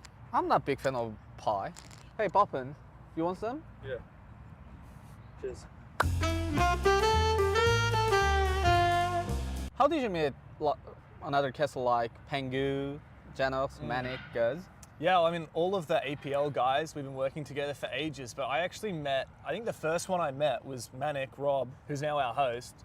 And we met because we were casting the same tournament, but it was like not Rainbow Six. It was just this thing called Melbourne Esports Open. It was like held at this tennis arena, and I never even knew who this guy was. We were just working together on the same day. We were doing the variety stream, so it was like whatever games they had. And I just met this guy, and I immediately knew that I liked him and that we got along well on and off camera. And so I was like, dude, you have to come and do Rainbow Six with me.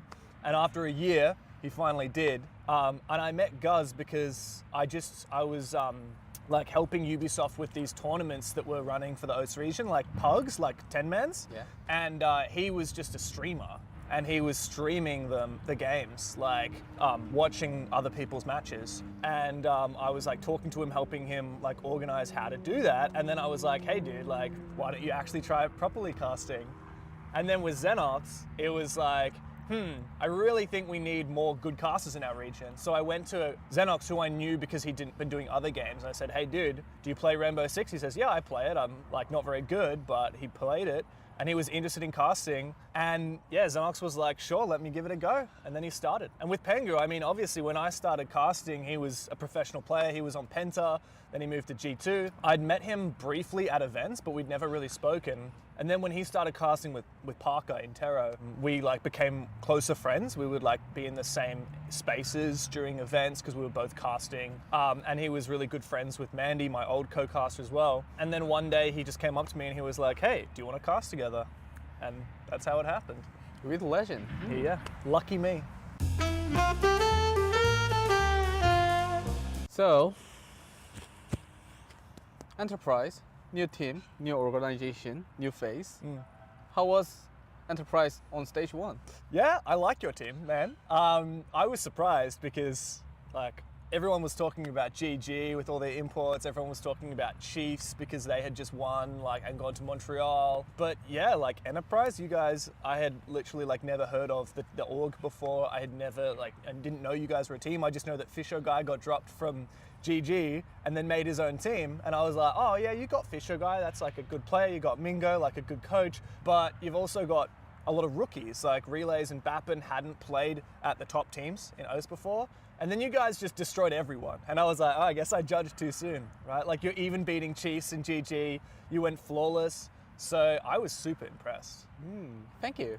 That's kind of old. Well, what do you think of my casting? What is next question? Yeah, time to prepare APEC major qualification. Catch ya. Bye, I guess. Sash, come on. Up, up, up, up, up, up. Come on, up. Good girl. There you go.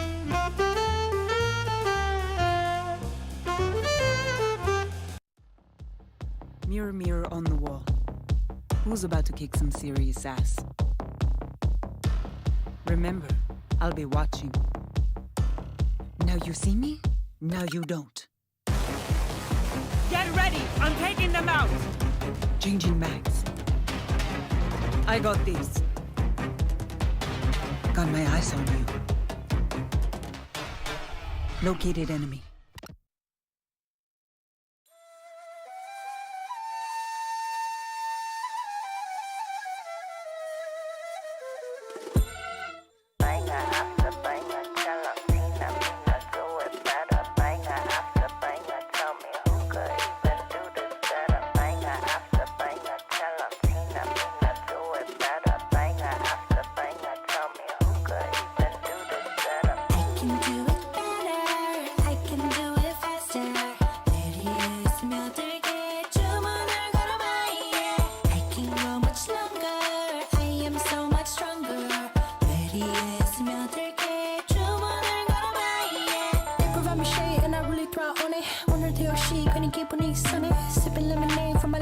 Honey, let me spill the tea on all these haters all love me. Broke up all the killing it, winning attitude. 당당하게 올라가, see my altitude. 나랑 맞서 싸우면, baby, you would lose. If I wasn't me, I get it, I would hit me too. I can do it better, I can do it faster. 내리에 스며들게 주문을 걸어봐, yeah. I can go much longer, I am so much stronger.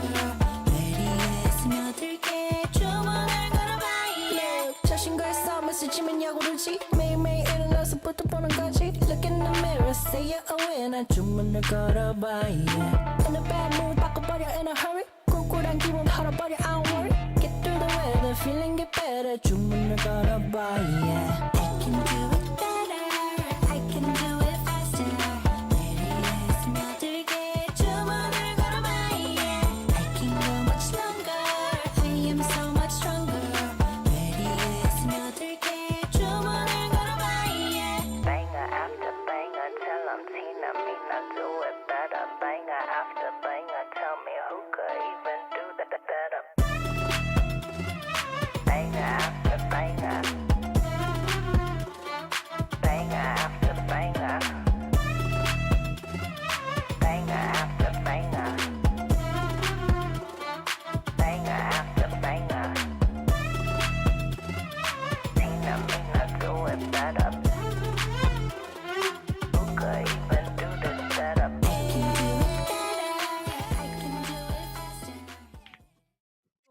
the Asia League. We're getting back into Cafe, the second map of the series. This is Weibo's map pick. Nick, how you doing?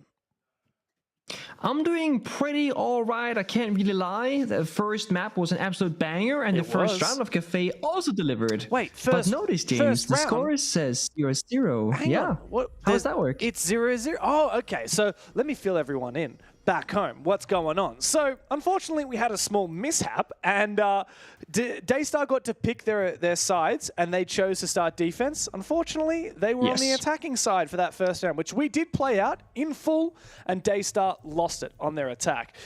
However, then Daystar realized, hang on, aren't we meant to be defending? So we had a little rehearse. We're now playing with Daystar starting on the defensive side. However, that round that has been played is still locked in. So the score is actually essentially 0-1 in favor of Weibo at the moment.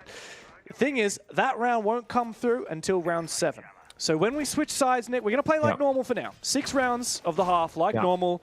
And when we switch over into the second half, we'll just give one free round to Weibo Gaming. And so, yes, Daystar are actually fighting from behind at the moment, as we know that they will lose their first attack. It feels like we're kind of looking into the future. It feels like we're a time travelers in a way. It does feel that way a little bit, and I gotta say, this doesn't really change anything in the bigger scheme of things, unless Weibo goes 6-0 on their attacks, because then they just win, right? Because then you swap sides, you get 1-0, you're 7-0. Dude, that would actually be insane. I had not thought of that, but yeah, if Weibo goes 6-0, then that's GG. Yeah, that's literally it. Oh my God. But in any other scenario, of course, they just get one more round automatically when they go on the defensive. So it shouldn't be too much of a concern. Cafe, typically speaking, is going to be defender favored. So I do expect Daystar to pull out, 3, maybe if they're really solid here, 4 rounds on the half and take it from there. One big thing though, operator ban selection. Daystar's banned vertical operators and Bok and the Sledge, but they left open every single shield, which they actually banned all 3 of them. Blitz, Blackbeard, and the Monty previously on Clubhouse. So this could be a Monty masterclass from Speakeasy, and he is currently on that exact operator for their first attack. Monty is a very good pick on Cafe, as you know better than anyone, Pengu. Oh yeah, it's one of those operators that can really make or break this map. I mean, a good old 2018 SI, you go into piano, just like Speakeasy, go left here, avoid the soft floor, avoid the C-Force vertically, walk into 90, and now the shield, completely useless. They cannot play Pixel Spot. Yep. You just simplified the entire attack by just picking Monty. Yeah, it's like, what does Denari do about it? He really just has no option other than to fall on back, especially as Joe Gore has died. Nice Nitro Cell, though, from Souffle. It catches not the Monty, but Reaps, who was playing behind the Monty. That's a big kill. Oh, speaking of, up 8 going down like that to Azuki really changes the environment of the round. Speakeasy is no longer able to be a passive shield. He has to get aggressive. Gets guard broken by Seal, who's continuing to try and take the fight. Speakeasy puts the shield on his back and takes the fight. Wins it out. Brings it into a 2 versus 2. Weibo now have a solid shot. That's tech. So he got guard broken, goes around the corner, puts the shield on his back, and the Fenrir pushing forward of Seal is thinking, I'm just going to melee the Monty one more time. He can't do anything, but the pistol is out. He gets hip-fired, he gets taken out. A flank here from Souffle could be really effective. There's 50 seconds in a 2v2. It's a very awkward territory for the attackers. If you go downstairs and attack the bomb side, you will lose if the defenders go back up above and use the vert against you. So you're in this spot where the attackers want to play together, but if they both go below, you lose the vert. So I'm not sure how they're going to problem solve this. There's really 2 options. 1, get a kill, play a 2 versus 1. Or secondly, try and go for a plan attempt and just hope the cover is good enough. It'd be a big risk. Turdster might have a vert on this position. He does. Here's the 2v1. Oh, wow. Now it's all on Souffle. Is he watching for Turd's position? Is he aware? He does see him. Gets the injure. Now Speakeasy has to plant. I'm not sure Souffle knows that Turd is on the floor. I don't think so. No Nitro available means he really has to take this fight before the plant is down. See Speakeasy! But he gets off the plant at the last second! He wins the fight with the pistol! Speakeasy is a Monty master! This is why it always gets banned against him. And this entire clutch comes down to a very specific mechanic that you have with shields. If you have the shield in your hands and you start putting down the diffuser, when you come off of it, you have to do the whole animation of taking the shield from your back into your hand, and then you have to right click to ADS, and then you can shoot. Before Speakeasy starts planting in the 1v1, he put the shield in his back first. So when he comes off the defuse, he can instantly start shooting the pistol and go for a fight. And it's the only reason why they win. He literally would not have been able to have enough time to right click, fully ADS, and shoot the pistol because there's like 1.5 seconds left in the server. He would have just lost on time. So that teeny tiny detail makes or breaks the clutch. Another small mini play also happened in the previous round. It was the opening kill for Daystar. When they got that first C4 kill in Piano, they did something very beautiful that I think most of us probably missed, and I did it myself for a second. Smoke tossed out a Toxic Babe on Pixel 90. And it forced Turret, I believe, who was in that spot, to walk backwards out of the smoke. Then they tossed the C4 from below on the soft floor right behind him. Without the Toxic Babe, Turret wouldn't have walked backwards, and he wouldn't have been on soft floor to die to the C4. So a game of mini plays in that round. That's beautiful from Daystar. Even though Speakeasy got the clutch, Daystar are showing us a little bit more in that round than they did in the round that was played in the future. Speakeasy, though, I mean, on that Monty, that is like, that's some tech. We're seeing the evolution of shield tech. I saw a clip earlier today of Canadian in the North American League. Know that there was a player behind him shooting at him. So while he was sprinting to fight someone, he puts a shield on his back, protecting him from bullets, and then takes a fight with someone in front of him, and then gets the shield back again for the next fight. That is unbelievable tech. We're seeing it from Speakeasy here in the APL as well. Weibo win a very crucial opening round. And it makes or breaks a good multiplayer. Seal hiding, I think in Piano gets one easy pick, and Speakeasy can't take this fight. If you ADS when they're looking at you, you will die. As I say that, he actually tries to go for it. Oh, wow. He picks up a second, though. It's complete chaos in the server, James.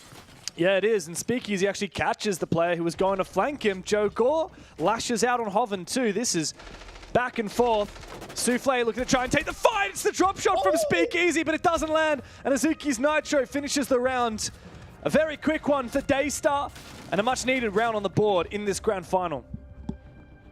And this is Daystar making really good adaptations, and this shows their level of communication. They said, guys, they can play the Monty again, and if they are, they can do the exact same attack, because this is what Monty will do. You're gonna go Piano, you're gonna, walk away from the vertical floor and take wide hallway, top floor, the staircases, etc. round over. Let's just fight them. We have 1C4 below on pulse, we have 1C4 above, we can hide in Piano, we can play in Cigar, and just fight them on the very first step of the map before Weibo can establish a strong foothold in the building. And the only thing they really need to win that round, to have a really good chance at it, is the opening pick. And guess what? They got the opening pick, and they keep up the firepower. Really good adaptation of Daystar, a half counterplay, predicting the Monty. Speakeasy, I mean, he can keep bringing it. And then after this round, if he does, it's probably gonna get banned away. And then Weibo will have to make some adjustments themselves, play different operators, play for different win conditions, and there's a whole new game of Siege all of a sudden.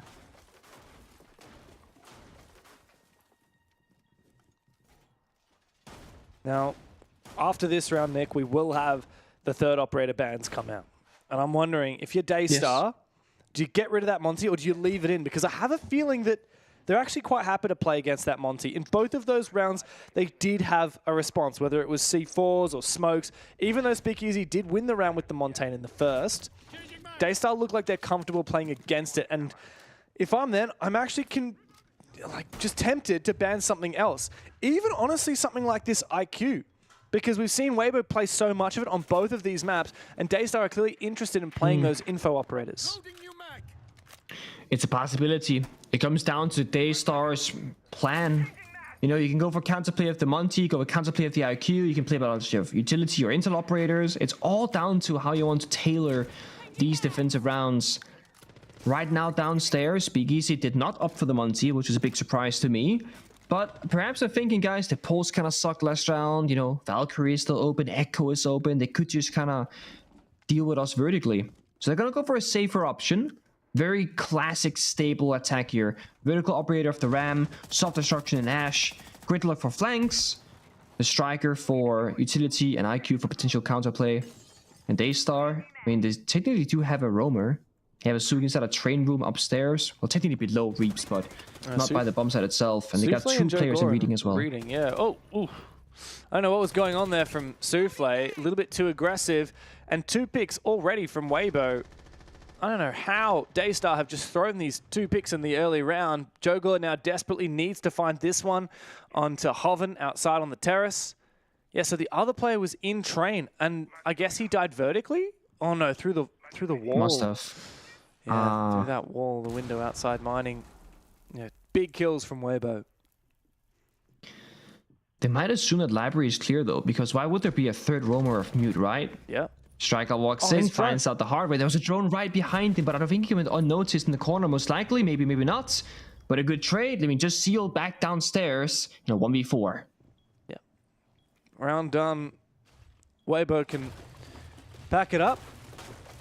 They just got to find this final kill. They're going to be slow and steady about it. It's a great start. And keep in mind, once we move to that second half, Weibo have already won round of defense.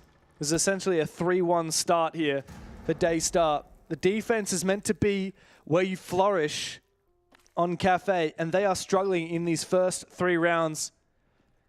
Zeal's on for a flank, undetected, but Speakeasy's forcing that diffuser down. He's likely to backstab for maybe 1 kill, but it won't be enough, and they've just snuck past him as well. Weibo have got the diffuser planted, they've got the 4v1 post-plant, and they're not giving him anything at all. He spots one, now they know exactly where he is, and he is a dead man walking. Now the Vulcan fire can just detonate. The round's done. Daystar really just need to have a chat about the next one. Yeah, Operator ban's going to be important, of course. What they opt is the bigger problem. Seal goes down. That round has been over for quite some time, though. It is no surprise that Weibo were victorious. It was an excellent roam clear. So and what I feel do we like ban? for Daystar, when we saw them... Yeah, what do we ban? We said the Monty, we spoke about IQ, we can talk about Blackbeard, we can talk about... You can also ban the Ram, then they have no... the Bug, Sledge, Ram would be ridiculous, right? They have no real self-destruction operators, but it's, again, diminishing return. It's pretty low value. It only really works for, I'd say maybe 3 of the bomb sites, 2 of the bomb sites, whatever.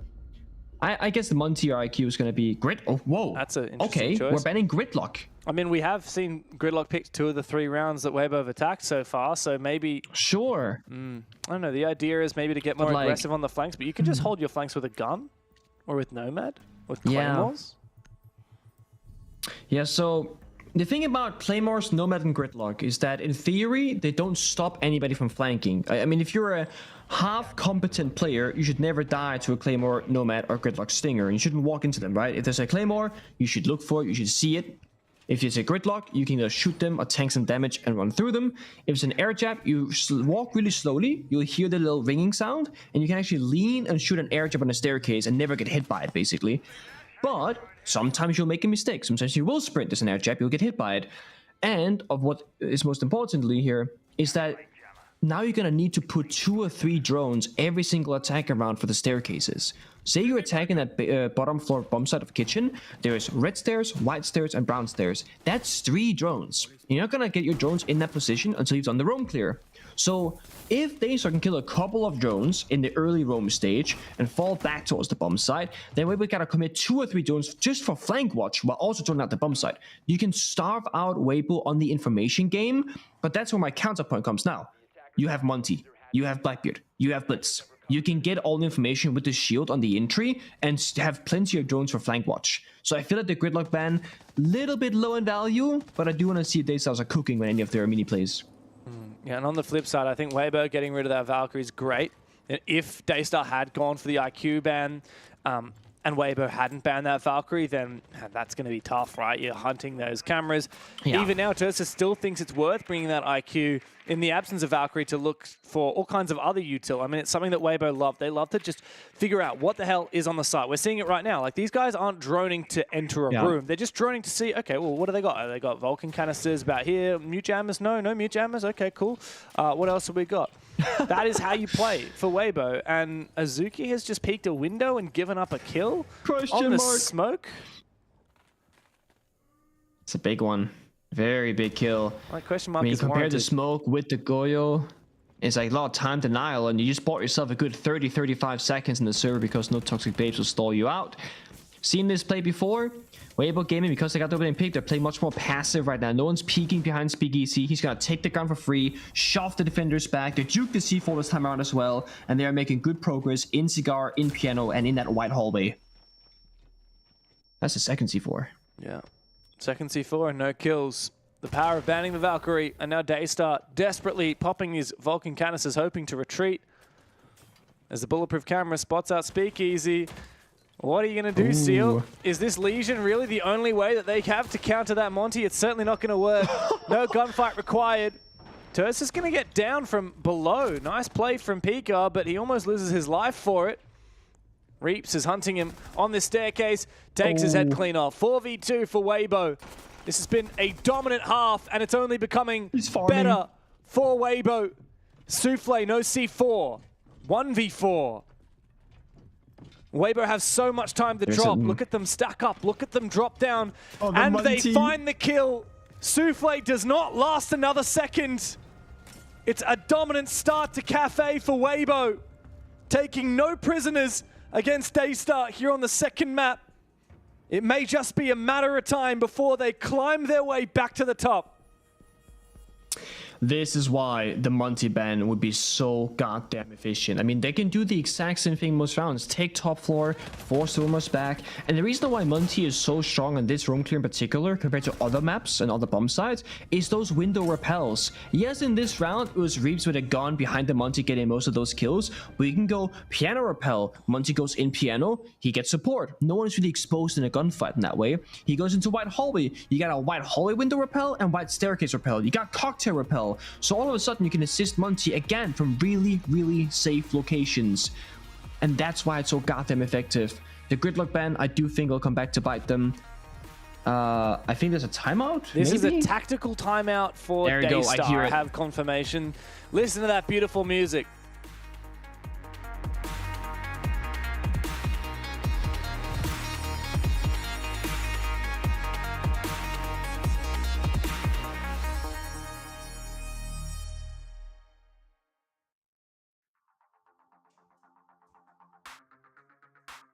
Well, Daystar have had a bit of time to talk. Both teams have had a little bit of time to talk. Of course, they can bring in their coaches to chat to as well. I mean, Weibo, they talk to Meepy. Yes, I would assume so. Weibo also mentioned recently that they have an addition to their support staff with a name that I did not think I would hear for a long time. Gohan from Brazil. Way back in the day, he played for, if I recall, it was Liquid? Yes, Liquid. Yeah, and yeah, come out of nowhere. I don't know what he's been up to the last couple of years, but he's now... Is he confirmed? He's with them? Yes, they mentioned him in the interview yesterday.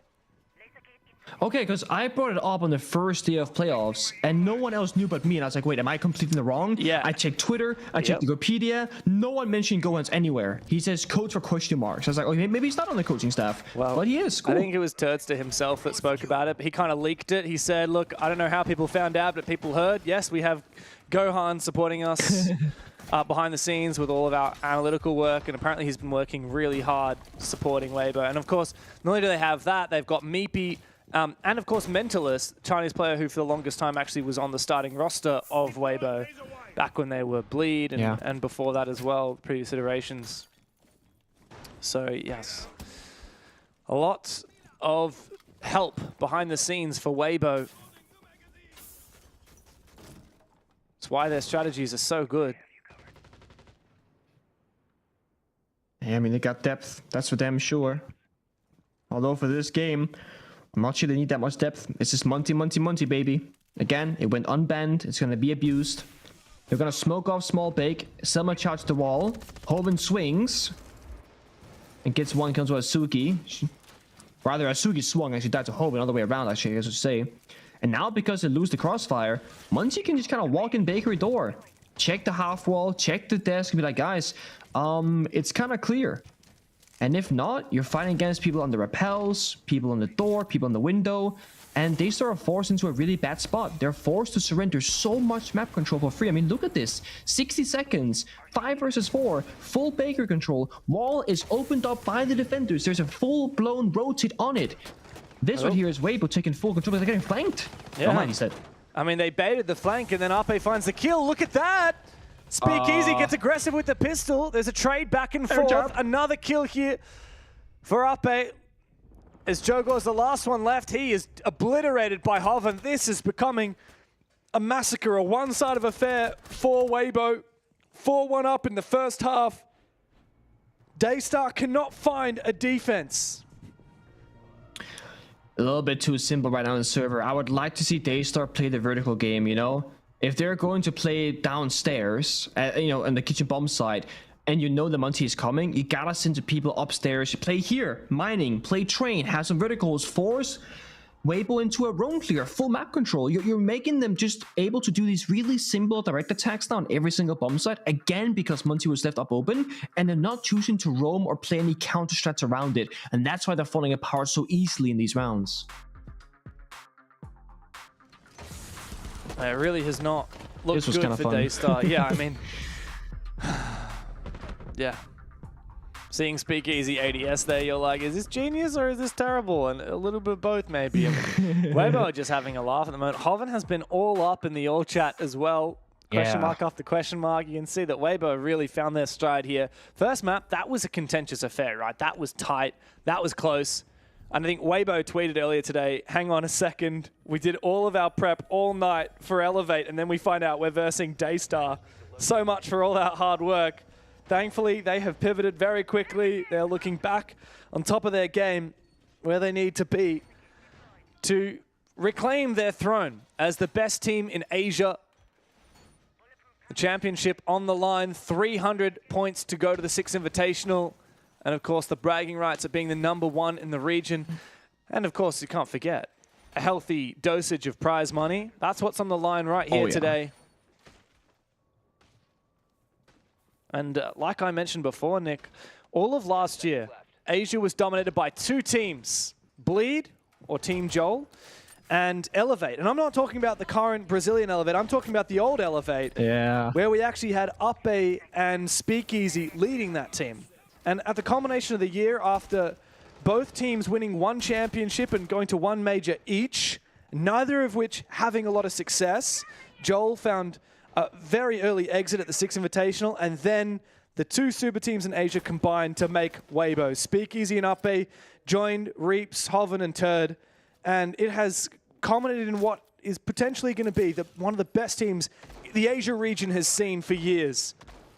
But they needed to do back-to-back. They needed to find a second championship here in Stage 2, replicating what they did in Stage 1. Replicating the performance they found at EWC as the best APAC team in Saudi. And they're on their way to doing it today. I think the name of the game for Daystar right now is aggression. I mean, Pika is swinging every single window inside a piano stage. He's got aggressive keepers as well, placed all around the building. We see Ella. We've seen trap operators likely to counter the Monty. Thing is, like as I said earlier, fighting back and being aggressive is a great game strat on most maps, but on Cafe, attacker's going to be on the window repels, and then all of a sudden, it's not great to take those aggressive gunfights because it's so disadvantageous. Hoven is like the opening kill king right now, like 3rd round in a row if I recall correctly, taking on Pika in piano who had no support, no backup from his teammates whatsoever, and now we can see Speakeasy on the Blackbeard. Can walk forward, use the grenades, use the heart destruction of the Ace to peel back these layers. Oh, big pick. Reaps. Oh, the timing is not there for him. That said, Speakeasy can continue making his way forward on this Blackbeard. Great nade. Oh, he's going deep here, isn't he? They should know about it. Reaps in as well. Ape supports. Blitzing into the top floor for Weibo. Daystar is left scarred. And Seal is obliterated. Souffle in a 1 versus 5. As Weibo look to close the half in a dominating fashion. The hide. The attempts, it's not likely to work. Reaps will find him, put him to death, and Weibo finish off what was a near flawless half. 5-1 on the split, And with that first round of attack already won, it is match point, championship point for Weibo Gaming. 1 round away, and these rounds are not close at all, teams. They are running over Daystar, whether it's the Muncie or the Blackbeard, or just like Speakeasy playing the IQ, it doesn't seem to matter. The teamwork, the pacing, the timings are so tight and so correct for Weibo Gaming. I mean, Blackbeard pushes down the wide hallway, they rappel on in, they push together, they explode. 3, 2, 1, let's go for the attack right now. It feels like there's almost nothing you can do right now if you're a player of Daystar. You don't have the information, you don't have the verticality, you can't play the mirror windows, you can't play the castle barricades. All those ops are banned away by your opponent because they knew what you would like to bring to slow the game down. And that's the issue on maps like Cafe. When you can't hide behind utility, you're forced to take some really, really tough gunfights. And this is not Daystar fragging like against Elevate. They are unable to match the pacing of Weibo so far.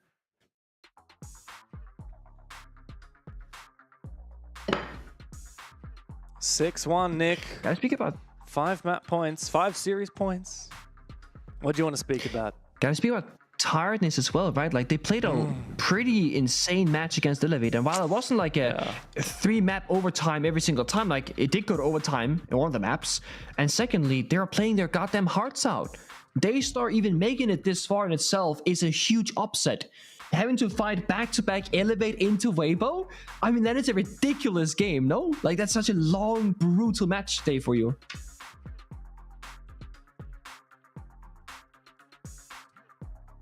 It's a long day for Daystar. I mean, it's been a couple of long days. Yesterday, we certainly didn't expect them to be upsetting Fury, I believe it was. I always forget.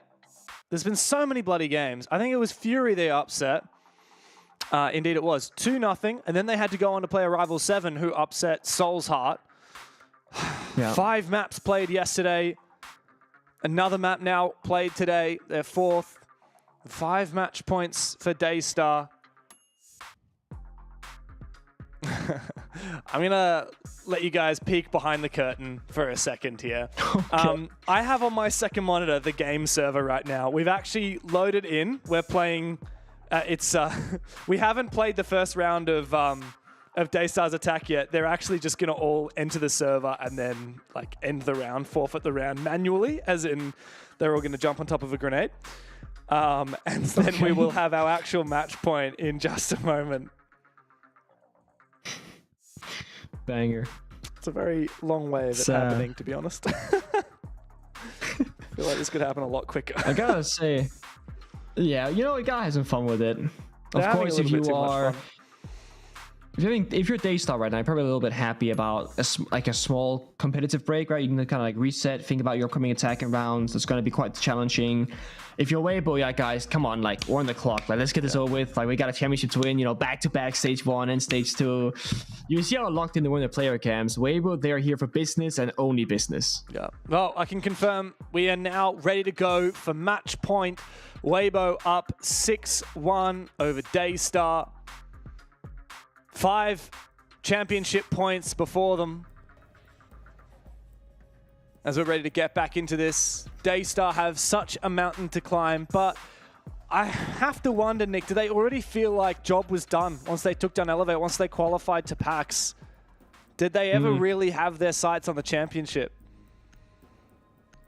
It is a really good question, but then again, even if they had their sights on it after beating Elevate, again, energy levels, preparation, expectations, and there's this thing, at least when I was a player, when you get over that mountain you've been climbing, get to the very top, which I think for them is beating Elevate, you just feel this like really big sigh of relief, like this like big burden off your shoulders, and it's a really good feeling, and you feel so nice, not stressed at all.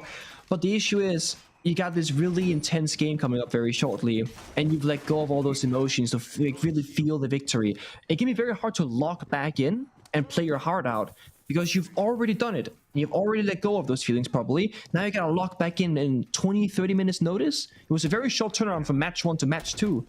So I do think it can be very challenging to achieve your goal and then try to aim higher and play at 110%. And that's what Daystar needs to beat Weibo. They need to play at 110% every single round. But as we said as well, it's a huge applause here for Daystar, the fact that they made it this far and beat Elevate in the first place, regardless of what happens here in this map. Nobody expected them to be in the lower bracket final, let alone the grand final. They made it this far, and they did have a valiant effort on Clubhouse. But to go out in silence would be such a disappointment for Daystar. And so they prepare for something explosive. Out comes the blitz for Pika, but he goes down to Turd. Dead. Daystar throw everything they've got, but it's not going to be enough. Daystar made their way to the final with a bang, but they fall with nothing but a whimper. In a league of imports and underdogs, some folks talk big, but did you forget who wore the crown? Weibo are the kings of Asia. Daystar did not go quietly into the night. They rush in the very final round, but Weibo, you see them. They can just outmatch them individually, together as a team, shutting down that push almost flawlessly. And there was no doubt, only a couple rounds into cafe, that Weibo, they were gonna take this victory, and they did. That they did. A big game for Weibo and a second championship in their cabinet. 2 times. Stage 1 and Stage 2, they were not the favorites. No, they were upset. As the Daystar had upsets of their own, but today Weibo do what they have done before. They take a back-to-back championship, and they are the best that this region has to offer. They are undoubtedly the best inside of Asia. Now, whether that will be for APL, guess what? We only have to wait 2 weeks to find that out. In a little less than 2 weeks, we will be wrapping up with PAX. It's going to be quick, I'm telling you right now. And judging by how Weibo have played through this playoffs bracket, I mean, I don't think there's many questions left in my mind as to what to expect. No, not at all. I mean, they were always expected to win this matchup, weren't they? And probably in this style. I mean, credit to Daystar on Clubhouse. They were competitive, but clearly here at Cafe, it was just very one-sided. And a long day, I think, caught up for Daystar. And I said it in the cast with guys before in the lower bracket final. That was their grand final. Yeah. Like, let's be real. That was their grand final to secure their spot at PAX. A chance to go to Munich. They're not in the running for SI points, so they didn't need to win this particular grand final. It wouldn't have done anything but play foil to Weibo. So Weibo had more on the line. So it's pretty much gone as expected. 600 points for Weibo, locked away for the SI rankings. It's very nice, Scuzz, and I think this is truly the deserving result. Not really looking at the grand final as a grand scheme, but more so just Weibo's performances. Yeah, the entire stage was pretty clean from them. Yeah. They really stepped it up in playoffs, and that's where it counts at the end of the day with the kind of format that we have currently in APN. You can afford to be in a little bit more of a cruise control mode throughout group stage. You can test the map pool as Weibo did throughout the stage, and then as long as you lock in when it counts, that's what's most important. They tick that off in the previous play day, and then today was pretty much a formality for them. So it was good for Weibo, and I guess the question now will be heading into the major qualifier, can they prove themselves as the best in APL? They've said it themselves that they think they are. They're the I favourites. think many would agree that they probably are, but they've got to back it up inside the server. They still have to actually get that result. They only need top 4 anyway. Yes. To actually make Munich. I guess it depends what the metric for success is for these teams now, because as we move toward PAX... It's the major qualifier is part of it. Yes. If they somehow, although unlikely, don't make it on points for SI, like regional qualifiers, they then need to prove that they are the best. Yeah. So I hope it happens. I think they'll have plenty of opportunities to tick that off the list, because as much as they can theorize that they are, and we can comment that we think they are as well, again, we still need to see that inside of the server. And thankfully for us, given the new format, we will get that opportunity. We don't have to wait too long. And you did say they rise to the occasion. And I think that will be the case when we head to LAN as well, which is going to be an exciting prospect. But one thing we were talking about leading into today was kind of well, at least for Weibo, the fact that all 5 players sit in the top 15 of the region. And not just that, but Turd's phenomenal kind of... I would just overarching performance from the start of groups to now the end of playoffs. He wasn't even needed today. He was like when you've got Reaps, just for context, 21 and 8, 140 EPS across this series. Like, this is the problem with Weibo when you're versing them.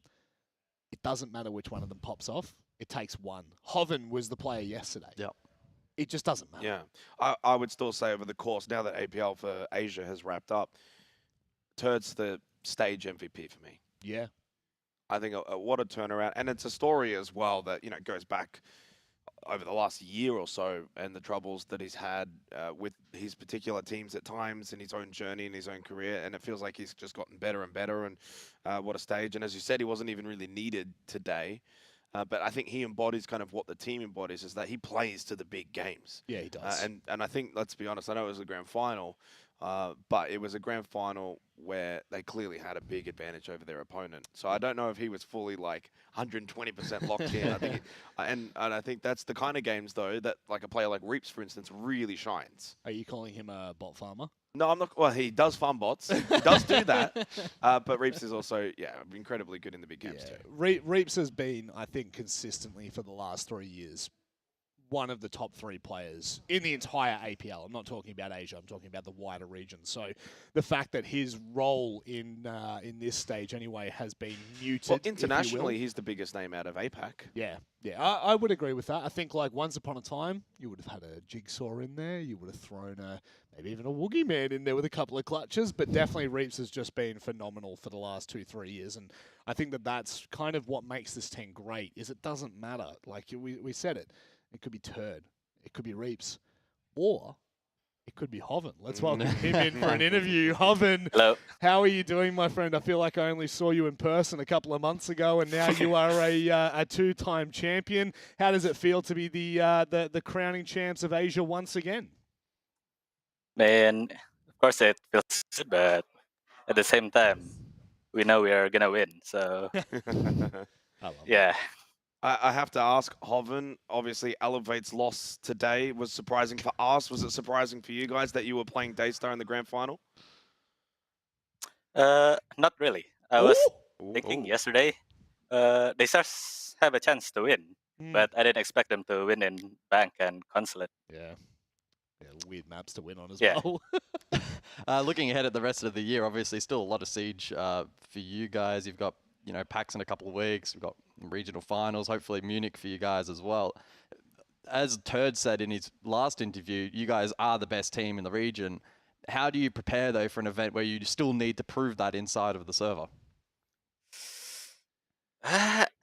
Yes, just work on ourselves. Just widen our strat book, and prep for the enemy. Yeah. Go deep. We Go mentioned deep, the baby. strat book. What about Gohan? What has he added to this roster now for this stage? Oh, he added a lot of strats. Like maybe, yeah, a lot.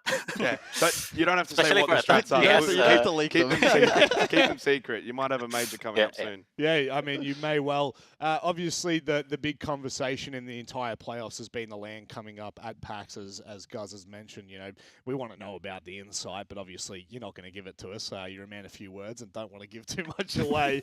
But, Hoven, I think the question I want to ask you and maybe leave you on is, what is the mentality going into PAX? We know that there's 4 teams that will qualify. Are you and the rest of Weibo looking at this major qualifier as just the opportunity to play on LAN and then obviously go to Munich, or are you looking to make a statement here for the wider APL region? No, of course we're gonna try to get first place. We're gonna prove ourselves that we're the best APAC team. Then yeah. Go major after, maybe get top 4. Please, top 4. I'd love that. I would absolutely love that. Look, I think I speak for everyone in the production team and, of course, just like the wider region when I say congratulations on making it a 2-time champ. It's not an easy feat, especially when you've got the teams like you do in your region, but you've done it. And it looked... It looked easy. It looked easy, unfortunately. It did look easy for you guys. Look forward to seeing you at PAX, but anything you'd like to say before we let you go? Yeah, thank you for the production. Thank you for our fans. See you guys at PAX, I guess. Certainly will, mate. Take care and enjoy the flight over to Melbourne again. Yeah. Congrats. Big congrats. And well-deserved for the entire Weibo roster. Hoven, not really known as a talker, still giving a little bit of insight there. I think the main insight for me, guys, is looking to make a statement at APL playoffs. I think for me, that was one of the iffy parts about the format is that we still have 4 slots. It is a lot of slots at this major qualifier, But the secondary storyline now is going to be, can Weibo continue this run of dominance? Can they go into this event, just farm every team, not drop a map, and really set themselves up for Munich? Yep. Because that's the long target here. Short term, they should be making top 4. Like, it would be insane if they didn't make the top 4. And it's just about us trying to get a projection as to how far they can go at Munich. If they don't make top 4, it's more shocking than Elevate not making top 2. Absolutely. 100%. Like, top 8 EWC for them is great. Yep. They need to start mirroring that in the main circuit. And even his comments about the major and their goals top 4, that has to be their goals now. Yeah, it has to be. They need to really lock in. Realistically, top 8, if they make top 8 again, that's great. Don't get me wrong, if they were to get that far at the major, but it needs to be, can they get a top 4? Can they be contending to go to a grand final? I think that's just where we are in APL now. Like, I think that's where APAC is as a region, is, look, we might have 1 or 2 teams that could do it, but realistically in the past, those teams have always been like, we're excited to go to the major. We hope we make main stage. Now we've got to start doing better. We have to start competing in a much more tense environment, which, as you said, main circuit, that's where it happens, right? CAG earlier this year into a grand final, EWC. Reload, but, shut up. Why would you bring it up? But obviously, now we've got Weibo. Sky's kind of the limit now, right? It is. It is. And you've got D+ that are still pushing for their kind of crown. And oh, come on, mate. Come on, you can't do that. Box. But before we wrap up, this is kind of, I guess, closing the book on Asia for Stage 2. And, really for the year, because now it's just Lance. I mean, massive congratulations to Daystar. It's not often you say that to a team that's lost the grand final, but their grand final was that lower final, and they did a tremendous job not only beating Elevate, but 2-0, and very convincing on the first map as well, might I add. I think that they should be very, very proud of what they did this stage, and quite a few teams as well took forward steps, Arrival 7 being another one, from not making playoffs in Stage 1 to then having a good run. I think for teams like Soul's Heart and Fury, bit of soul searching. What do they do? Do they make a mega tie roster out of those two? That would be intriguing. But and for Elevate, more imports coming. Like they have to go and grab KZ Hertz. Like who are you getting next? Who are you getting next? Well, I mean, regional finals for Elevate is going to be so huge. Like I don't think they almost have to win it. I don't think we can understate just how massive that event is going to be for them. I mean, they have LCQ after that for SI, but I still think that regional finals is a really good opportunity for them to bounce back. They'll be a threat. They certainly will be, but that wraps up Asia. We would like to thank you very much for joining us. Obviously, congratulations to Weibo, and more importantly, to Daystar on making the event, because I'll tell you what, they had roadblock after roadblock in their way, but we will be seeing them at PAX. We still have 4 more teams in the APL that we need to send to the major qualifier, but that's all we've got time for. Yeah, 4+2. Well, if you actually have a think about it, don't we already have 2 teams from APAC North qualified? See, that's why he's the GOAT. That's why he's the GOAT. I tell you what, Robbie, that's a good one to end on. It's ice in the veins, boys. It's ice in the veins. Thank you very much for joining us. We'll be back tomorrow with more APAC North. Take care. That was good.